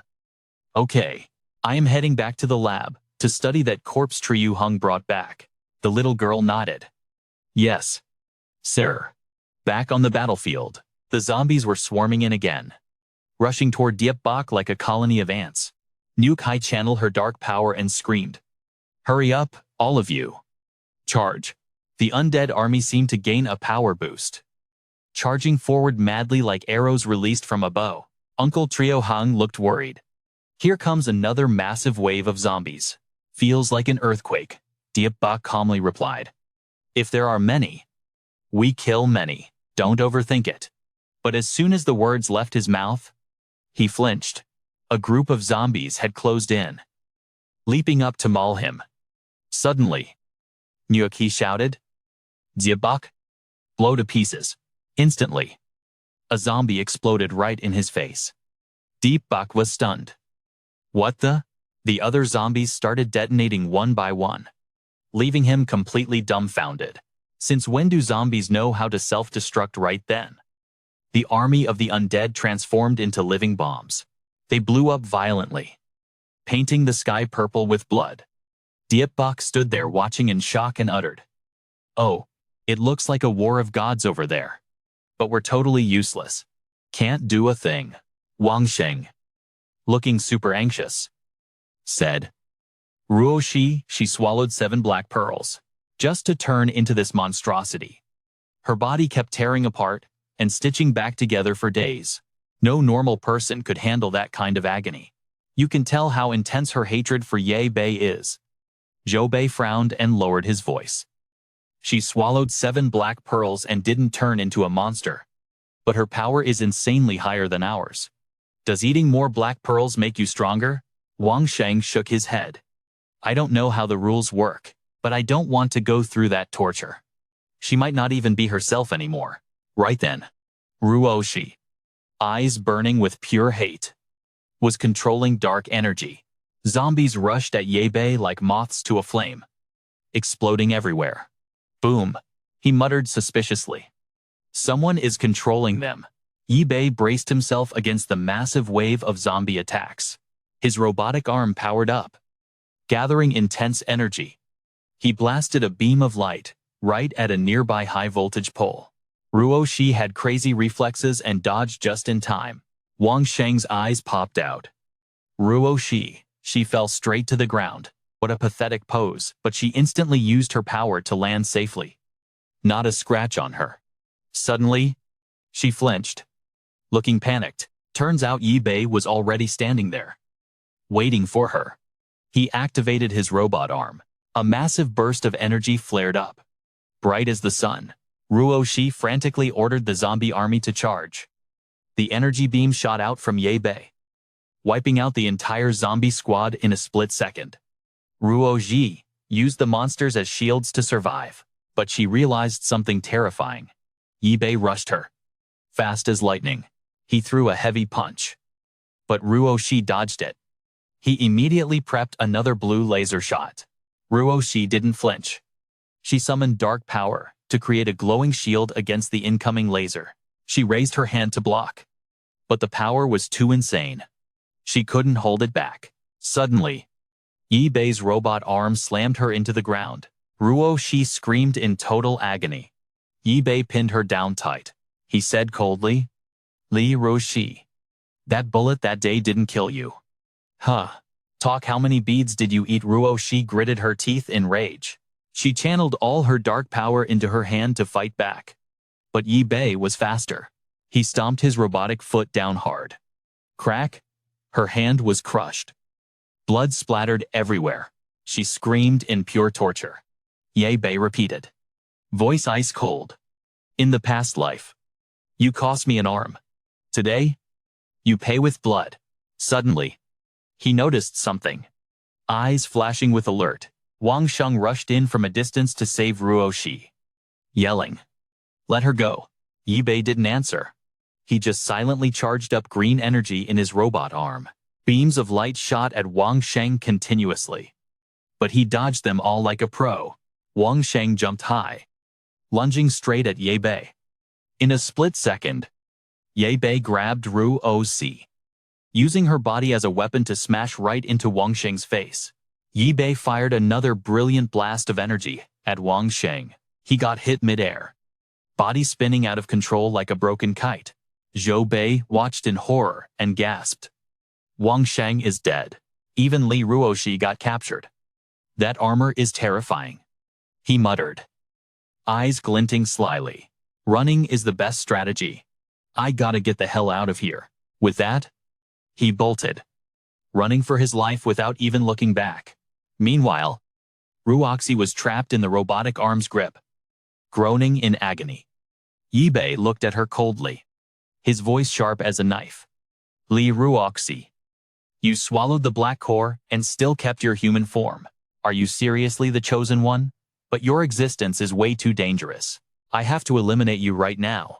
He tightened the robotic arm, making Ruoxi scream in absolute pain. That power radiated out, causing the zombie horde in the distance to start mutating. They shed their rotting skin, turning into horrific monsters, roaring constantly. Bei was stunned and muttered, "What?" The zombie started stage 1 mutation already. A girl nearby screamed in panic. "Brother Ye? This is bad. More and more zombies are surrounding the research center. Brother Zhao is blocking the main entrance. But some have climbed over the wall, even though blood was pouring out." Ruoxi laughed loudly, her voice shrill. "Ha! None of you are making it out alive. Turn into zombies, become my slaves." Bei gritted his teeth, frowning deeply. He threw Ruoxi hard towards the undead. She tumbled, crashing into a monster. Without hesitating, he gathered energy in his robotic arm, blasting a massive beam of light that incinerated the monsters in a flash, making them vanish like they never existed. Bei activated his jet thrusters, zooming forward. On the other side, Uncle Zhang Heng had completely run out of ammo. Panicking, "We're screwed. I'm out of bullets. We're totally surrounded by the undead." He swung his sword wildly at the zombies while shouting. Suddenly, one undead pounced at him. In that split second, Uncle saw it, but his body couldn't react in time. He hurriedly raised his sword to block the attack. A monster got close, growling terrifyingly. Uncle thought in shock. What the hell is this? Is it a new ability? He slashed his sword across the monster. But strangely, it didn't do a thing. The cut slowly healed itself. Uncle Zhang Heng was now tightly surrounded by the undead, his heart turning cold as ice. There were more and more of them, transforming into horrifying creatures, swarming like ants from a broken nest. Too many to count. His blade kept dancing, slashing furiously at the monsters. But it was like a mosquito biting steel, barely dealing any damage. He cursed silently. What is up with these monsters? I slash them and it only leaves a scratch. Is this the stage 1 mutation Brother Yi talked about? Out of options. Uncle turned tail and ran, glancing back at the monsters chasing him. The girl in the distance hurriedly radioed. Brother Zhao, are you okay?" she shouted. "Zombies are climbing the wall into the research center. Dr. Zhang is busy in the operating room. He probably doesn't know what's happening outside." "Brother Zhao, get back to the lab building?" Quick, Uncle replied, his voice full of despair. "I want to, but the whole research center is surrounded by zombies. I can't get in." Suddenly, 2 robotic arms extended, grabbing Uncle Zhang Heng's waist tight. He cheered like he'd won the lottery. "Brother Yi, you can fly me up," Bei replied with a serious face. "Fly, get real. I'm dropping you inside the research center. You're in charge of taking out the zombies that climbed in." The two of them quickly entered the base. Bei instructed. "Some zombies have entered stage 1 mutation. Their skin is tougher, but you can still take them down if you slash them enough. But they're faster than regular zombies. Don't underestimate them."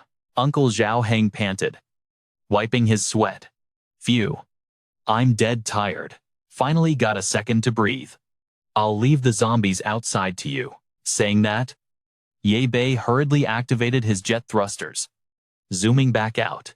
The base gate was now completely swarmed by zombies, packed tight like die-hard fans crowding an idol. A brilliant surge of energy gathered in the robotic arms again. Blinding blue beams swept across, incinerating rows of the undead. However, plenty of them were quick enough to climb over the walls, slipping right inside the base. Uncle Triu Hang was too busy fighting. He didn't notice and shouted out, "Mo Ni, can you get me some water? I'm parched here." Suddenly, a mutated zombie roared and charged straight at the uncle. He startled and spun around. The monster was already right behind his back, jagged teeth just inches away.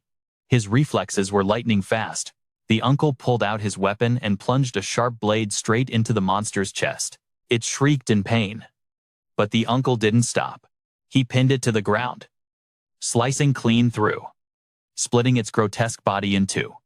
The uncle roared in anger. "Sneak attack. Huh.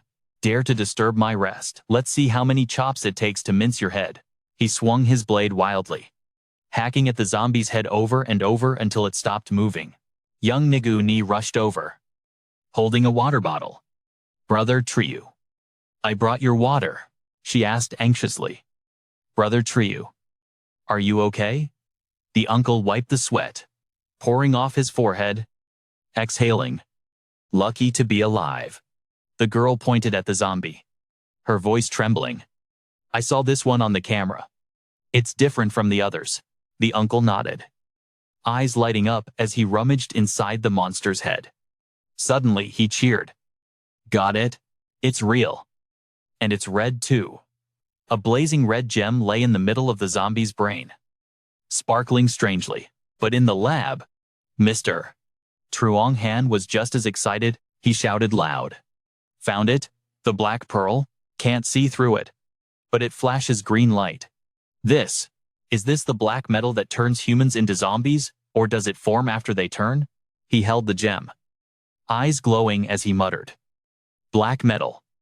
Black pearl. Just how many secrets are you hiding?" His voice was full of excitement, like he had found buried treasure. Outside, Diep Bak was still fighting hard, mowing down zombies like cutting through butter. He unleashed a massive energy blast, wiping out the whole herd of undead in a blink. Sighing in relief, he shouted back, "Fatty Triu, zombies are all dead. Go pick up the pearls." He walked into the base looking majestic like a war god, his robotic armor gleaming metallically. Uncle Triu Hang rushed out in a hurry, heaping praise, as expected, of Brother Deep. "Your efficiency is insane," Diep Bak replied calmly. "The armor isn't even finished yet. Otherwise, the efficiency would be even higher." The uncle stared wide-eyed, pointing at the mountain of zombie corpses. The remains of the undead were piled up like a hill. "How long is it gonna take to clean this mess up?" He chuckled and continued. Brother Diep, after I finish collecting the pearls, you'll help me build a suit of armor." "Right." Diep Bak glared at him and sighed. "I'm dead tired these days. Let me get some sleep. Then we'll see." Suddenly, Mr. Truong Han stepped out of the lab, holding up a green pearl, his voice serious. "Wait. I have something to ask you." He held the pearl up, his gaze sharp. "It's time you told me all the secrets regarding the black pearl, isn't it?" The question made Diep Bak freeze, his eyes flickering briefly. Around the base, zombie corpses were piled mountain high, creating a gruesome scene. Uncle Triu Hang was still busy digging pearls out of their brains, muttering, "Phew. So tired. It still have 1,000 more to get. Better to just burn them all. Save the trouble of digging like this. I'm suffering all by myself here." The scene shifted to inside the base, where Diep Bak's robot armor was being serviced. Metallic light glinted under the lamps. "Mr. Truong Han asked curiously, is this black bead really the source of the zombies' power?" Ye Bei nodded, his voice low. "Exactly. When people get infected with the zombie virus, this black bead forms inside their brains. It soaks up sunlight just like photosynthesis, storing all that energy right inside the black bead." Mr. Zhang Han's eyes widened in shock as he gasped. "Whoa. Zombies can photosynthesize? Seriously? Even though these beads sparkle with a green light, I couldn't find a single trace of chlorophyll or any matching enzymes. Instead, I found something I've never seen before. Ever." He held up the bead, his voice trembling with excitement. It looks like this bead is made from some kind of strange metal. When it hits light and heat, it reacts violently. It's almost like blood mixed with metal. Yi Bei nodded with a grim look. Yeah, especially human blood, he continued, his voice dropping lower. The zombie virus spreads through the human body, way faster than in animals or plants. That's why humans turn into zombies so easily, after soaking up sunlight for a while. The zombies enter a mutation phase. Mr. Zhang Heng slapped his thigh in realization. So that's it. When I was watching the surveillance feeds before, I saw the zombies were fierce as demons at night. But during the day, they just aimlessly wandered around. They even stood still like statues. Turns out, they were photosynthesizing, stockpiling energy for their mutation phase. He frowned, puzzled. But today, those zombies were running like crazy in broad daylight, Yi Bei explained, his eyes cold and sharp. That's because there's an ability user pulling the strings, controlling them. The ability users were that black spike monster and the fire spitter. They manipulated the zombies, forcing them to swarm. He paused, his voice dropping lower. Those two became supernatural, mutants after swallowing the black beads. And the one controlling the zombies is a high-level ability user, my old boss, Li Ruoxi. Mr. Zhang Heng's eyes bugged out. You can eat the black beads? How the hell can a human body digest that kind of metal? You swallow a black bead, mutate, and get superpowers. What kind of miracle drug is this? Yi Bei replied calmly. We're researching that right now. One thing's for sure, swallowing a black bead leads to mutation. And there's no turning back to human form. Those mutants are always a massive threat. Our top priority is to eliminate them as fast as possible. Mr. Zhang Heng muttered, worried. Level 1 mutated zombies are already terrifying. Don't tell me there's a level 2. People swallow black beads to become mutants. And then there are high-level mutants. This is too much information. I can't process it all. Did your superior teach you all this? Where did you learn all these things? Yi Bei smiled slightly, his eyes twinkling with mystery. When the time is right, I'll tell you. But I think it'll mean more if you figure it out yourself. Mr. Zhang Heng glared at him, annoyed. Oh, that's just great. Even now, you've got the nerve to toy with my curiosity. Fine then. Can I research that weapon of yours? Yi Bei replied in a relaxed tone. I'm still using this robot. But feel free to do whatever you want with the rest. Just don't bother me while I'm sleeping. Saying that, he leaned back on the sofa, closed his eyes, and drifted off. Mr. Zhang Heng cheered like a kid getting a present. Hee, you got it. Then he dashed into the lab. Little Yuer silently watched Yi Bei sleeping soundly on the sofa, her heart heavy. Big brother Ye, even though I really want to ask him to help me find my dad, but he's been fighting all day. He must be exhausted, she whispered. She gently pulled a blanket over him, then huddled sadly at the foot of the sofa. Suddenly, tears streamed down her face as she choked out, Daddy, I miss you so much. The sunset descended, bathing the entire base in gold, making the sadness feel even heavier. Outside, Uncle Zhang Heng threw his shovel on the ground and sprawled out, panting heavily. Phew, no way. I seriously can't dig another inch. If only there was a machine to automatically harvest zombie brains.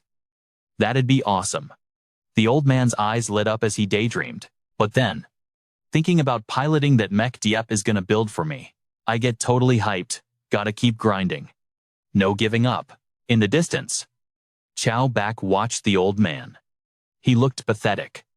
Clothes torn to shreds, he muttered, voice full of despair. We're screwed. Thousands of zombies, wiped out in a single day. Vuong Xin and Lin Yuokai both dead. What am I gonna do? He repeated, panicking. Vuong Xin and Lin Yuokai are gone. What do I do now? Should I surrender? No. No way. They wouldn't hesitate to kill me on the spot. I'm a monster. They'd never accept me. Suddenly, he remembered something. his voice trembling. That's right. Earlier, some zombies mutated into bloody monsters. They broke free from Li Ruoxi's control and even attacked me. I had to use all my firepower just to take them down. Chowbak mumbled in a panic. If the mutant zombies get even tougher, what am I supposed to do? I need to swallow more black orbs. Gotta eat a few more to get stronger. Maybe I can even turn back into a human. He made up his mind. But right then, a terrifying scene unfolded before his eyes. A giant monster stood looming on a tree branch, its glowing red eyes staring right at him. It grinned a creepy smile that made Chowbak stutter and shake. Are you that monster? The creature made a mysterious hand signal, then leaped away, vanishing into the darkness. Chowbak froze, then yelled, "Where are you going?" He quickly chased after it, his legs trembling in the silent dead of night. Meanwhile, inside the base, little Nigu Ne was fast asleep, looking so peaceful. Uncle Zhang Heng's snoring was thunderous, filling the whole room, drool running down his face like a kid. He looked just like a giant baby. Suddenly, Nguni woke up with a start. She looked around but didn't see Diep back. She walked over to the repair zone, where a dim light was glowing. There was Diep back, hard at work finishing the mech armor, sweat glistening on his forehead. Dawn broke, and sunlight flooded the ruined, desolate city. Amidst the rubble, a man in a long coat stood in the middle of the silent street. It was Nunyi's dad. He pushed open a rotten wooden door and stepped into a wrecked house. On the table, he found a notebook. Inside, there was a message. "Daddy, I'm going to find you." Tears filled his eyes as he read it, and he whispered, "Noni, where are you now?" Outside, a horde of the undead wandered through the city. Her dad bumped into them as soon as he left the house. But strangely, they just glared at him without attacking. Turns out, he had cleverly disguised himself as a zombie to fool the monsters. Back at the base, a badass armored vehicle was gleaming under the lights. It had two small viewports in the front and sharp spikes bristling on the bumper, making it look like a total war machine. Uncle Zhang Heng's eyes popped out as he yelled excitedly, "Whoa! Boss, what is this thing?" "A tank. An armored car. It doesn't look like it's made of scrap at all. It's so cool, I love it." He turned to Diep Bak, eyes shining. "This was made from the black orbs I dug up." "Right. Can this thing transform into a mech too?" Diep Bak shook his head, his voice calm. "You're overthinking it. It's just a car. Honestly, driving a car suits you way better than piloting a mech. I fused 2,117 black orbs into this car, plus 12 red orbs from stage 1 mutant zombies. The engine is a beast. Drive carefully." Uncle Zhang Heng smiled brightly. "Brother Ye, you really know me too well. You're the GOAT. I'm hopping on to test it now." Yi Bei nodded. "Yeah. Drives pretty much like a normal car. Get used to it. Then we roll out." Yu suddenly spoke up, her voice decisive. "Wait." The little girl stepped forward, clutching her stuffed animal, eyes determined. "I want to go too." Yi Bei frowned and shouted, "No way. It's crawling with stage 1 mutated zombies out there. Going out there is a death sentence. We don't have time to babysit you." Yu argued back, her voice trembling. "You told me to be good and wait a few days. I did exactly what you said. But my dad, I have to find him myself." Yi Bei's face turned serious. He gritted his teeth. "I said no. And that means no. Keep being stubborn and I'll have Mr. Zhang lock you in the lab." Yu's eyes filled with tears, sobbing as she choked out, "Daddy." Uncle Zhang Heng quickly stepped in, sounding reproachful. "Brother Yi, why are you making Yu cry? You're not even her real brother. You can't treat her like that." Mr. Zhang Han walked over with a big smile to comfort the girl. "Ed, don't cry anymore. Look." Grandpa finished fixing it. He pointed at a drone. "This drone was broken, but I used black jade to fix it. The old battery couldn't fly far. But now, thanks to the black jade, the flight time is way longer. Stable too. He continued excitedly. We can mount it on the car. Use it as a relay station. Extend our vision. Yu Er rubbed her eyes and whispered. Grandpa Zhang. Thank you. The old man grinned. So Yu Er can sit in the surveillance room and search. Ye Bei nodded in approval. Not bad. You managed to figure out how to use Black Jade in such a short time, Mr. Zhang Han laughed smugly. Hey. I may not be a real PhD, but I've got some skills. Ye Bei stepped into the cockpit of the robot armor. He did a final check, then shouted. All right, fatty. Let's roll. Mr. Zhang Han added. All systems ready. Activate the invincible Iron Bull. Ye Bei turned to Yu Er. Yu Er. The aerial view is on you. Stay in contact constantly. The little girl nodded. Voice steady. Yes. Brother Yi. I'll be watching over you guys. You guys be careful. Uncle Zhang Heng was excited like a kid with a new toy. He slammed on the gas. And the armored car shot forward like the wind, rushing straight out. The uncle cheered. Woohoo! The car entered the forest. The uncle was hyped. Woohoo! Going down the mountain feels like flat ground. The specs are insane. The car sped onto the main road. The uncle didn't hesitate. He crushed right over the cars, blocking the way. Ha! Smashing these cars is like cutting tofu. So satisfying. At this rate, crossing the jammed bridge will be a piece of cake. Yi Bei spoke calmly. According to the surveillance logs, Yu Er's dad went to Tan Thui. We'll follow that path. Both of them entered the city center. Uncle Zhang Heng looked around in surprise. Weird. There's not a single zombie here. Did they all flock to the research center and get wiped out by us? But no sooner had he spoken, a horde of mutated monsters jumped down from above. Surrounding the car, the uncle jumped. Ah, speak of the devil. I seriously jinxed it. The monsters attacked frantically. But the armored car stood as firm as a rock. It didn't budge an inch. A monster's arm reached down through the windshield area. The uncle roared in fury. Damn it, how dare you block my view? He turned to Ye Bei. Mr. Yi? This ride is packing some heat on the outside. Isn't it?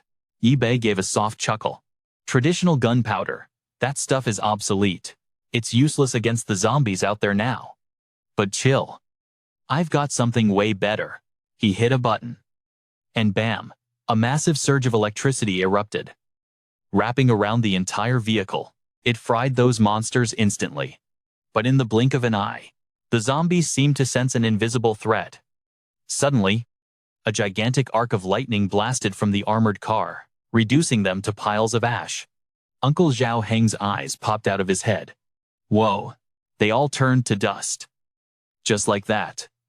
Then, turning to Ye Bei, his voice dropped. Full of worry. If there are level 1 mutant zombies here, there is no way anyone survived. Let's move. Ye Bei urged, looking completely unbothered. Chop. Let's go. The uncle nodded frantically. Oh.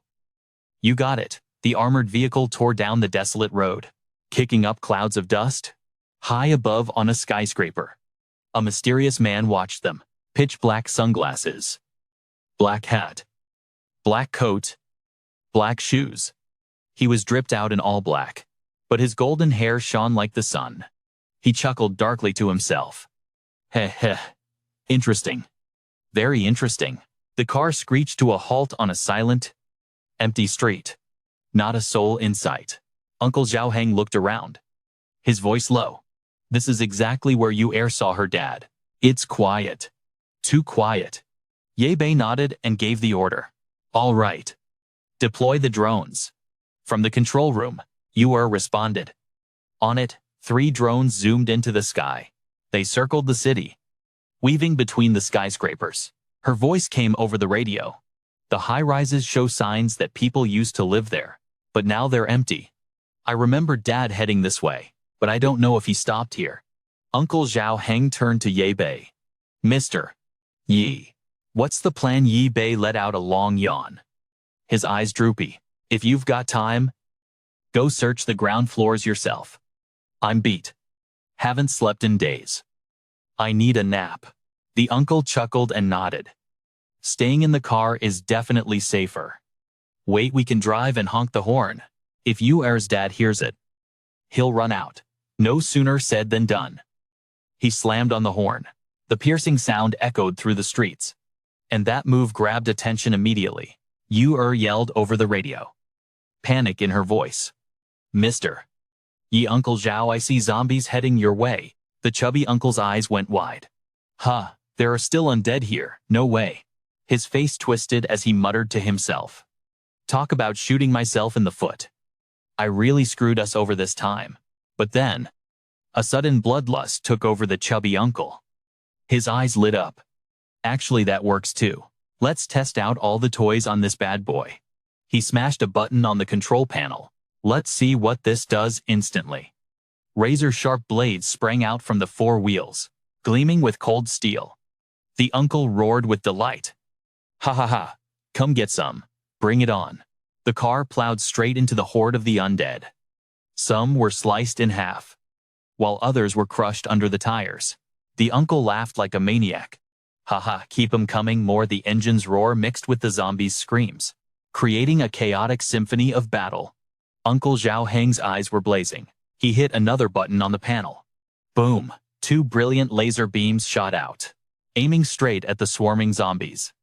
An earth-shattering explosion ripped through the air right in front of them, making the uncle scream in pure excitement. Holy crap, now this is a proper apocalypse. The explosion echoed. Dust flying everywhere, blowing the undead into smithereens.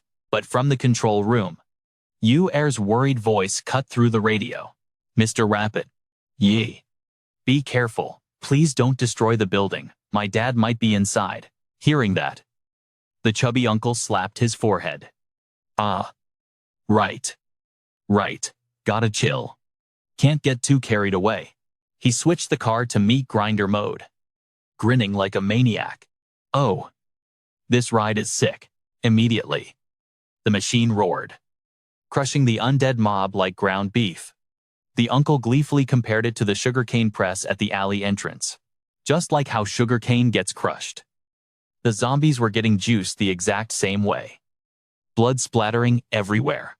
The agonized screams of the monsters echoed through the air. Suddenly, the car screen popped a notification. Collected 1 black pearl. The uncle's eyes bugged out in surprise. Say what? An automatic zombie brain harvester. Seriously? The uncle spread his arms wide and rushed toward Diep back, voice bubbling with excitement. Brother Diep, you are my soulmate. You understand me way too well. You're literally a god in my eyes. I love you to death. Nuni heard this over the walkie-talkie, blushing and whispering. Brother Triudai's side sounds really lively. I guess everything is fine. Right. But right then, the little girl suddenly gasped. Huh. She noticed something on the surveillance screen. Just as Diep back raised his wrench, ready to smack the fat uncle upside the head, because of that overly enthusiastic hug, but Nuni's voice saved the uncle's life. Brother Diep. Brother Triudai. I found it. The uncle looked bewildered, rubbing the lump on his head. Huh. Nuni repeated, voice excited. I found Dad's truck. I'm sending the coordinates to you guys now. It's about 500 meters away from you. The fat uncle nodded while driving. Yeah. Good job. Nuni, lead the way. We'll go check it out. Nuni controlled the drone, observing the truck closely. She reported over the radio, voice anxious. There's no one in the vehicle. The door and the front are totally destroyed. Dad might have gotten into an accident while coming back with supplies. Back's voice was low. Check if he left anything behind in the truck. Maybe he hasn't gone far. Nuni searched while calling out, voice choking up. Dad. Where are you? Suddenly, the girl coughed violently, her body trembling. Mr. Zhang Heng screamed in panic. Ngoni. What's wrong? The little girl collapsed onto the table, unconscious. At this moment, Diep back and Uncle Triu Heng had reached the truck's location. The fat uncle, hurriedly checked the crates in the back of Nooney's dad's truck. Sweat beading on his forehead, Diep Bak asked urgently over the radio. "Professor, how is Nooney, Mr.?" Trong Han replied, voice somber. "Nooney is out cold. It seems her illness has relapsed. She was distracted and forgot to take her medicine. Luckily, I still have a little left." But he paused and sighed. "Poor child. Her father has been a nervous wreck trying to cure her leukemia. But treating leukemia isn't my specialty. In this apocalypse, finding a doctor is harder than reaching the heavens." Diep Bak's face turned serious upon hearing that. Realizing the situation was critical, "Mr. Trong Han asked, voice hopeful, do you know where the An Thai Charity Hospital is? Go there and grab some equipment and medicine. I will do my absolute best to treat her." Diep Bak nodded. Voice firm. "Understood." By then, the fat uncle had returned, panting as he reported to Diep Bak. "Brother Diep, I checked that guy's truck thoroughly, but I didn't find anything valuable." The uncle continued, voice full of suspicion. "Looks like after causing the accident, he fled in a hurry. He didn't even take his stuff. But I found some weird things." The uncle held up an object, frowning and muttering. "There are a lot of these pitch-black boxes on the truck. No logo or description at all. Looks like they contain sugar or some kind of medicine." Diep Bak furrowed his brows, asking thoughtfully, "Could Nooney's family store be selling these strange things? Maybe it's some special type of drug." Diep Bak replied calmly, "Bring it back for the professor to look at." The fat uncle nodded, then asked worriedly, "Are Giap Van and Nooney still okay? Where do we have to go next to find Nooney's dad?" Yi-Bei barked out the order. "Charity Hospital. First stop. The doc sent me the list of meds for UAR." "All right. Let's roll." Just like that, they gunned the engine and tore off toward the hospital. Meanwhile, the doctor got an update, his steady voice coming through the earpiece. "Correct. We need to keep monitoring UAR's condition and how the experiment's progressing. Black Gold, I can't pilot the drone alongside you guys, but I can still stay on comms. Watch your backs out there." Fatty sighed, his voice heavy. "UAR has leukemia. No wonder she just passed out before. That's why you wouldn't let her come with us." Before he could finish, Yi-Bei snapped, "Shut up and drive." His face was grim as he thought to himself, in just 2 years, supplies in this city will run dry. The undead will take over everything, turning this place into a dead city. And the way things are going, it's happening even faster. I'm afraid nothing can change it. Instead of letting her live in a world full of suffering, it'd be better if meanwhile, in the monster's lair, someone was digging through something. Suddenly, his broken arm regenerated instantly. Good as new. Like it was never hurt. It was Jobo. He gasped in shock. Whoa. It grew back. He flexed his muscles, flames of power bursting around his body. Feels like my power is finally back. A man standing nearby touched his earpiece and laughed. Ha ha ha. So you're the envoy of the Red Flame. Jobo's eyes lit up as he thanked him. Thanks. Thank you so much. This drug is insane. By the way, he asked curiously, which organization did you say you were from? The man spread his arms wide, looking like a total pyramid scheme scammer, and declared, we are a group dedicated to gathering those with special abilities, to create a new world where people with powers can live happily together. Jobo's eyes went wide with innocence. A new world. Seriously, that sounds awesome. Big bro. Do you have powers too? The man replied with total confidence. Of course, there are plenty of people like me out there. Jobo kept pressing. Can I turn into something like you too? The man flashed a sinister smile. His eyes gleamed with malice. Oh, definitely. For our happy, carefree new world. Scene change. Yi-Bei and Fatty Zhao arrived at the charity hospital. Uncle gripped a sharp knife, cautiously approaching the wall to read the scribbled writing carved into it. He roared in anger. Damn it, has this hospital been taken over already? Yi-Bei replied with cold calm. A strategic spot like this, I'm not surprised. Grab the stuff and let's go. The uncle's eyes went wide. Huh? Just like that, Ye Bei didn't say another word? He just used his robotic arm to smash the glass door with one powerful punch. The two of them walked right in. Fatty looked around and muttered. Weird. Not a soul in sight.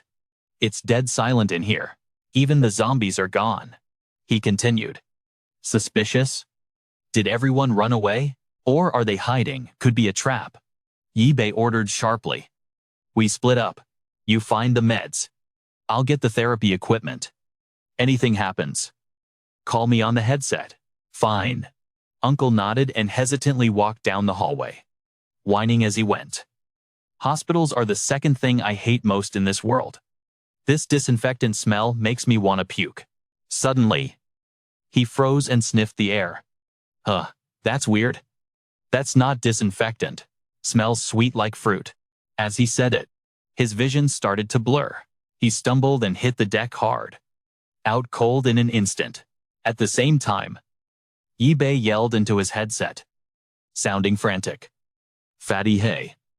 What's wrong with you? Hello, no answer. He was getting seriously pissed off. Where the hell did that damn Fatty go to find meds? Suddenly, a sickly sweet scent hit his nose.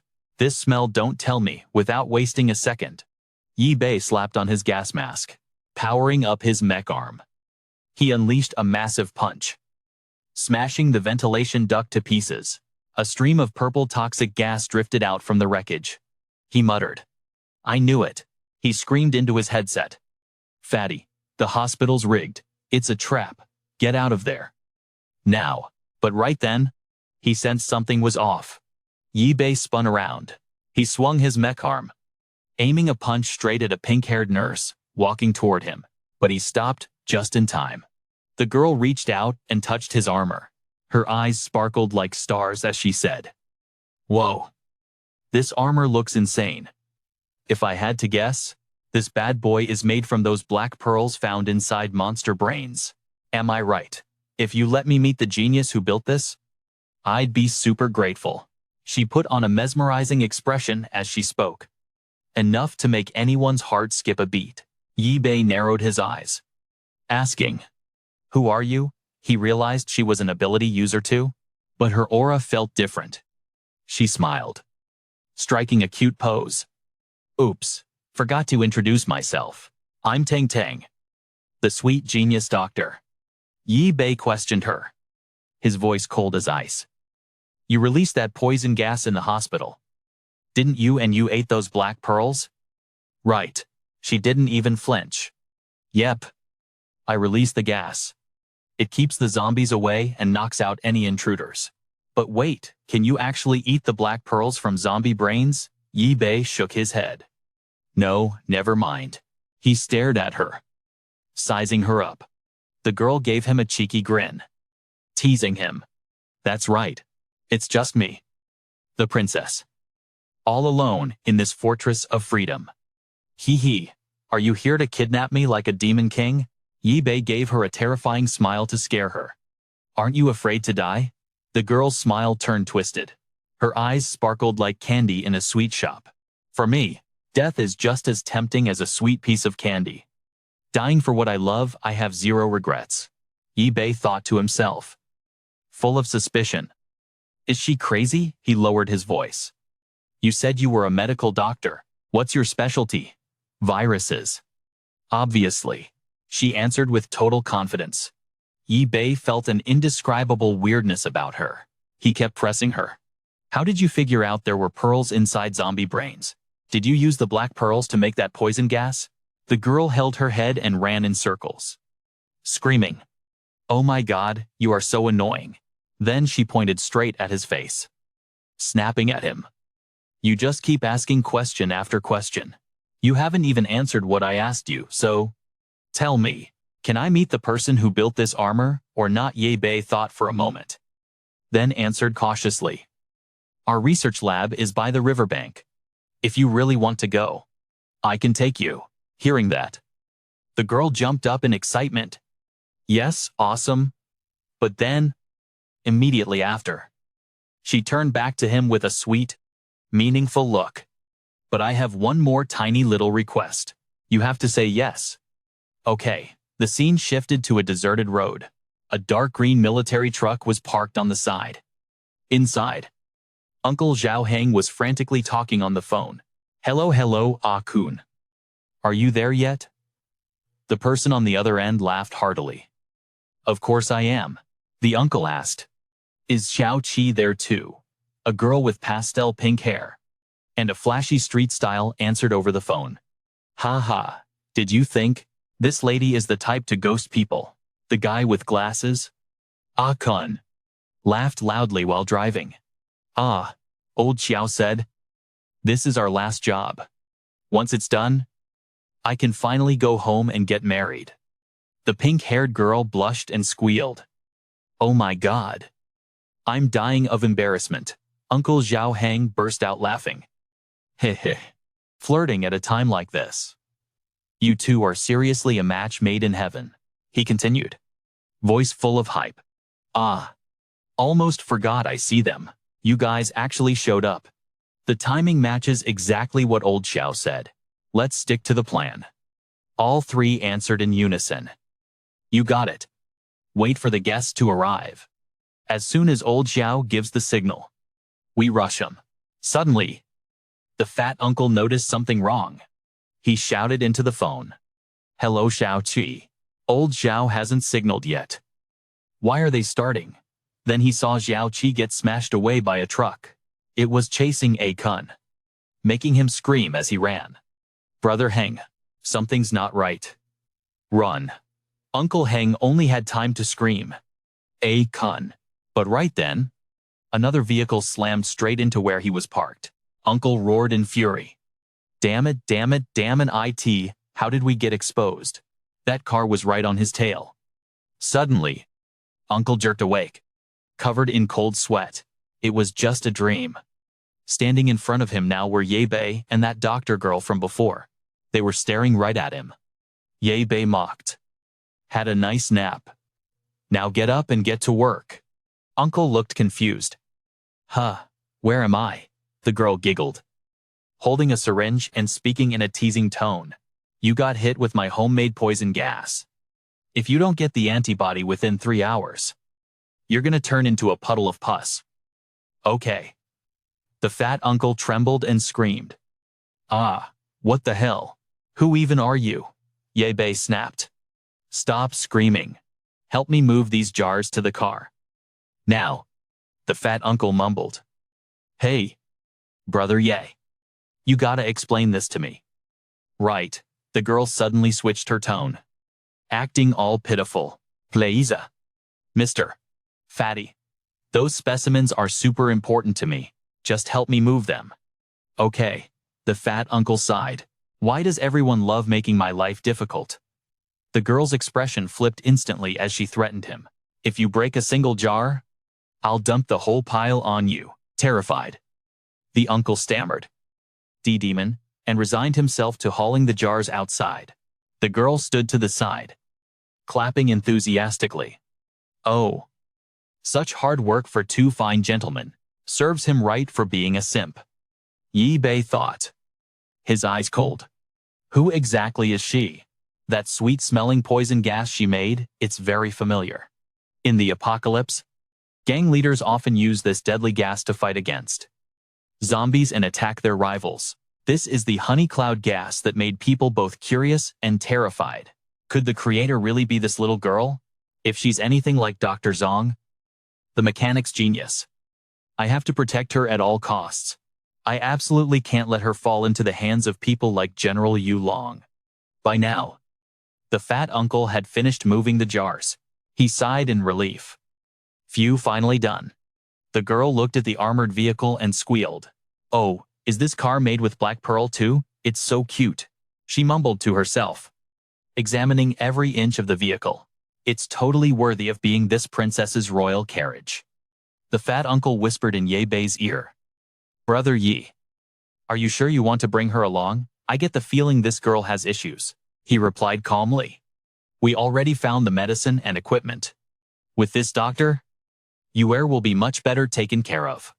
Suddenly, Yebei noticed something terrifying. Right in front of them, a massive monster was looming over the rooftop. Its glowing green eyes flared. It let out a roar and dove straight at them. The chubby uncle screamed in panic, his voice shaking. What the hell is that? The monster's green eyes glowed like ghostly fire. Razor-sharp fangs glinted in the light, drool pouring out like a waterfall.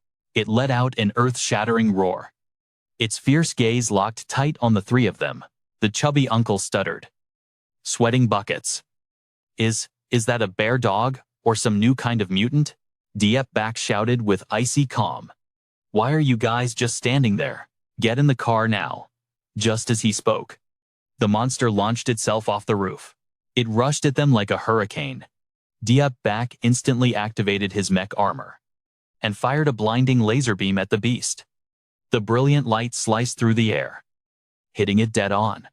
But the monster didn't even flinch, like the laser was just a gentle breeze.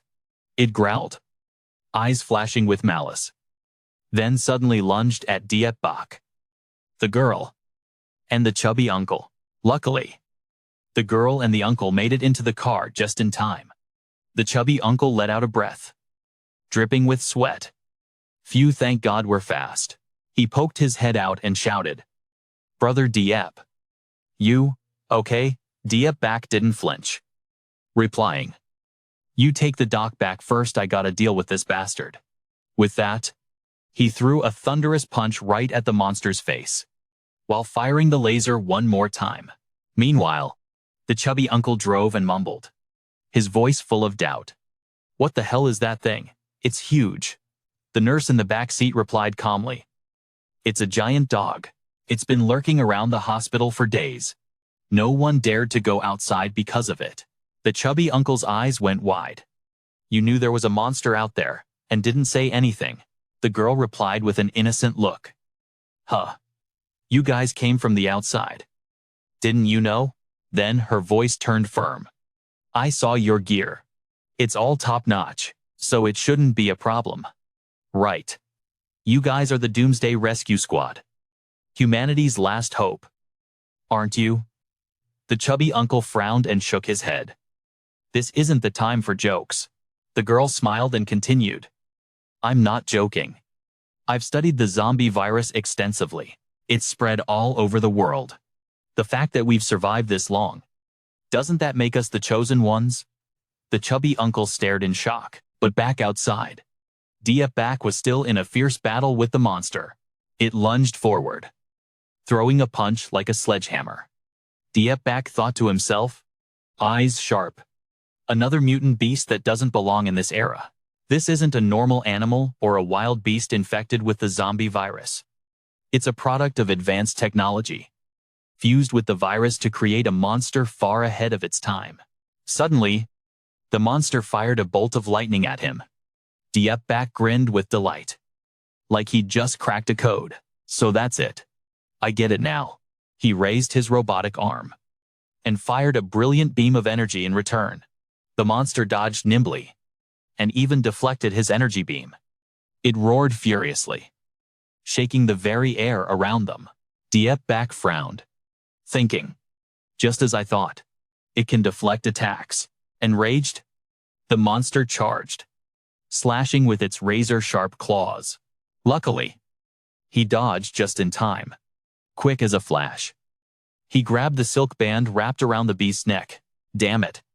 Behave yourself, he shouted, pulling with all his might. The band snapped, and blood sprayed out like rain. The monster collapsed, howling in pain, but stubbornly turned back. Its eyes burning with hatred, it fired another bolt of lightning. Diep Bak smiled triumphantly, using his robotic arm to block the bolt. Out of tricks. My turn. He fired up the jet thrusters on his back and shot into the sky like an arrow, tracking the beast's movement. He leaps up and delivers a critical strike. The beast couldn't even react. It took the hit and dropped dead instantly. Diep Bak stands up straight, panting heavily. His gaze remains ice cold, like he just survived a living nightmare, fueled by rage. Diep Bak uses his robotic arm to dig through the rubble, right where the monster's blood and gore are splattered everywhere. He picks up the beast's severed head, scanning it coldly. But inside its brain, he pulls out a deep blue crystal, glowing with a mysterious light. Holding the crystal high, he inspects it closely, his other hand clenching tight. A thought crosses his mind. This crystal was implanted into the beast's body. Once I modify my gear with this core, everything from here on out will be a breeze. On the building opposite him, a man in a slick black suit stands silently, watching the whole scene with a sharp gaze. He mutters thoughtfully to himself, "This is gonna give me a headache." Under the clear blue sky, skyscrapers gleam in the sunlight, a stark contrast to the bloody mess down below. Back on the ground, Diep Bok grips the crystal and activates his radio. "Hello, hello, Fatty Trio. Do you copy?" Dead silence. He frowns, guessing they probably ran too far and lost signal. He starts walking down the ruined street. He mutters, "Guess I'm heading back on my own." With that, he activates his mech armor. Jet thrusters roar, launching him into the air. Suddenly he freezes, his sharp gaze snapping to the side. A figure in a black suit appears. It's none other than Tungbun. He waves with an excited grin. "Yo, nice to meet you for the first time." Before he can even finish his sentence, Diep Bok throws a massive punch. They clash instantly, blue and orange lights blazing violently in midair. Diep Bok clicks his tongue, frowning. Why isn't Tungbun scared? How is he this calm? Tungbun speaks with a relaxed smile. "Whoa. Easy there. Don't be so aggressive. I know you might have a beef with espers, but I don't mean any harm." Diep Bok doesn't hesitate. He dives down the stairs, lunging for the kill. Tungbun jumps up to dodge the strike and lands right on his robotic arm with a smirk. "Like I said, I'm not here to fight you." But Diep Bok's face is pitch black with rage. He's not listening. He uses the robotic arm to crush Tungbun in a grip and lifts him high. Tungbun just looks amused and says, All right. If you prefer chatting in this position, that's cool with me." He flashes a smug grin. "You probably already know who we are." "Right, but I should probably introduce myself properly. I'm Tungbun from the Dark Star Organization. Under orders from our technical advisor, I'm here to invite you to the Northern Industrial Zone as our guest." His voice remains silky smooth. "We were originally just going to invite that female doctor. But now, before he can finish, Tungbun's body suddenly explodes. Blood splatters all over Diep Bok's robotic arm. Looking at the blood-soaked metal, he thinks to himself, "An Esper with a blood corpse substitute ability? Weak combat power. Just a total nuisance." Glancing at the explosion in the small house nearby, he falls silent. Has Dark Star already formed? I don't want to believe it, but I have to prepare for the worst. Remembering back to 50 years ago, during the apocalypse, Dark Star was the most powerful organization on Earth. They controlled massive resources and gathered humanity's elite, including the mechanical sages, masters of advanced technology. They modified countless espers, building a world ruled by superpowers.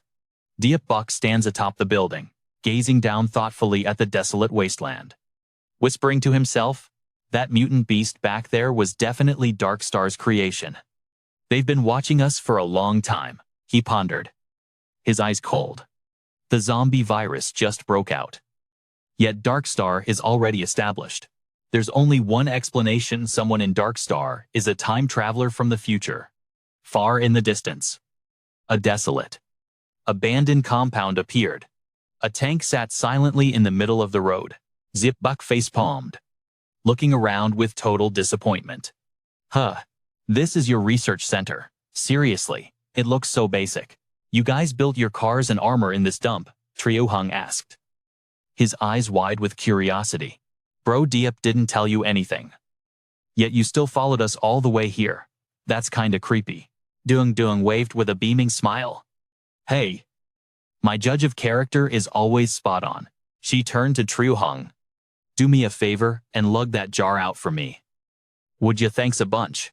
Trio Hung hugged the heavy jar, explaining as he walked. Look, since this is for new NE, just boss me around all you want. Yeah. Suddenly, from behind, Zhang Heng stepped forward, sounding skeptical. Did you really find a doctor? Dung waved excitedly. Hello, are you the doc who built that armor and the tank? She dashed over to shake his hand, grinning ear to ear. I'm Dung, I'm a doctor too. You know, I came specifically to find you. Zhang Heng introduced himself. A bit awkward. Oh, right. I'm Zhang Heng. How did you know that? Dung replied cheekily. Even though you dress like a mess on purpose, you can't hide that mad scientist aura of yours, Zhang Heng thought to himself, eyeing her suspiciously. What's with this kid? What did Diabok tell her? He scratched his head, forcing a laugh. Ahem. Dr. Dung. Was it? I know you from the science journals. The youngest genius virologist. Right. Dung stuck her nose in the air, laughing proudly.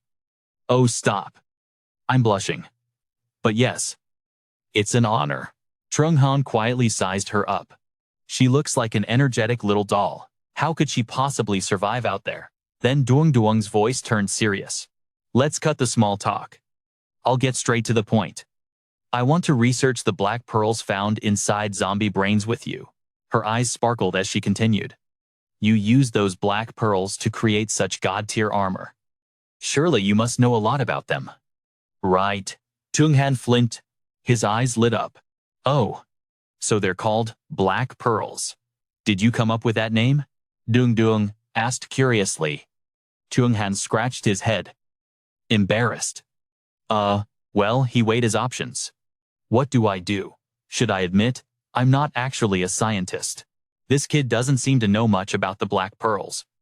Diabok definitely kept some secrets. I might as well team up with Dung to figure this out. He feigned excitement. Researching the black pearls, I'm totally down. I've actually made quite a few new discoveries recently. Dung beamed. Awesome. Then, Zhang Heng suddenly added a condition. But before we start, I need you to help me with something at the hospital. In the sickbay. Dung was busy recording a patient's vitals. A petite girl named Diunguni. As No Any walked out of the room, Zhang Heng asked anxiously. How is it? Dr. Dung? She pulled down her mask and sighed, her voice dropping low. Is she your aunt? Or your niece? Zhang Heng shook his head. No.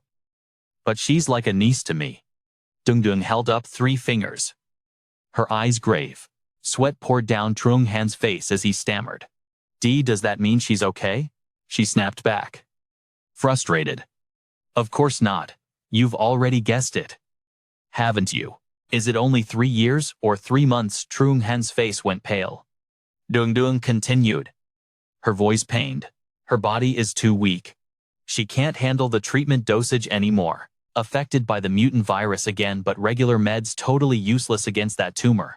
Zhang Heng was freaking out. Then what do we do? Tang just held up that black orb. It glowed with this mysterious light. Unless we use this. Inside the room. Yuer's eyes slowly peeled open. The massive ceiling filled her vision. She was awake and heard every single word. Zhang Han's voice was shaking. Wait, you want Yuer to EAT that pearl? Tang's eyes popped out. Huh. What are you talking about? She lifted the orb. Voice sharp. This thing is metal. How is she supposed to digest that? Tang's eyes sparkled with determination as she spoke. I'm gonna use this black orb to synthesize a cure for her. That's the plan. Zhang Heng looked terrified. Stammering. Is that safe? Tang explained calmly. I've already tested it. Under specific crafting conditions, the black orb activates, releasing anomalous energy, causing surrounding cells to regenerate and restructure into a new form. Zhang Han's face went pale. He objected instantly. Then isn't that basically turning her into one of those mutants who ate the orbs? No way, we are not doing that to you. Tang exploded with anger. What kind of idiot mutant would actually eat a black orb? Zhang Heng hesitated. I've met a few people who ate them. And they gained superpowers. Tang went silent. Eyes sharp as a razor. Now that is news to me. Tell me everything, she continued seriously.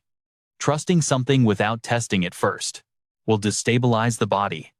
Honestly, beside dropping dead, I don't see any other outcome. She paused, then declared. Then that's exactly what we're going to research next.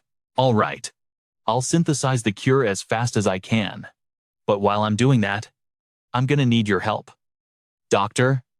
Zhang Heng emphasized, voice full of caution. Be careful. I am not watching you or turn into a monster, Tang replied. Gaze steady. We're running out of time. It's the only choice we have.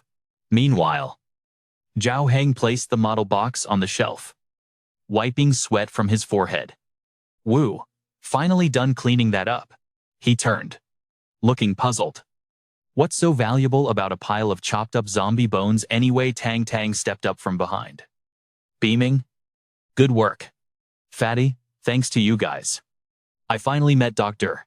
Zhang Heng asked anxiously. Dr. Tang, can Yuer's illness actually be cured? She replied with total confidence. Unless something crazy happens, there's a really good chance. Zhang Heng started walking away. As long as she's okay, that's what matters. I gotta go check on Brother Ye real quick. Tang smiled. He looks like he can handle himself. He'll be fine. Suddenly, she asked. Oh right, Doctor.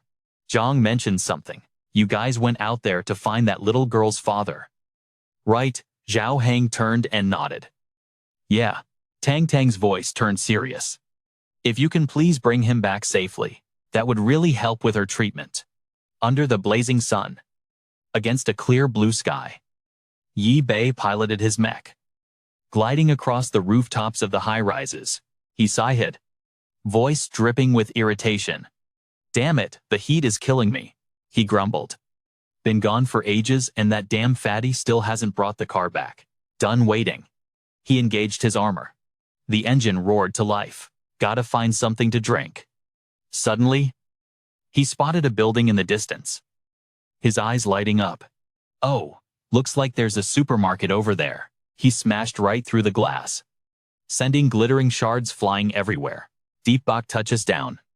The impact hitting so hard, it cracks the floor wide open.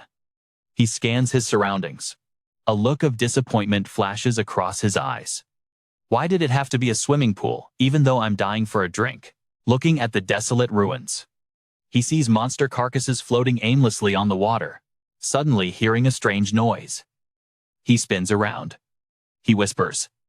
What was that sound? A massive tentacle shoots out from the darkness without warning. Diep Bok powers up his robotic arm without hesitation. The mechanical hand fires a barrage of missiles with terrifying destructive power, blasting the ground into shattered fragments. Diep Bok pauses, his sharp gaze scanning the area. Suddenly, a monster opens its massive maw, its claws flashing as it rushes straight at him like a tornado. With lightning-fast reflexes, Diep Bok raises his robotic arm to block the razor-sharp teeth. Escaping death by a hair, he lets out a breath, sweat beading on his forehead. Damn it! Another mutant beast. Wasting no time, he activates the robotic arm, firing a missile straight into the monster's mouth. An explosion roars through the sky, but the beast thrashes violently, knocking Diep Bok away. His body slams hard into a wall, shattering it into debris. Roaring in anger, he clenches his robotic fist. You filth. Go to hell. The monster swings its tail, dodging his attack with agility. Diep Bok doesn't give up, charging headfirst into the wall to smash a huge hole through it. He turns back to continue the assault, but the mutant beast seems enraged, swinging its tail to destroy everything around him. The gigantic tail whips Diep Bok, sending him rolling across the ground, quick as lightning. He regains his balance, proactively controlling the robotic arm to pin down the beast's heavy tail. His face twists, teeth gritted tight against the terrible weight. With a powerful heave, Diep Bok slams the monster into the ground, the impact shaking the whole area. He raises his robotic hand to gather energy, ready to deal the finishing blow, firing continuously into the beast's belly. He makes it howl in agony, rolling on the ground to ensure the monster is destroyed. D-Buck doesn't stop firing. Energy light flashes blindly. Suddenly, the beast's body fades, revealing a girl with bright orange hair. But in just a split second, the girl's face distorts, transforming back into a hideous mutant beast. Its green eyes glow like ghostly fire. D-Buck startles and shouts, "What the?" On the deserted, empty street, Triu Hung mumbles while driving. The streets are really quiet. Brother Diep must have wiped out all those monsters. Axel blurted. Suddenly, a drone behind the car powers up, making Triu Hung jump. A voice rings out from the drone, making him spin around. "Brother Trio, can you hear me?" "Huh," Trio Hung replies hurriedly. "Yeah. Is that Niu? Gave me a heart attack." "You're awake?" Turns out the voice belongs to Dio Ungueni. Through the comm screen, the girl's face looks slightly sad as she replies, "Yes. I'm feeling a lot better now. Are you guys out right now?" Triu Hung answers gently. "Nunyi. Given your current condition, you really should rest properly. Leave the search to us." Hearing this, a look of sadness crosses her face, and she says, "I can't sleep right now, so I want to join you guys to feel at ease." Trio Hung softens and compromises. "All right. But absolutely don't push yourself too hard. Okay. Leave the aerial search to me." Just as Ngu Ni speaks, the drone behind emits a signal, accompanied by Ngu Enhai's voice saying "Roger that." It zooms up into the sky, scouting the infirmary now. Ngu Ni is watching the feed, her eyes narrowed in suspicion. Suddenly, she let out a soft grunt, like she just saw something weird. Her voice came through the comms. Triu Heng, who was driving, asked with a hint of confusion, "What's up? Did you find Brother Diep?" Ngu Ni kept her eyes glued to the screen. "Doesn't look like it.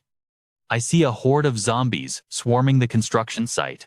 Directly beneath the drone, the video feed revealed a massive pack of zombies snarling and surrounding something tight. Triu Hang sounded skeptical over the radio. "You think there are still survivors around here?" Through the screen, they spotted something on the awning of a building in the construction zone. It was a girl trapped by the undead. Ngu Ni immediately shouted to Trio Hang, "Someone surrounded by zombies." Looking closer, she realized it was Lina Jolen. She was wrapped in a thin piece of cloth, shivering and huddled up on the awning. Ngu Ni continued, "Ah, there's a girl sitting on the awning at the construction site." Triu Hang checked the feed from the car and recognized her instantly. He exclaimed in surprise, "Huh? Why is it her?" Ngu Ni asked curiously, "Brother Triu, do you know this lady?" Triu Hang explained while driving. "She's the one who was locked up in that tyrant's tower before. After we took him down, she disappeared. I didn't expect her to run all the way here." Two drones circled overhead, watching the chaos below. Ngu Ni spoke urgently, "Brother Triu, we have to save her." Triu Hang grinned excitedly. He. "Obviously. I'm an expert at this whole hero saving the beauty thing." His armored car sped toward the construction site. It smashed into the zombies surrounding the house, sending body parts flying everywhere. Watching this, Lina Jolen trembled on the awning. She gasped in surprise. "Huh." At that moment, the drone descended, approaching the girl. Ngu Ni's voice rang out. "Big sis, we're gonna distract the zombies. Wait for the right moment and jump on the truck." Okay. Below, Triu Hang's vehicle looked like a war machine. Sparks flew all around it, and the wheels were fitted with sharp iron spikes. It ground the zombies into minced meat. The car reversed right up to the house where Lina was standing. Triu Hang shouted, "Hurry, get in." Seeing the car close by and the zombies scattered, Lina Jolen didn't hesitate. She jumped straight into the back of the truck. Watching through the drone, Ngu Ni saw she was safe and cheered. "We're good. Brother Triu, let's go." Lina Jolen, clutching her tattered cloth, stepped into the cabin. She asked, confused, "Who are you two?" Triu Hang turned around. With a smug grin and a thumbs up, he said, "Hey, hey, we're the Invincible Apocalypse Rescue Squad." Meanwhile, somewhere else, a giant tail whipped forward with terrifying force. Deep Bok, piloting his mech, took a direct hit and was sent flying. He slammed into the ground, cracking the earth. Pain was written all over his face. His eyes remained cold as he stared down the ferocious enemy. Diep Bak was facing a colossal monster. A muscular humanoid torso protruded from a terrifying snake head. Its eyes glowed with a cold blue light, looking down at Diep Bak from a towering height. The blue light in the monster's eyes grew brighter and brighter. It radiated overwhelming power. Faced with that blinding light, Diep Bak could only grit his teeth and shield his eyes, cursing inwardly. Damn it, I can't look straight into its eyes. His armor suddenly sparked with a weak bolt of electricity. Anxiety began to rise in his chest. His protective visor had been destroyed in the previous battle. Now it was completely useless. The giant monster opened its mouth wide. Its mouth was full of razor-sharp teeth, and a terrifying energy was building up deep inside. Then, bam! It blasted a massive column of water straight at Yi Bei. Even though he was battered and bruised, Yi Bei instantly reacted with his robotic arm. A blue energy beam shot from his palm. But the monster didn't even flinch at the attack. It was too fast. It twisted its body and easily dodged every single shot from Yi Bei. Its giant snake tail whipped out like lightning and snatched the leg of Yi Bei's armor. Before he could even react, the monster hoisted him high into the air. He gritted his teeth and cursed. Damn it, I let my guard down. Then the tail swung hard. It slammed Yi Bei from the air right into the water. The impact smashed his body against the ground, grimacing in pain.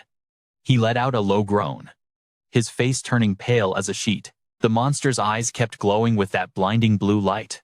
It was staring right down at Yi Bei. Even while he was submerged underwater, the sight was absolutely terrifying as his body soaked in the freezing cold water. His leg was still trapped in the monster's grip, and the blue light from its eyes was overwhelming. Yi Bei screamed internally. Damn it, my body won't move. Suddenly, the monster's tail coiled up underwater and morphed into a razor-sharp spear. It lunged straight for Yi Bei. In that moment of despair, he thought, is this really the end? Am I gonna die here? But then boom, a massive explosion rocked the area. Something smashed through the far wall, sending rubble and debris flying everywhere. Two beams of blue energy shot out, crackling with electric sparks. They blasted through the debris and kept coming. The beam slammed right into the monster's giant head, causing a massive shockwave. The savior was none other than Zhang Heng. His armored vehicle had smashed right through the wall, leaving a gaping hole behind. Then, Zhang Heng's voice rang out. Brother Yi, you okay behind him? Lena Jolin looked totally stressed out, totally different from Zhang Heng, who was grinning like a maniac and yelling with excitement. The Doomsday Rescue Squad has arrived. That last shot clearly hurt the monster. It immediately locked onto the armored car and charged straight at it. The monster spun around, ready to tear that car apart. But then it froze, sensing something was wrong. Somehow, Yi Bei had already broken free from the monster's tail grip. He used his robotic arm to grab that giant tail in an iron grip. With a fearless look, he roared, "You're not going anywhere. We aren't finished yet." His robotic hand clenched into a fist, popping out razor-sharp claws. He launched a massive punch while his other hand held the monster's tail tight. He slammed his fist right into its body. The monster screamed in agonizing pain. Yi Bei shouted with a serious face, "Fatty, if the monster looks at me, you blast it with the laser." Inside the armored car, Zhang Heng listened, hearing Yi Bei's order. His face instantly got serious. He shouted back, "You got it. On it right now." Yi Bei channeled all his power, firing two blazing beams of energy from his armor's arms. The massive energy blast slammed straight into the giant monster's neck. It sent the beast flying. Its massive body crashed hard onto the ground. The impact was earth-shaking. A critical hit. The monster lay twitching on the ground in pain. Its eyes narrowed, glowing with a furious blue light. But before the monster could even react, Yi Bei's massive robotic arm slammed down again. That arm pinned the monster's body tight against the ground, making it shake violently. Unable to struggle. With a cold expression, Ye Bei spoke up. Why is a mutant hybrid showing up here? The monster frowned, its eyes glowing with a cold blue light. Ye Bei continued his interrogation. Did the dark organization send you to kill me? Even as he pressed her with sharp questions, the monster stayed silent, not saying a word. Ye Bei's expression darkened, staring at it with cold eyes. He threatened, "Speak now, or I'll end you right here." Suddenly, the monster's eyes widened in shock, her whole body trembling violently. She screamed. The dark organization. Ye Bei's robotic arm kept pinning the monster down, keeping her mobilized. She struggled frantically, screaming, "Don't, please don't. I don't want to go back. Don't take me back there." But Zhang Heng, driving the car closer, spoke up in surprise. "Brother Ye, how did that big dog you were fighting turn into a snake monster?" Suddenly, the monster stared at the car, a confused voice ringing out. "Lena." Hearing her name, Lena Jolene turned around in shock, her eyes filled with confusion. The monster struggled even more frantically, screaming, "Lena, Lena." Lena watched as it kept screaming. Ye Bei barked, "Quit that noise. Say another word and you're dead." Meanwhile, Lena Jolena, hearing the monster call her name, rushed out of the car and headed towards them. Trembling, she asked, unsure, "Sister, is that you?" Hearing her, the monster cried out, "Lena, Lena." Lena Jolene stepped closer, her voice shaking as she called out again. Sister Zhang Heng, still in the car, asked blankly, "Huh? No way. Is that monster seriously her sister? Did she eat black gold and mutate or something?" Lena Jolene knelt beside the monster, her face filled with sorrow. She choked back tears. "Sister, how? How did you end up like this?" The monster was indeed Annie Yohani, Lena Jolene's older sister. Annie sobbed, telling her sister, "The laboratory, the dark organization's lab. It hurts. It hurts so much." The robotic arm crushed down on Annie's head, causing her agony, her voice breaking and trembling. Watching this, Ye Bei spoke coldly. "You done talking? If you're done, I'll put you out of your misery." Hearing this, Lena rushed to stop him. "No, please don't. I don't know who turned her into a monster, but she's my sister." Just then, an aircraft piloted by Yu Air appeared nearby. Yu Air's voice came over the comms, trying to stop him. "Brother Yi, wait." Hearing Yu Air's voice, Ye Bei frowned slightly. "Yu Air, stay out of this. Don't interfere." Yu Air replied anxiously. "They just reunited. You can't just kill her." But Ye Bei seemed indifferent to her plea, preparing to strike as he told Yu Air, "Don't be so naive. She's been modified into a fusion mutant beast. Her mind is gone, and she's extremely dangerous. She needs to be put down." On the ground, Annie was still pinned under the robotic arm. Lena hugged her sister tight, sobbing uncontrollably. Seeing this, Yu Er pleaded again. "Brother Yi, I beg you, let them talk. Just let them try." Despite Yu Er's desperate pleas, Ye Bei remained unmoved. He screamed in rage. "She almost killed me back there. I'm not letting her off the hook." Triu Hang, who'd been standing by and listening to the whole thing, spoke up to back Nu He. "Bro Deep, listen.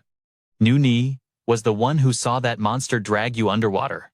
If she hadn't led me there, wouldn't you be dead meat by now?" Hearing those words, Diep Bak's heart actually wavered a bit. Triu Hang's words actually worked.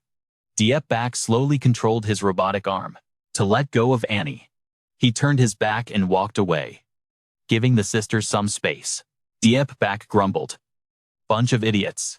Now that she was free, Annie asked, her voice trembling, "You guys aren't from the dark organization?" Nu Ni quickly replied through the drone, "No way. We're a squad, looking for survivors in the city." Annie started explaining, her voice breaking. I escaped the dark organization and brought the big dog to find her. Listening to Annie, everyone realized it was all just a huge misunderstanding. Nguni immediately confirmed. You misunderstood, bro. D up for one of the bad guys. So you attacked him in self-defense, Annie stuttered, looking over at Lena, and trembled. I was so scared for her. She looked at Lena, choking back tears. As long as Lena is safe, that's all that matters. Lena squeezed her sister's hand, tears streaming down her face, sobbing. Sis, back in the sickbay, watching everything through the screen. Nuni saw the reunion and couldn't help but get emotional. That's so great, hey. Why don't you two come with us? Nuni's voice rang out from the drone. Our lab is pretty spacious, and there aren't many people. The doctors are researching zombies, so maybe they can help you. Hearing this, the sisters were overjoyed, but Lena was still hesitant, stammering. Really, is that really okay? Nuni chirped happily. Being able to help others makes me happy too. Meanwhile, after letting Annie go, Diepbak turned around and hopped into Triu Hang's armored truck. He took off his mech suit and carefully packed it away. Nuni looked at the truck and hesitated. There's just one thing. I don't think our truck can fit big sis Annie. Annie turned to her sister, her voice determined. Lena, wherever you go, I go. Hearing that, Lena choked up and called out again. Sis. Inside the armored truck, Triu Hang whispered to Nuni. Hey Nuguni, do you really want to bring that monster girl back to our base? Nuni replied instantly. I feel like when the two of them are together, they aren't dangerous at all. Triu Hang got it and glanced at Diepbak. He had his hands behind his head, eyes closed, resting, looking a bit annoyed, but staying silent. Seeing that, Triu Hang smirked. If Bro Diep is silently agreeing, then let's roll. The armored truck sped off down the road, heading toward the main highway. An armored truck, a drone, and a giant monster left the high-rise building together, heading straight out. Annie, with her giant snake body, glided right next to Triu Hang's truck. Nuni's drone hovered above. The whole squad headed for the lab. While driving, Triu Hang looked out the window and couldn't help but exclaim, Whoa, that monster girl is seriously fast. Lena sat in the truck, gazing outside with sad eyes, and whispered, Sis. Not long after, two figures showed up at the lab door. A guy and a girl stood there, totally frozen, eyes popping out of their heads. It was Truong Han and Nurse Duong Duong, sweat dripping down his face. Truong Han gasped. Deep Bok. What on earth is going on here? Meanwhile, Nurse Duong Duong looked at Ani with total fascination, facing that massive snake body towering over her. She squealed. So cute. Over on the side, Diepbak just leaned back against the armored car, chilling. He didn't say a word. Lena stepped forward softly and introduced herself. I'm Lena. I live in the west of An City. When the disaster hit, my sister and I drove south to escape. A human shape slowly revealed itself on the head of the snake monster. Ani. Lena immediately turned to introduce her. That's my big sister. 1. While we were running, she got captured by people from a dark organization. They modified her, turned her into this. Seeing this, Dr. Duong Duong's eyes lit up. She happily praised. Oh my god. So cute. In contrast, Trung Han was stunned, stammering. Modified? What kind of organization has the power to do that? Duong Duong got more and more excited. Without a shred of fear, she walked right up to Ani. She asked eagerly, Can I touch? Don't be scared. Don't be scared. But just as Duong Duong was about to touch the giant snake body, Ani suddenly moved. She darted to the other side, making Duong Duong jump. Ani's massive snake body slithered and shot straight toward the nearby lake. Then she plunged down, vanishing into the water under the dim sunset light. Triyu Heng watched as Ani's figure faded away in the shimmering lake water. He gave a soft HMPH and muttered, "So cold to strangers? Huh. Is she shy? Or just hiding in her shell?" Stepping down from the car, he turned to Lena, voice full of curiosity. "Oh right. I almost forgot. Why were you hiding at the construction site near that high rise? There's no water or food there. And you were all alone." Hearing Triyu Heng ask, Lena answered immediately, voice low and steady. "Actually, someone led me there to hide from the zombies, but we got separated on the way. He told me to wait at the construction site." Seeing Lena's face darken, Triyu Heng guessed part of the story. He asked gently, "Then what? He didn't come back?" Right. Lena nodded slightly, eyes looking sad. Triyu Heng frowned, getting more curious. "Who was this guy? Who has the guts to lead you through a city swarming with zombies?" Lena slowly held up the cloth she used to wear, her voice low. "He gave me this shirt. It's soaked in zombie blood. Thanks to this, they couldn't smell me or find me." But hearing this, Triyu Heng seemed to remember something. He went, "Huh, could it be?" Just then, a scream rang out from behind, cutting him off. Lena turned around. She saw a little girl running over, voice cracking with emotion. Sister Lena, it was New Ni." The little girl had just run out of the sick room, shaking all over, her legs barely able to hold her up. She stammered, "The person with you, was it a guy with short hair? Is his name Du Hai?" Lena nodded. "Yeah, that's right." Then, she asked casually, "You're the little girl from that day, aren't you?" Getting a nod from Lena, Nugni trembled, voice choking up. "That's my dad." As soon as she said it, she collapsed to the ground, unconscious.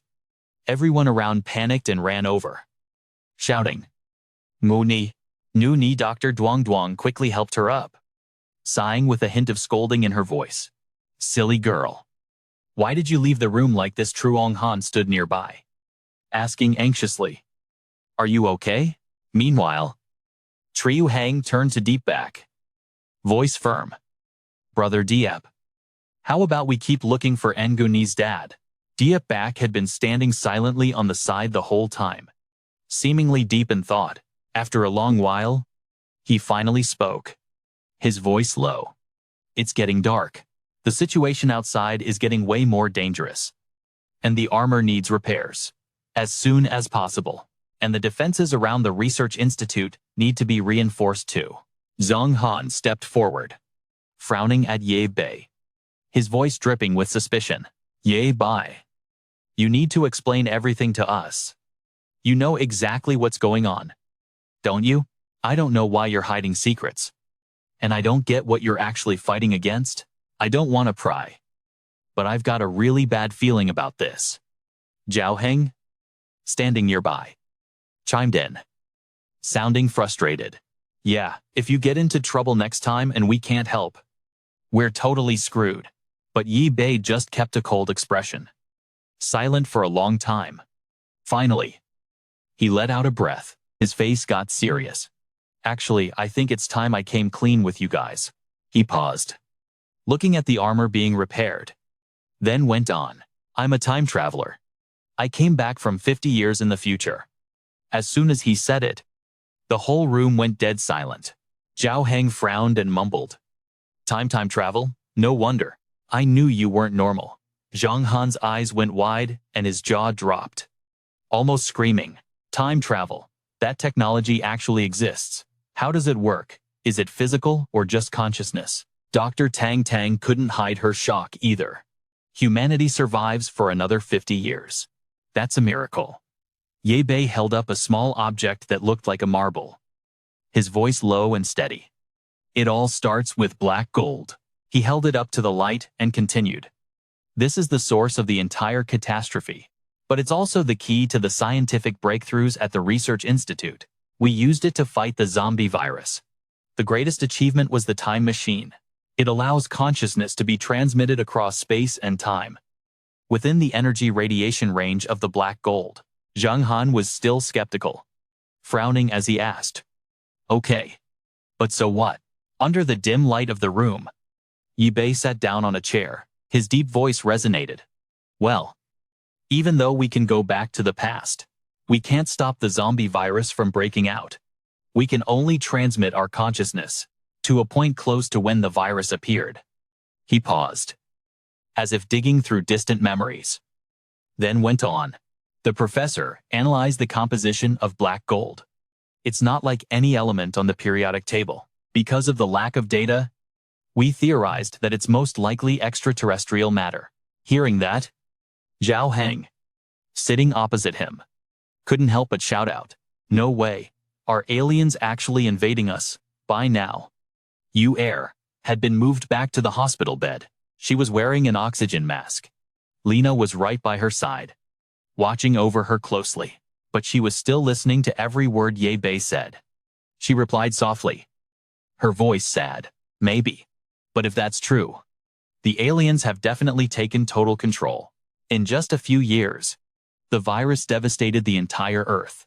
50 years from now, there aren't many survivors left in the world." In Ye Bei's memory, an image of a desolate world appeared. Smoke and fire filled the sky, and humanity was nearly extinct. He continued, his voice haunted. "Even then, we didn't stop slaughtering each other for resources. In my organization, all the older seniors were killed off." Yi Bei's expression darkened. His eyes hardened. "I am the one executing the organization's final mission. Return to the past and rebuild the organization." Zhang Heng nodded, as if it finally clicked. "No wonder you've been so obsessed with collecting black gold. So, are you actually over 50 years old?" Yi Bei gave a faint smile. A shadow of old age seemed to flicker in his youthful eyes. 50, yeah, I'm probably over 70. But my consciousness could only go back to the moment I first faced a zombie at school, recalling those days in the future." Yi Bei continued, his voice tinged with regret. "We didn't have any time left to run more tests after my team pulled me out. They had to destroy the whole lab, bury the time machine." He paused, looking grim, like that memory was weighing heavy on his heart. "I don't even know how they tested it," he mumbled, his eyes looking kinda sad. Zhang Heng looked worried too, but he still tried to crack a joke to break the tension. "First time I've ever heard you talk this much, bro. This story could be a whole novel. Top-tier entertainment." "Seriously." Dr. Tang seemed to realize something. She suddenly spoke up, sounding confused. "You just revealed your whole backstory. So does that mean we're gonna be your teammates in the future?" Ye Bei hesitated, looking uncertain. "Don't know yet, but I hope so." Hearing that, Zhang Heng got anxious. "What do you mean? Can the future change?" Ye Bei nodded calmly. "It's already changed." He turned to ask Dr. Tang, "You studied the zombie virus traits?" "Right." Dr. Tang nodded confidently. "That's right. I said before that our survival was a miracle.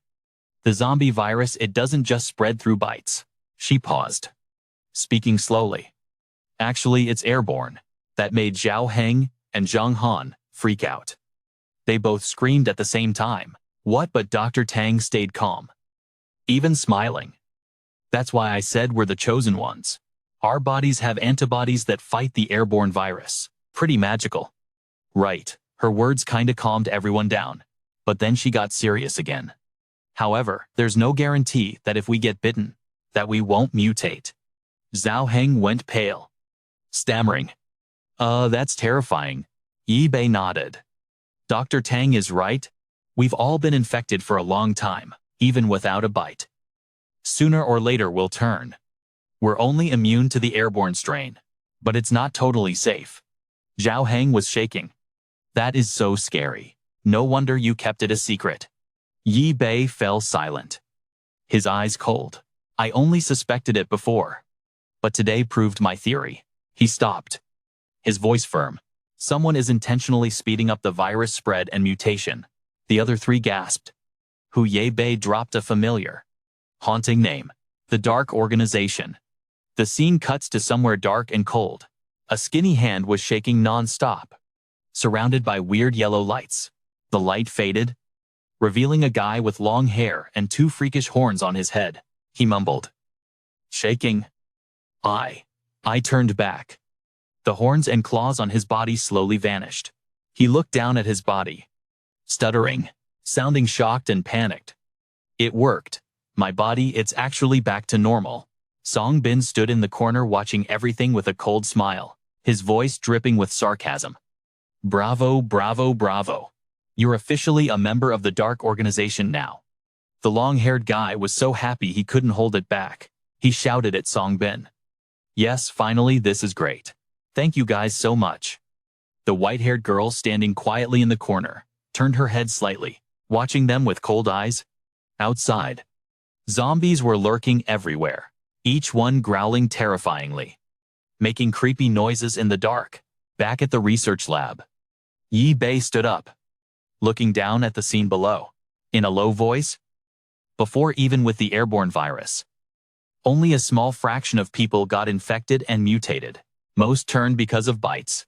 But now, the zombies are absorbing sunlight, triggering stage 1 mutation. It's slashing the transformation time from a few weeks down to just days. And then, the odds of normal people awakening abilities just skyrocketed. Flashbacks of the mutants he'd seen flooded his mind. Diep Bak continued, his voice full of caution. On top of that, the mutant beasts and hybrid monsters that showed up today, they're all masterpieces of the Dark Organization. Zhang Heng and Dr. Duong listened closely, eyes glued to him. Diep Bak stated, his gaze ice cold. I'm absolutely sure the Dark Organization sent agents back from the future. Trio Heng frowned and spoke up. Bro Deep. If the Dark Organization has time travel tech and a way to control the zombie virus, why don't they come back to save humanity? Diep Bak replied, voice cold. Too bad. The Dark Organization does everything except save humanity. They think the awakened are superior to humans, so they want to build a world ruled by superhumans. He turned to look Trio Heng dead in the eye. In other words, their goal is to wipe out humanity. This made Trio Heng and Dr. Duong's faces drop. Trio Heng gasped. Art. Dr. Duong smirked, voice dripping with disdain. Himage. Such a child. Truong Han, who had been silent, suddenly spoke up. That's right. Could it be related to those pills and energy stones? From before, he pondered. Then continued. The black boxes of pills Trio Heng brought back, I took a few for analysis. Their composition is like black gold. And black gold is incredibly active in the pill's liquid form. He furrowed his brows as if realizing something. It feels like a catalyst for the black gold. Don't tell me. He looked at Diep Bak, asking urgently. Did the Dark Organization dose everyone with that stuff? Diep Bak nodded, voice low. Yeah. They probably spiked the food and water. Trio Heng panicked hearing that. Wait a sec. Bro Diep. Those pills were found in Naguni's dad's car. You don't think Diep Bak cut him off? Tone freezing. We need to investigate further. But as long as the Dark Organization exists, humanity won't last 5 years, maybe even less. He leaned down, pointing at the pile of documents on the table. Voice firm. Dr. Trong, I need to discuss setting up defenses for the research facility with you. We also need to use the poison gas Dr. Duong developed here. In the meantime, Dr. Duong, please try your best to treat Nguni. Dr. Duong gave a flirty smile, tilting her head to look at Diep Bak. Hey little bro. Are you the brother of my adopted sister Diep Bak? Frowned slightly, voice a bit annoyed. Is there a problem, doctor? Duong beamed and shook her head. Nope. Just a medical question. Diep Bak looked confused but didn't say more. He turned to the group, voice resolute. I don't have time for chit-chat. We need to move fast. He beckoned. Fatty, come give me a hand. Trio Heng nodded and blurted. Oh. Late night fell. In the sick room, Nuni slowly woke up. She was exhausted, body heavy, but she struggled to sit up and remove the pursed oxygen mask. Turning to the side, she saw Lena passed out on the table. looking haggard. Lena was deep asleep. Unaware Nug and he was awake. The girl gently stepped off the bed, put on her slippers, and draped a coat over the sleeping Lena, then quietly left the room, leaving Lena alone in the silence. Nu Ni walked down the dark hallway, lit only by a few dim lights. She headed toward a room with a faint glow, where Dr. Duong sat at a desk, holding a beaker of strange liquid, muttering, "That little bro doesn't look like he's making things up. Maybe his guess was right on the money." As soon as the words left her mouth, she lifted the glass, downed it in one gulp, then slumped onto the table, letting out a long, exhausted sigh. I really thought coming here would solve a few problems. Who knew they'd just keep piling up like this? Right at that moment, Dr. Duong suddenly realized Ngu Ni was standing right next to her. She quickly turned around, stammering, "Why are you out here on your own? Go back. Hurry." No Ni lowered her head, looking sad, and whispered, "I couldn't sleep. I just wanted to get some fresh air."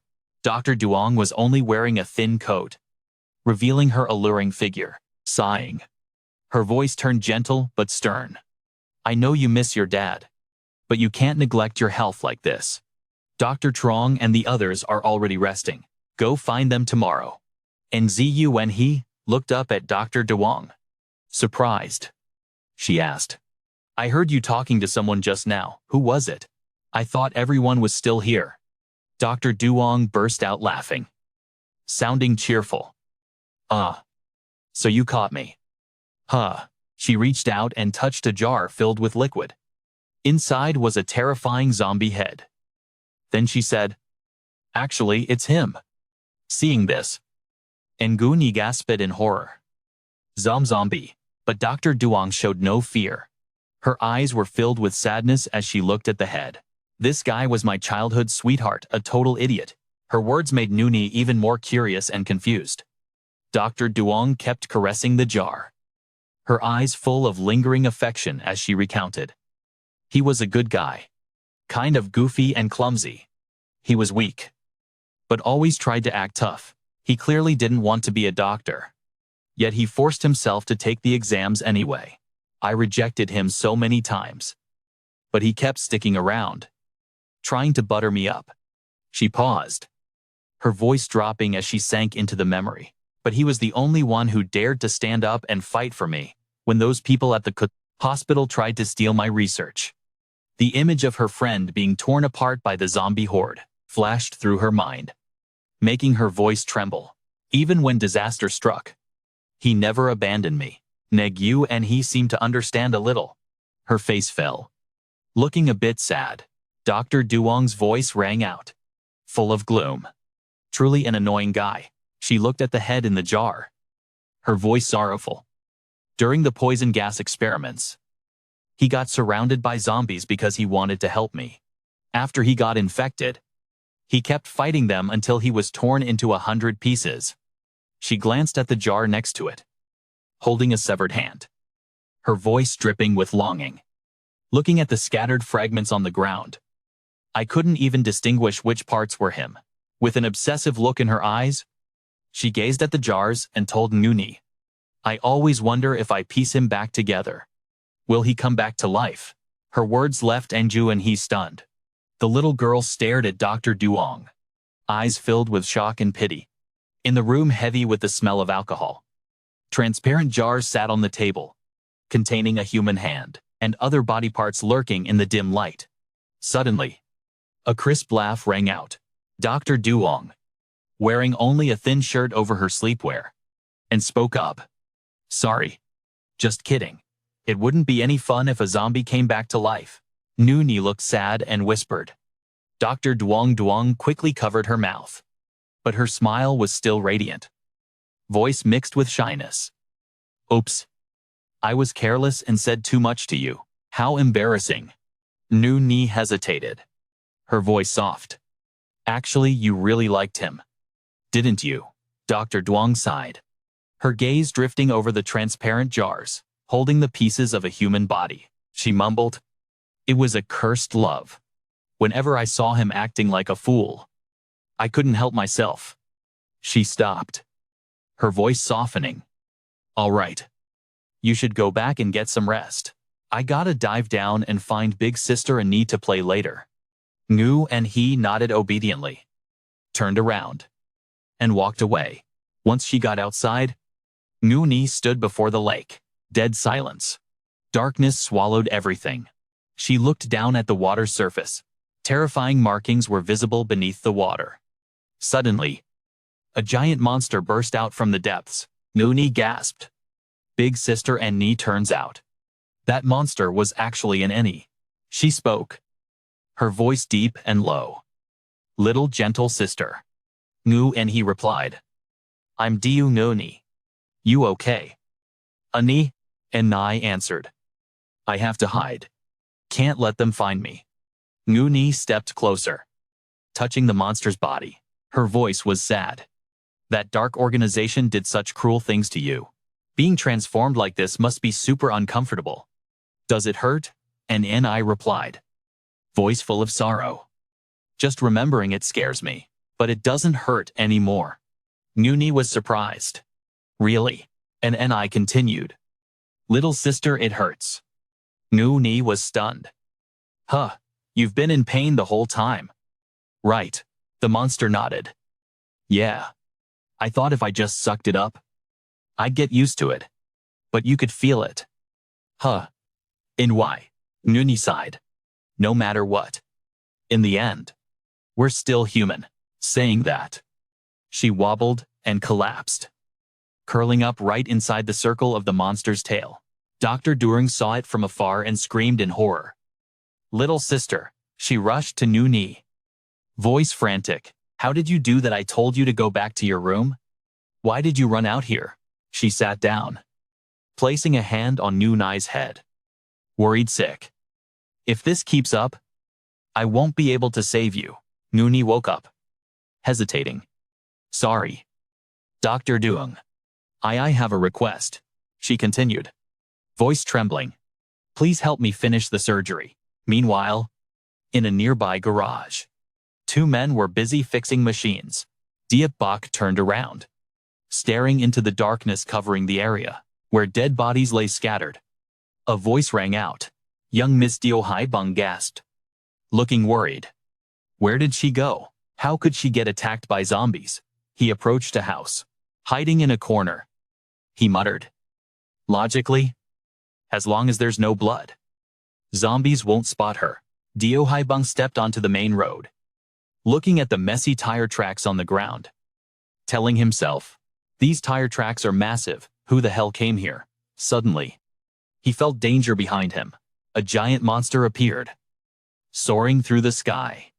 He quickly hid in the corner, only daring to exhale when it flew away. Suddenly, a voice shouted right in his ear. Dio Hai Bang, hiding here. Huh. He jumped out of his skin and screamed.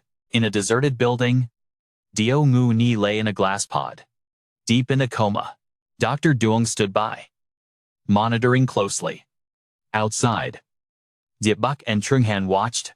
Trung Han was worried. Do we really have to use black gold to treat Ngu Ni? I just feel uneasy. Diep Bok crossed his arms. Calm, Dr. Duong prepared a special chemodrug. Right now, it's just in the palliative stage. Ngu Ni needs time to adapt to the black gold energy. He continued, I fused the mutant core with red-black gold. The doctor will follow the formula I gave to perform the surgery. As long as the chain reaction doesn't exceed the limit, Ngu Ni will be fine. Trung Han asked. Suspicious. Did you guys test this method in the future or something? Don't tell me you were involved in creating superhumans too. Diep Bok shook his head. This method is just a byproduct of creating superhumans. Some idiots treated it like an elixir of immortality, gifted it to the privileged class. He added, voice cold, it does cure diseases. As did. But immortality, no one knows. Trung Han worried. Huh, sounds super sketchy. Diep Bok remained calm. If the conservative method fails, we have no other choice. Trung Han nodded. So that's why you told Trio Hung to go out. Hope he finds Ngu Ni's dad. Outside, The car sped down the road full of corpses. Zhang Heng steered with one hand and shouted, "Lena, there's a ton of zombies here. Check the left flank. We're almost at the construction site where we found you." Lena stared at the screen, flustered. "I'm sorry, I don't know how to fly a drone. And I'm terrible with computers." Du Haibang stood nearby, sighing heavily. "Old Truong, long time no see." His voice was filled with guilt. "I think I made everyone worry." "I'm sorry." Trong Han sighed in response. "I don't know if I should thank God or just call you lucky." His voice turned serious. "Save your breath. Go get sanitized and see Ngu and he." Du Haibang stepped inside. His face went pale with shock as he looked at Nu and Yi. "Ngu Ni what? What happened to her?" Trong Han explained. "She was fine when Zhang Heng brought her in. But her condition suddenly crashed recently. She's been exhausting herself looking for survivors and trying to find news about you." Du Haibang clutched his head in agony, hesitating. I'm such a fool. If only I came back sooner." Truong Han sighed. "You've been through hell too, haven't you? I have so much to tell you." Truong Han held an object up to Du Haibang's face. His voice was stern. "Where did you get this?" Du Haibang took the object and stammered. "Did you guys find my car? Honestly, I don't even know what this is." Truong Han frowned and pressed on. "Who gave it to you?" Du Haibang sighed and explained. It was the Dark Organization. At first, I thought they were a charity group, so I helped them transport supplies. They even promised to cure Nu Ni, but I never expected those things to." Trong Han tensed up, his voice urgent. "Did you join them? Do you have any idea what this drug is used for?" Du Haibang shook his head. "I only know that the zombies appearing in the city are linked to this drug. When I realized how twisted the Dark Organization was, I ran." He paused, his eyes filled with regret. "I pretended to keep working, planning to sneak back here and get Nu Ni out, but the zombies blocked my path. By the time I got back, it was too late." Looking at Na lying in a coma, he broke down. "I called her. I told her to lock the doors and stay inside." He buried his face in his hands, his voice cracked. "But she still. Is this my karma? I always taught Nguni that there are good people in this world, that she should do good, and yet here I was, helping monsters commit evil." Du Haibang clutched his head and sobbed, his eyes overflowing with remorse. "Seeing my daughter lying there like that, I'm a terrible father." Dr. Duong stepped in, her voice cutting through the noise. "Oh, please Nu, and he is still alive." She spoke seriously. "I'm Dr. Duong. I need you to donate blood. Right now. And you better be Nu Nai's biological father." Du Haibang looked surprised. "What?" Dr. Duong explained. "None of our blood types match Nu Nai's. If they did, we would have saved her a long time ago. You're her only hope." Du Haibang nodded instantly. "Okay. Take as much as you need, please. Just save her." Dr. Duong shook her head. "We can't use the black gold." Truong Han was surprised. "Bang. You know about the black gold?" Du Haibang stammered awkwardly. I don't know how to explain it. Basically, the Dark Organization wants to run a massive experiment." Truong Han and Dr. Duong listened intently as he continued. "It's going to cover the entire city of Anthai. A lot of people are going to die." Dr. Duong was confused. "But everyone in this area has already turned into zombies. How can they die again?" Du Haibang hesitated. "Basically, we can't use the black gold. That's what they claimed. Anything connected to it is gonna get corrupted." Zhang Han frowned. "But it's our only weapon against them. We've got nowhere left to run." Yao Haipeng suddenly snapped. He lunged at Zhang Han, grabbing his shoulders and screaming, "Run! We gotta get out of here. We can't stay. Just run as far as we can." Seeing his panic, Zhang Han stammered in fear. But you air," Yao Haipeng roared. "I'm taking you air right now." Zhang Han tried to stop him. "You air can't leave the healing pod yet," even though Zhang Han and Dr. Tang tried to hold him back. Yao Haipeng wouldn't listen. "Get out of my way." Suddenly, a wrench slammed into the back of Yao Haipeng's neck. knocking him out cold. Yi Bai, holding the wrench, said coldly. So damn noisy. Dr. Tang gasped. How Yi Bai? He looked at her and Zhang Heng, his voice sharp. If you need blood for the surgery, hurry it up. Stop wasting time.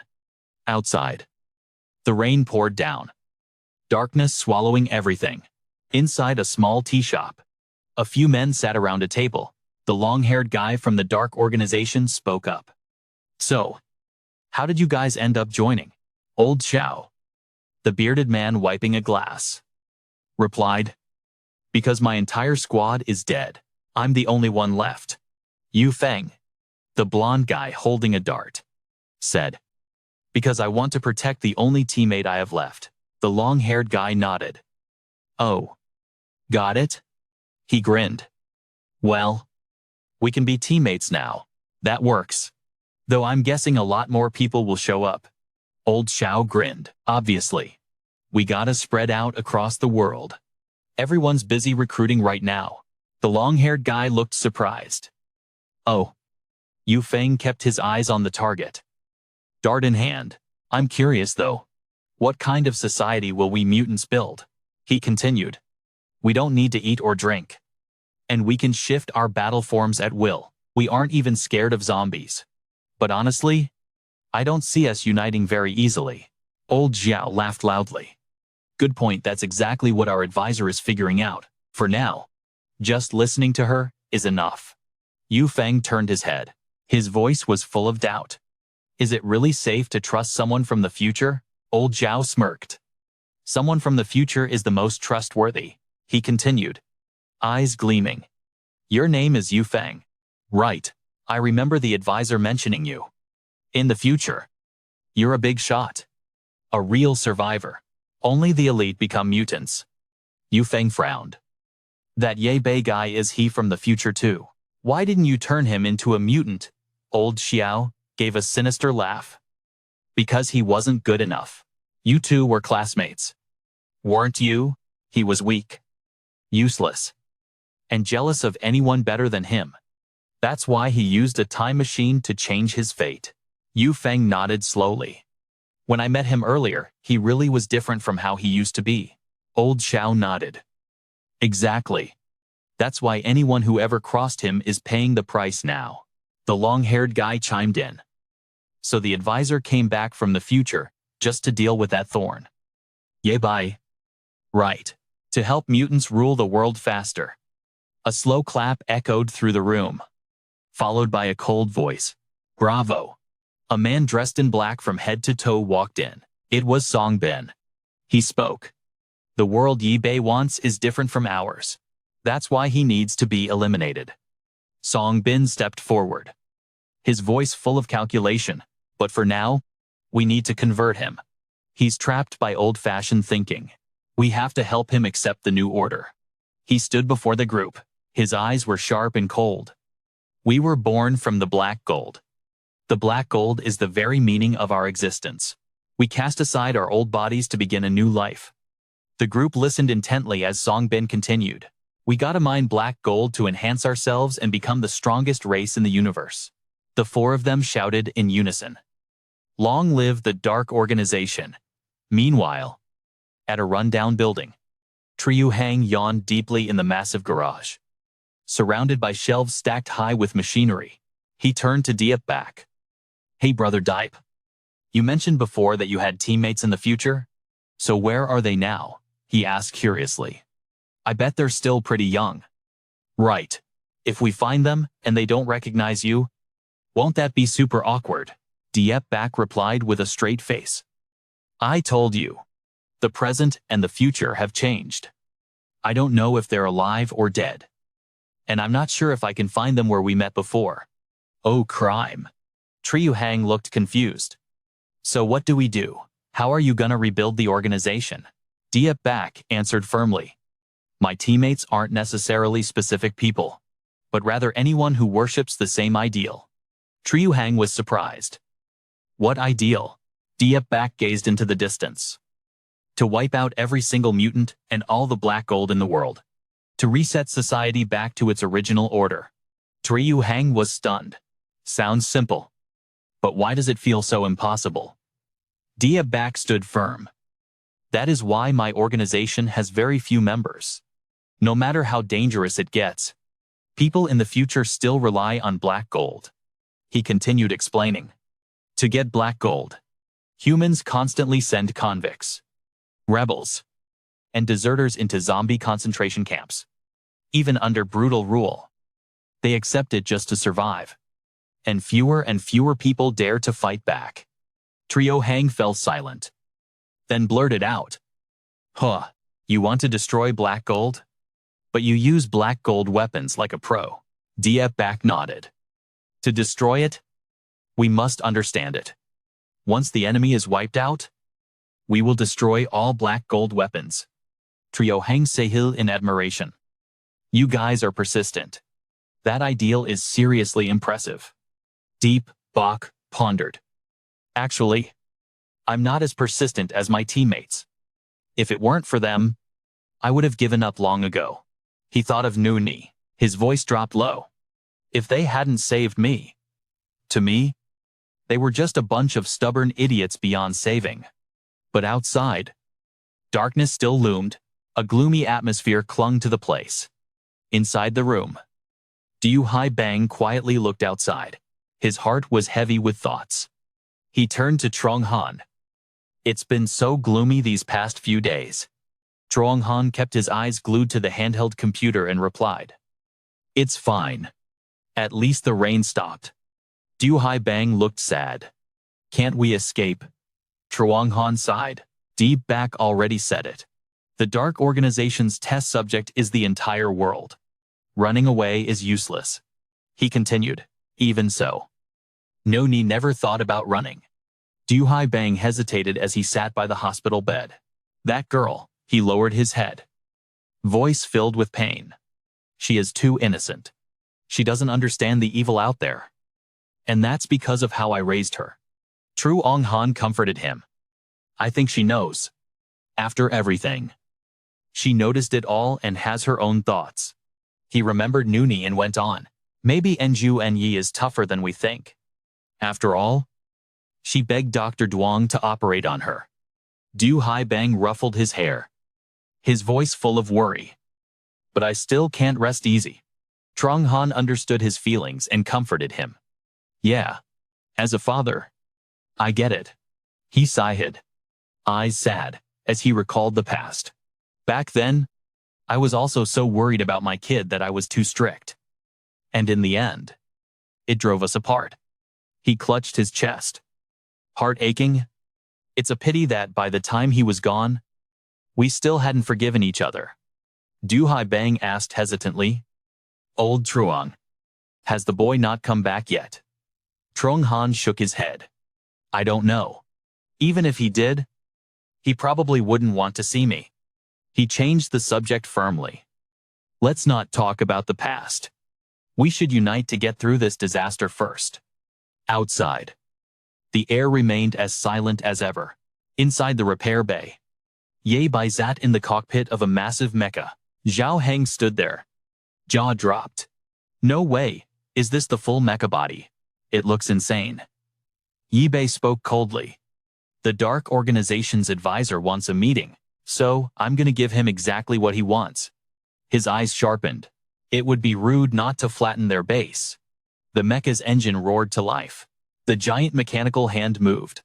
Yi Bei spoke from the cockpit. Fatty, you guard the research lab. If any mutants try to break in, kill them all. Zhang Heng laughed loud, clenching his fist. Just let them try. We'll give them a warm welcome. Ye Bei nodded. Yeah.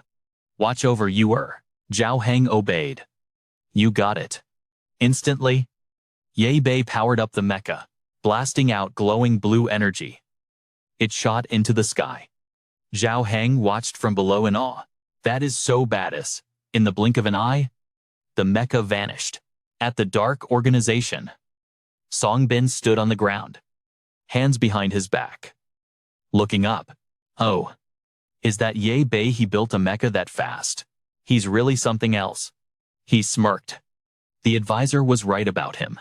Now the plan can proceed smoothly. Song Bin turned around. Old Xiao. Are you ready? Old Xiao laughed. I can't wait any longer. Song Bin nodded. Then you take the lead. Old Xiao transformed instantly, shedding his human form to become a disgusting monster. Its body was massive, 100 times the size of a normal human, with gigantic hands and feet, sharp fangs and massive wings. It launched itself into the sky, heading straight for Yao Haipeng's building. Inside the building, Dr. Tang carefully dripped liquid into a test tube, focused on the research. Zhang Heng sat nearby and announced, "Your blood test results match yours. So, the stem cell transplant can go ahead as planned." Yao Haipeng was overjoyed. Great, that's just great, thank you everyone. Back in the day, I could have saved my whole life and still not afford a surgery like this. He hesitated. How can I ever repay you guys? Zhang Heng, eyes glued to his tablet, replied, Save the thanks for later. Right now, just focus on the cameras. Make sure no enemies sneak up on us. Yao Haipeng nodded. Okay. Zhang Heng continued. It's a good thing you taught you how to use computers. She's been a huge help to us. Suddenly, a terrifying force slammed into the building from outside, shaking the whole place. Dr. Tang and Zhang Heng were shocked. Zhao Heng yelled, Is that an earthquake? It was old Xiao. He launched a second attack, blasting a massive wave of energy at the building. The shockwave made everyone inside stumble. Zhang Heng panicked. Are we under attack, Peng? Do you see anyone outside? Yao Haipeng frantically checked the screen. I don't see anyone at the main gate or the perimeter, but some cameras are down, Zhao Heng shouted. I see it. He pointed at the sky. There's a winged monster up there hurling fireballs at us. He watched, his voice trembling. Its fireballs are punching right through our defenses. I bet anything it's from the Dark Organization. Zhao Heng shouted, determination in his voice. Doc, open the gates, I'm going out there to drive that monster away.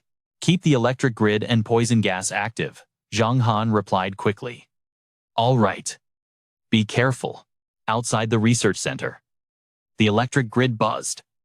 Ready for enemies. An armored tank equipped with high-tech weapons roared out of the garage.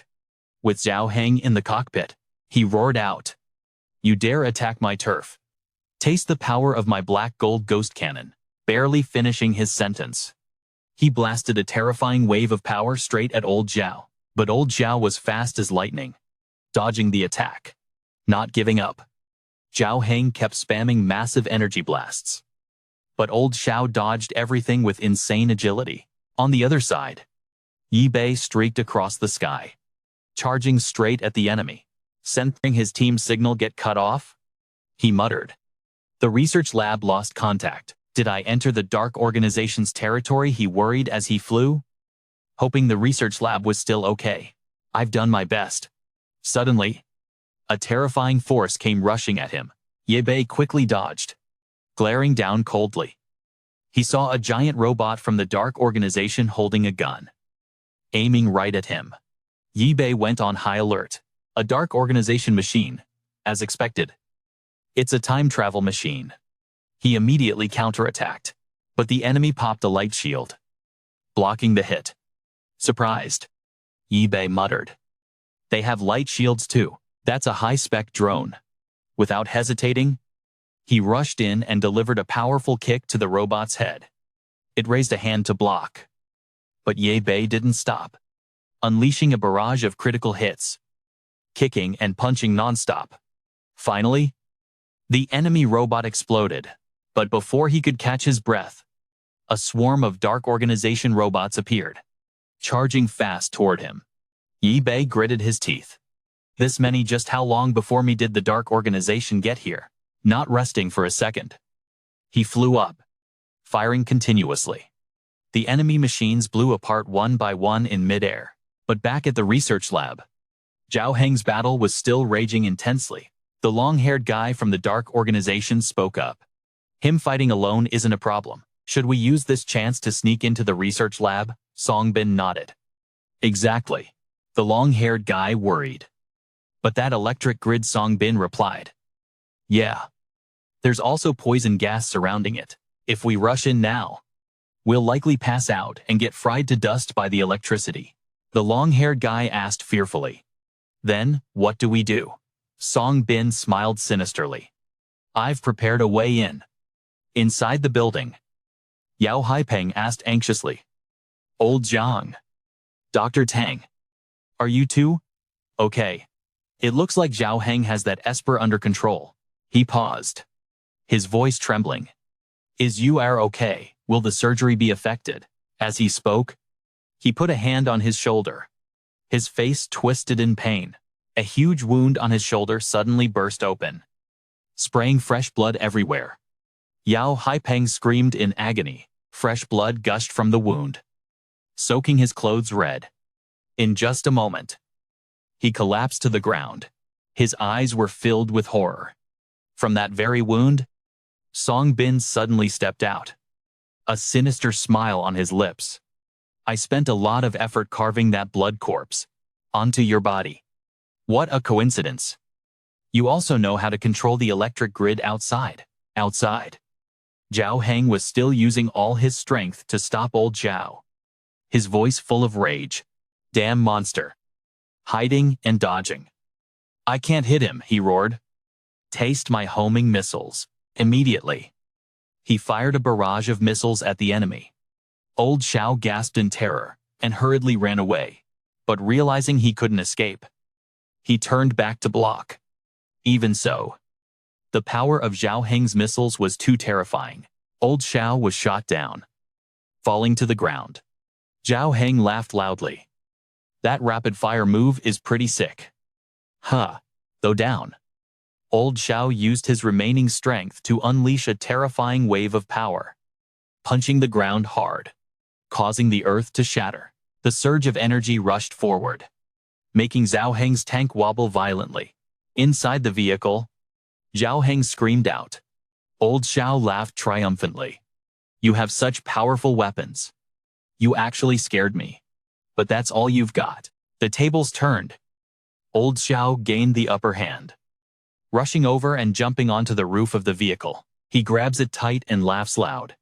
It's time to end this. He hoists the tank up. But Zhang Heng refuses to yield, pulling his gun and aiming straight at the enemy. Old Zhao looks terrified. Zhang Heng screams. Go back to hell. You monster. A shot hits Old Zhao's neck, knocking him flying. Zhang Heng, sword in one hand, gun in the other, steps down from the tank, walking toward Old Zhao. Even while collapsed and clutching his wound, Old Zhao keeps laughing loud. Finally, I know why they called me here. Zhang Heng is furious. What are you talking about? What's so funny? Old Zhao continues laughing. Ah Heng, long time no see. Immediately, he morphs back into his original human form and continues. Don't recognize me. Seeing the old man's real face, Zhang Heng gasps in shock. You are Old Zhao. Inside the research institute, filled with dust and smoke. Is still comatose in the glass pod. Dr. Firsting. Tang stands nearby and sighs with relief. Thank goodness. Is okay. Zhang Han is worried nearby. That attack just cut the main power. We're running on backup now. Doc. Don't tell me the situation is getting worse. Doctor. Tang looks at the pile of debris on the table, her voice dropping low. The jar containing Er's dad's stem cells was crushed. We can't perform the standard surgery now. Zhang Han panics. So now, what, doctor? Tang continues. The only way is to ask him to donate blood one more time. Zhang Han interrupts. You don't mean. Just then, Song Bin appears from behind, walking up with a chilling smile. Too bad. He won't be coming anymore. The whole group is shocked. Zhang Han yells. Huh, you are Song Bin Bose. His voice dripping with fake politeness. First time meeting. I am Song Bin, a loyal officer of the Dark Organization. Please forgive any intrusion. Zhang Han stammers in panic. Dark Organization. How did you get in here? Did the outside defense system fail, or did Zhang Heng get beaten by you guys? Song Bin sighs, smiling wickedly. Don't think so negatively. I just borrowed a little flesh and blood from old Yao to move freely within a range of 100 meters. Zhang Heng screams in shock.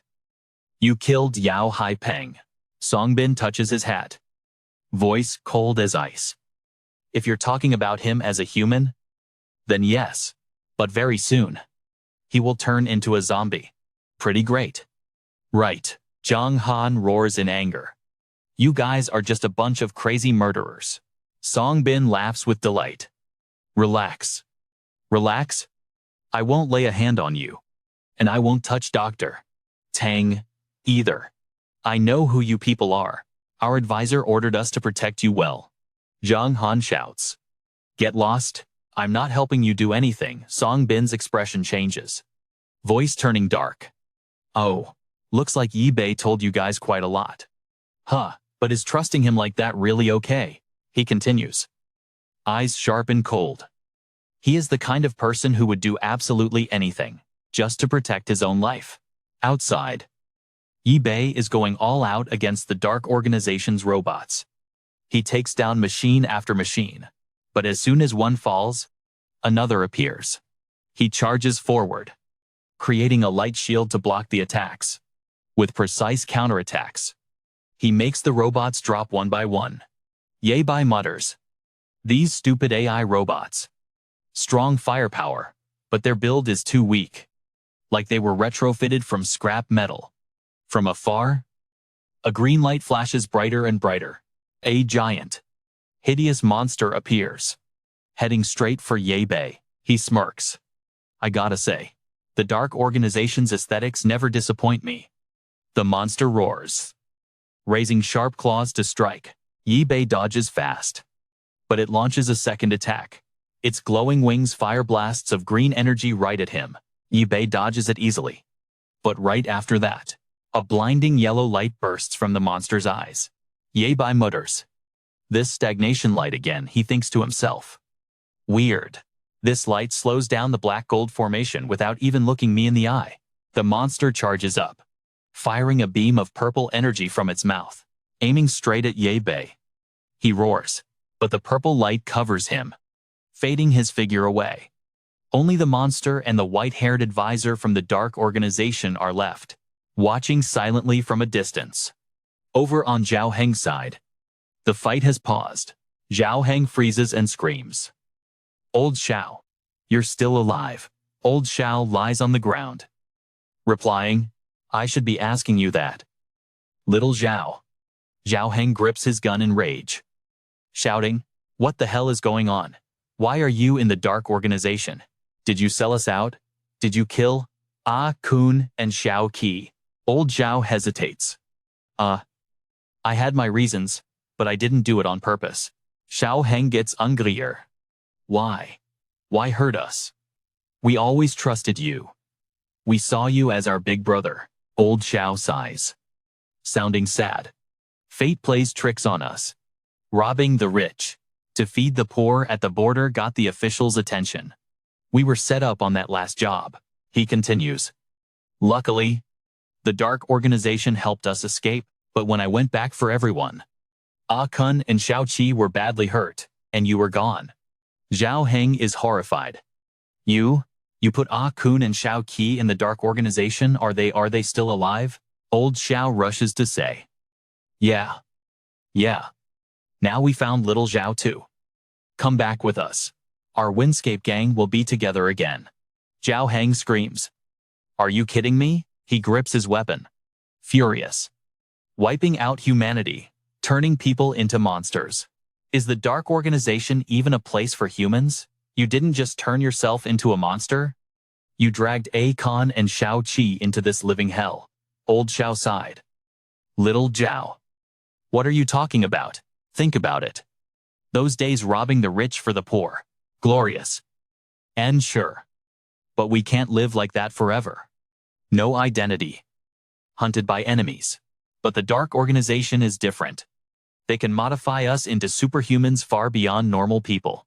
Right then, Zhang Heng slashes hard, cutting off Old Xiao's tail. He screams in pain. Zhang Heng roars. Old Xiao. Last question. Are Akun and Xiaoqi alive? Old Xiao sighs. You're still as stubborn as ever. He suddenly flies off, leaving Zhang Heng no time to react. Old Xiao stands up, powers up, and yells, "If you won't come, I'll send you to meet them."